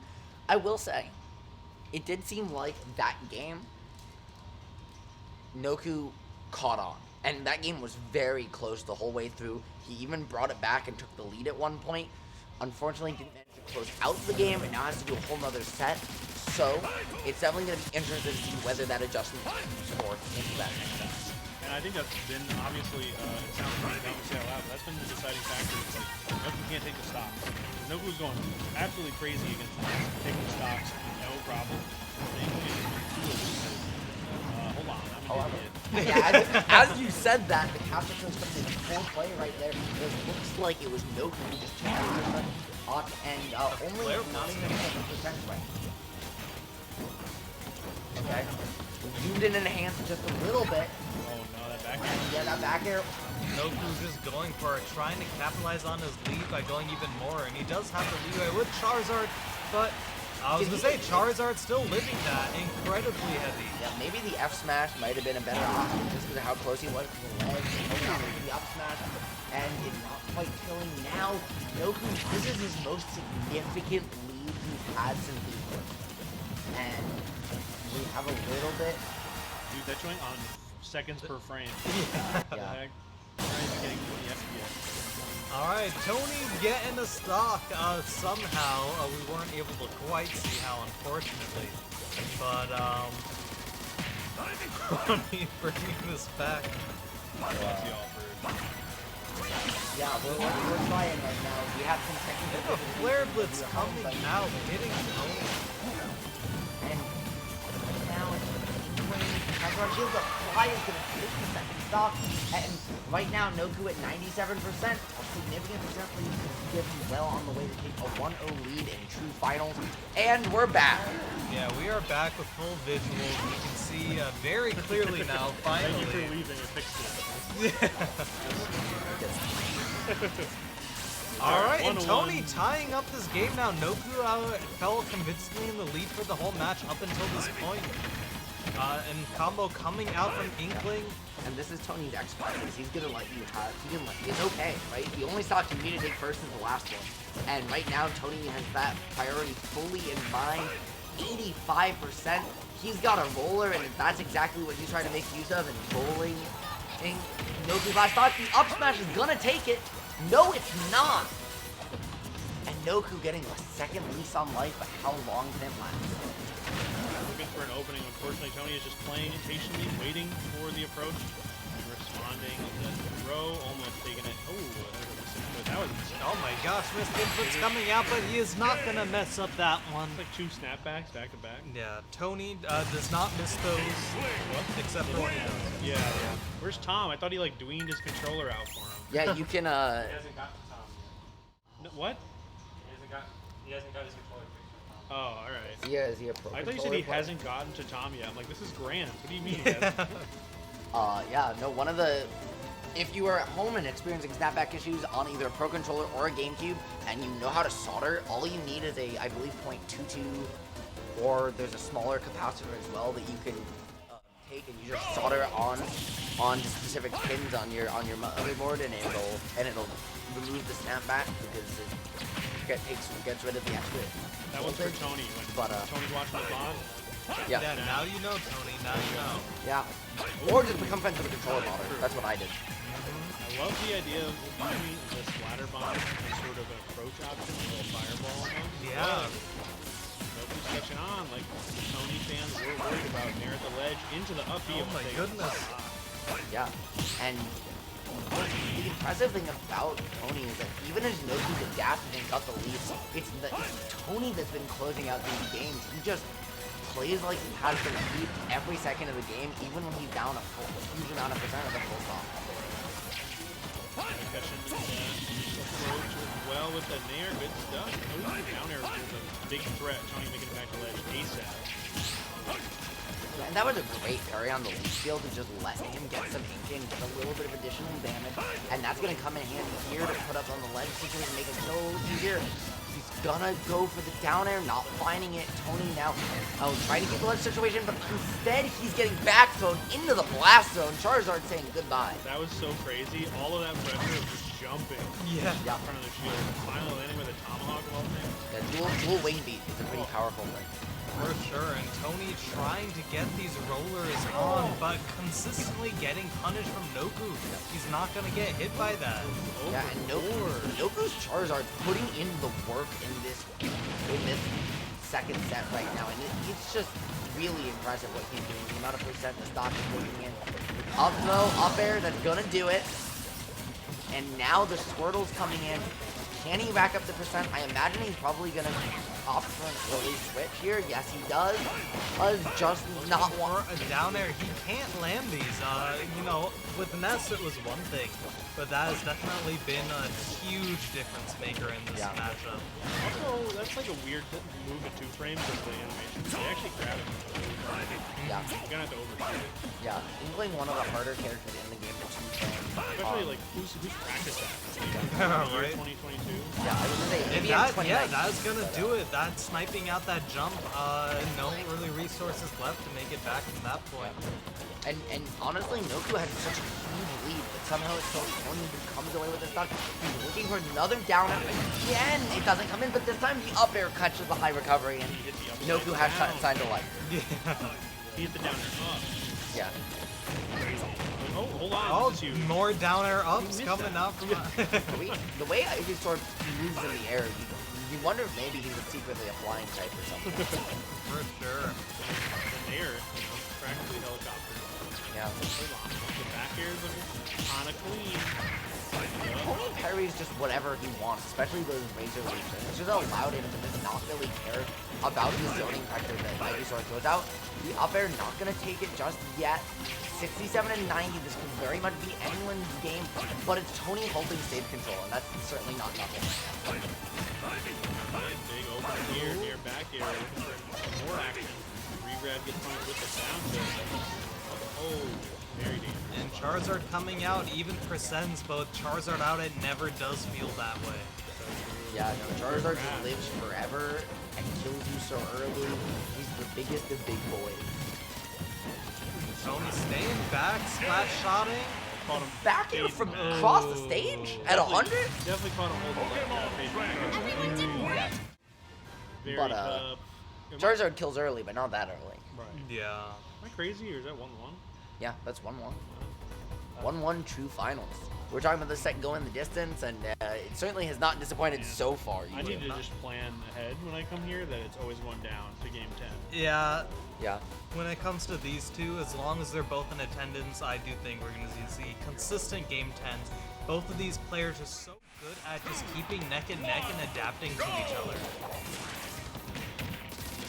So, okay. Opportunity here for a little Squirtle combo. this is exactly like... We often have seen a lot of scrapping tonight before the first in, but when the first Inkling interaction converts into a significant advantage state, it's generally been Noku on the positive side of it. And it's really impressive the efficiency with which he's done it, 'cause he's really the only player Ooh, great down smash covering that tech and will he get this edge guard here? Whoa! Dude. Ledge trap, That sniping him with the up B, not enough to kill, but continuing this pressure is looking entirely different from the previous game. Noku coming out so strong. And now he just switches to Charizard incredibly early, both the setup for the quicker Squirtle swap for next set, and because at 136, almost anything Charizard's going to kill, including almost that spike from halfway down. Unbelievable. Tony looking a little nervous here, but the roll is huge. Ooh, trying to get the down air into up smash, not getting the sweet spot, unfortunately.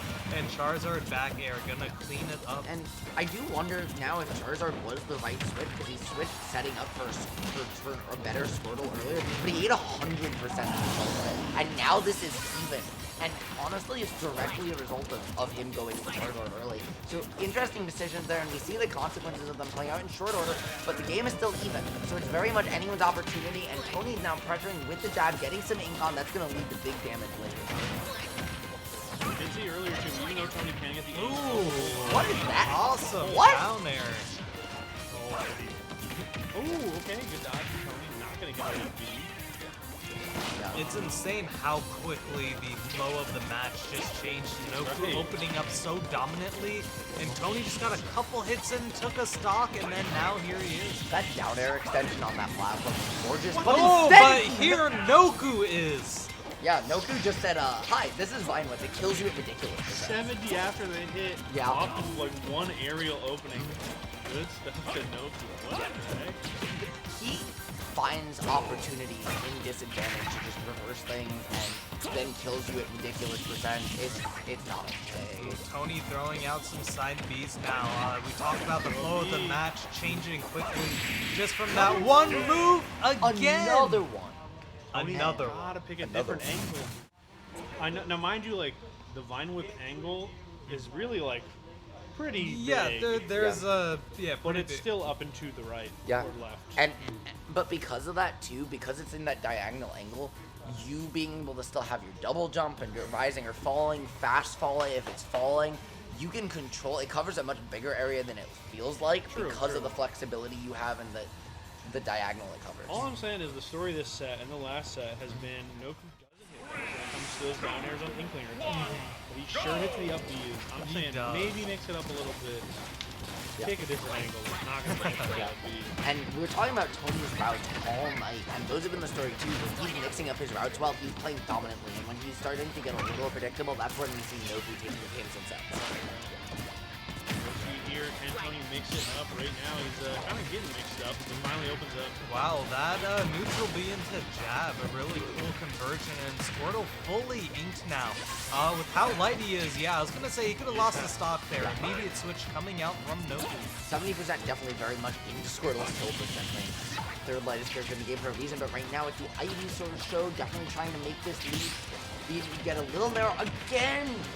Tony parrying that, and it just doesn't. Oh, and Tony waiting for the air dodge this time, waiting for an air dodge or a switch, but it wasn't good enough. Up B's coming out from Noku. He does not miss those. Yeah. You can see Tony taking the emotional damage in the player cam.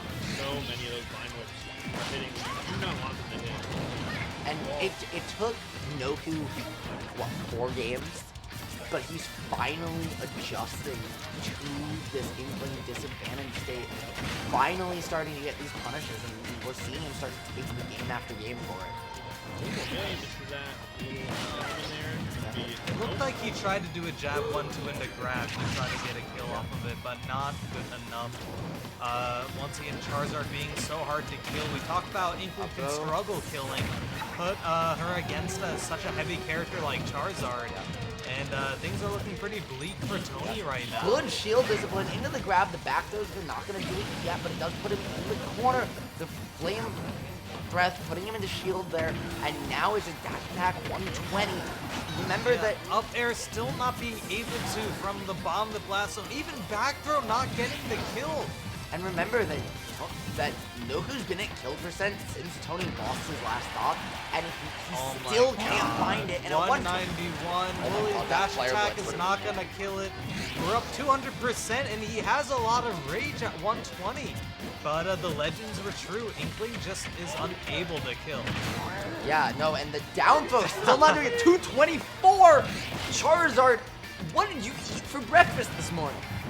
And I must have ate something really heavy. Yeah, he Ness is not losing the stock. Ness is heavy. And another one, 224. He takes a second stock. That's all still on his first stock. With that 160, finally Tony finds something. Thank goodness, and hopefully that one stock can give Tony a little bit of momentum, just some faith that he can close this out. He is on his tournament stock right here. It's just incredible what Noku's been able to do with getting these adjustments, using as many games as necessary, not saying, okay, I'm getting beat now, just saying, okay, what are the adjustments, what are the little things, and putting it all together. Tony now just getting bowling in on the ledge of platform. And up smash, not enough to take it. Oh, big opportunity for Tony to get right back. Vine Whip, he goes for it again, doesn't find it that time. With the dash grab, Noku definitely wants to end this here and now. You can see it in the options he's picking. Yeah, there goes that nair. Looking for a down air, not going to hit. And he can really pick his flavor. This match is completely in his favor right now. Let's see if Tony has something to say about it. Oh, I wonder if he's going to throw out a one player blitz. Yeah, there it is. And from Tony, insane. Wow. Up throw, up air, not connecting, unfortunately. Now we're back in the situation where before we've seen that Charizard can live up until 200% here against Inkling. Yeah. And it's just, right now, it's just, Tony has gone from, as you called him, the demon to the valiant hero, desperately trying to slay a dragon in this state. But once he does it, he's got to do it again. And that must be it. Noku taking it 3-1 over Tony, getting his revenge from last week. Wow. That's all I have to say. Wow. What an adaptation. What a set. What a pair of sets that we just got to see in Grand Finals. For sure, their sets are always absolutely insane. We saw so many times adaptation from both sides and the tempo completely changing. There were times that felt like Tony did it, he found the Inkling, he adapted, he's gonna figure it out. Noku being like, well, I have something to say about that. And we just saw it back and forth on both ends. Absolutely amazing from both players. Yeah. And, I mean, Tony going all the way into his pocket. So we saw the Mewtwo, and then when that didn't work, his hidden boss character, we saw him reach all the way deeper in, all the way back to day one, and he managed to find the reset off it and get the reverse 3-0, and then get another game. And then suddenly the wheels came off the train, and that just happens when you have a player like Noku finally figures it out. It took him almost as many games as he had available to him to figure it out and make it happen, but once he did, well, it was the Vine Whip show. Yeah, honestly, it was just him forcing Tony into those spots where the Vine Whip was just always hitting and taking those stocks way earlier, because as we mentioned, that was kind of the whole deal. Obviously, that's the point of the game, but the reason that Noku did so well against the Ness is because he took the stocks early. The reason he did so poorly against the Inkling at first is because he couldn't take the stocks. But once he found out how to get them early again, it was kind of a wrap. And yeah, that's it. The streak's over. Turns out not letting...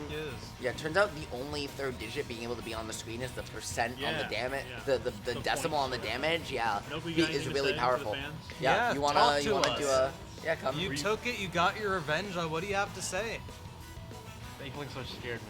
Yeah, that Inkling was putting in work, wasn't it? That's like one of my secret characters I don't want to fight in bracket ever.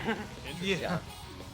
But I knew he always had an Inkling secondary, so I'm like, if I ever beat his Ness hard enough, it was fun. You figured out that once he just goes high, you just get the Vine Whips, and then that like turned the set around. So props to you, dude. Are you? I see the Super Smash Con hoodie on. Are you going this weekend? Still running dubs. Next weekend I'm going. Next weekend. Right. Next weekend. This weekend Evo. But shout out to AG representing that merch. So it's gonna be awesome seeing you out there. I don't know if we will. This will be the start. I mean, I come here like almost specifically to fight Tony, because like he used to beat me like over like a lot of times back in my local. So yeah, for sure. Now you can come beat him at his local. That's what's up. Congrats, man. Yeah. Alright, y'all. I think I'm gonna head out. I think you guys got end stream. So. Yeah, for us. Thank you all for tuning in. Thank you all for watching some Smash Brothers. Thank you, Noku, for the Smash Brothers. For sure. Thank you all for coming out. And we might be running dubs. We're gonna be signing off though, but if you want to stick around, watch some doubles action. We still have many of the wonderful players you saw here today competing in our doubles tournament. Yes.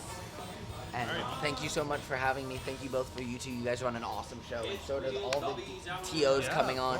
All the TOs and everyone behind the scenes. So this was awesome. Yeah, likewise. Wait, Kyle. give us a transitional slide so we can leave. Yeah. Oh. Yeah, let us All right, do y'all. that. We'll be seeing you. See ya.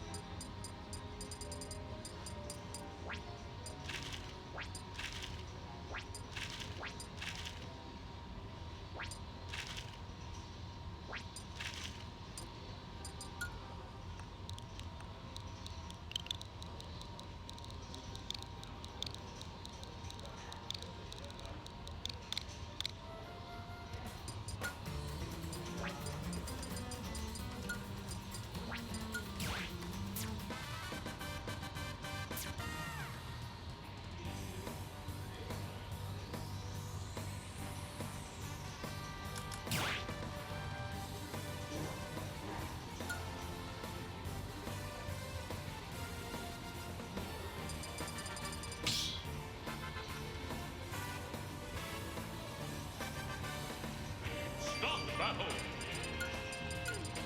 Team battle. Mythra. Fort of Pikachu.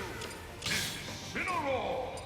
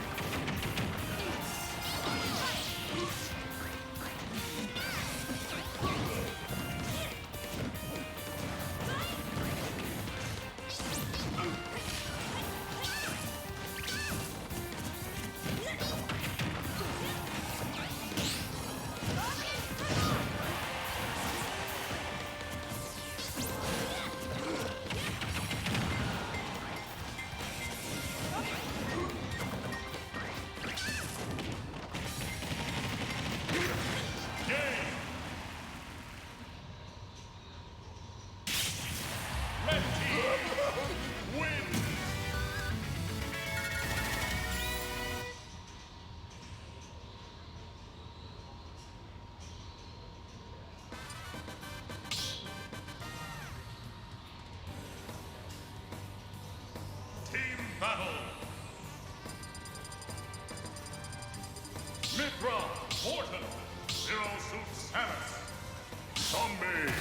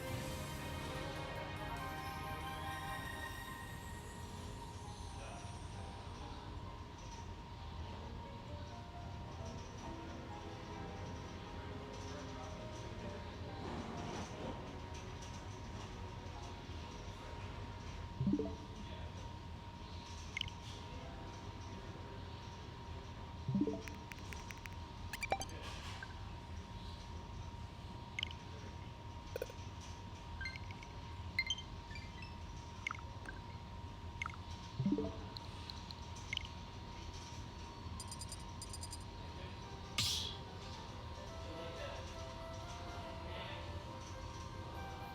battle. Mythra.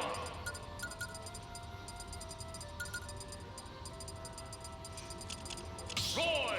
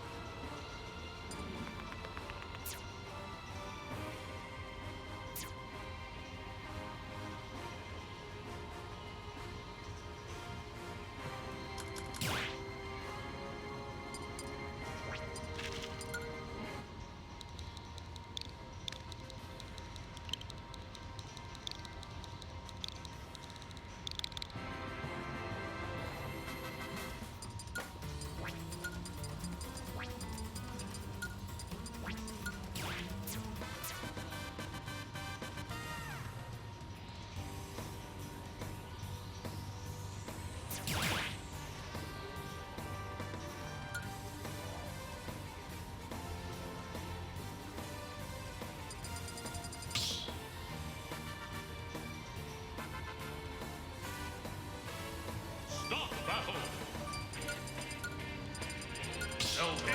Mythra.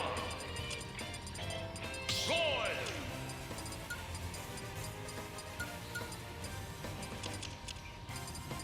Morton.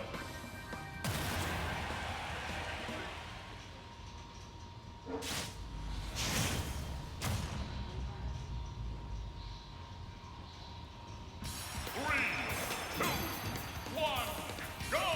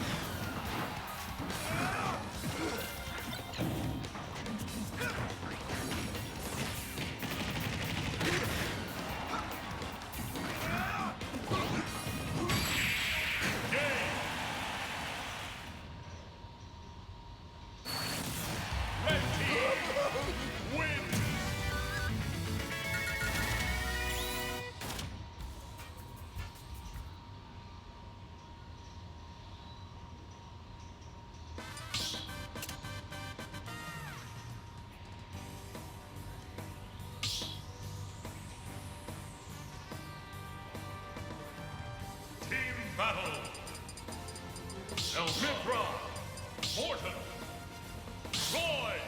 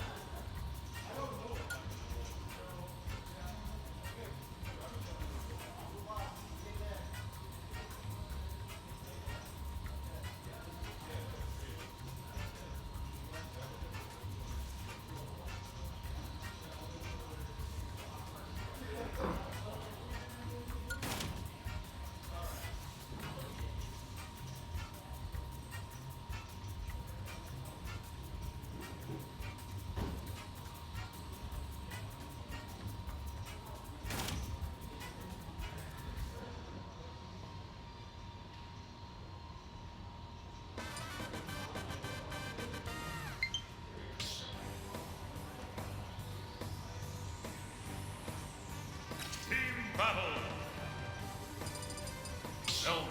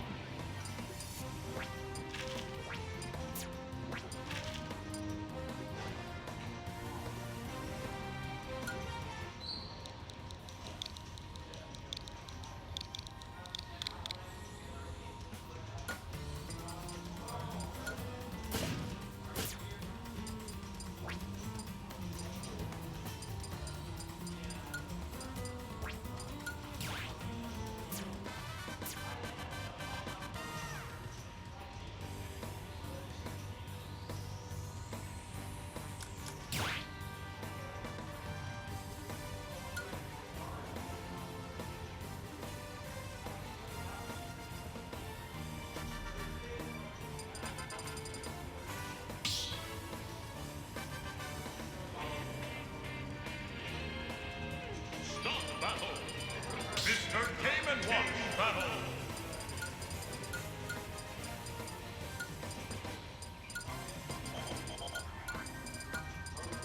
Roy.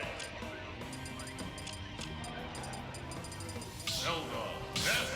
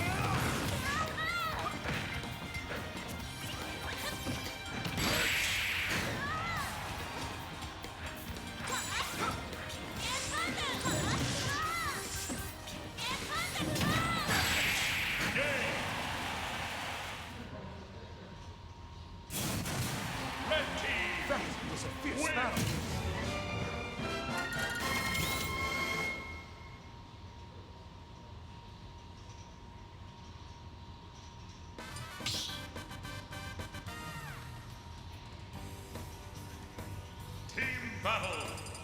Roy. Mr. Game & Watch. Ness.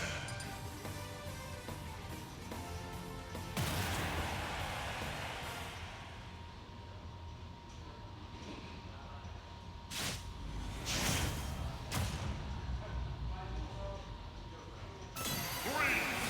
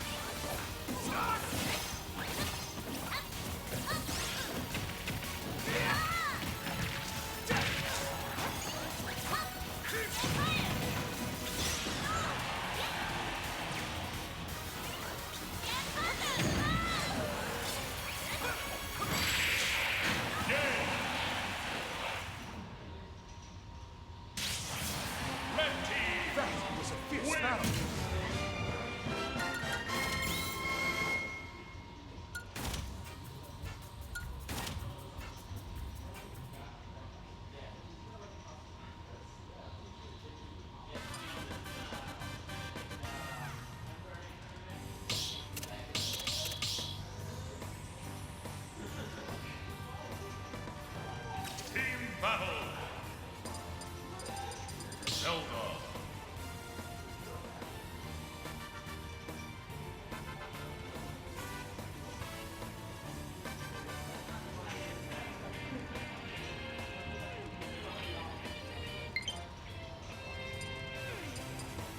Roy.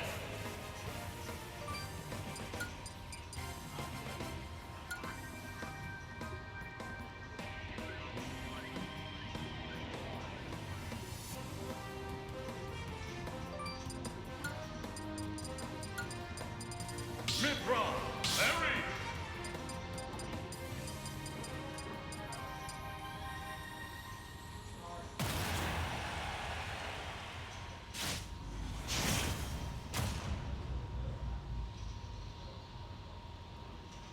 Three, two, one, go!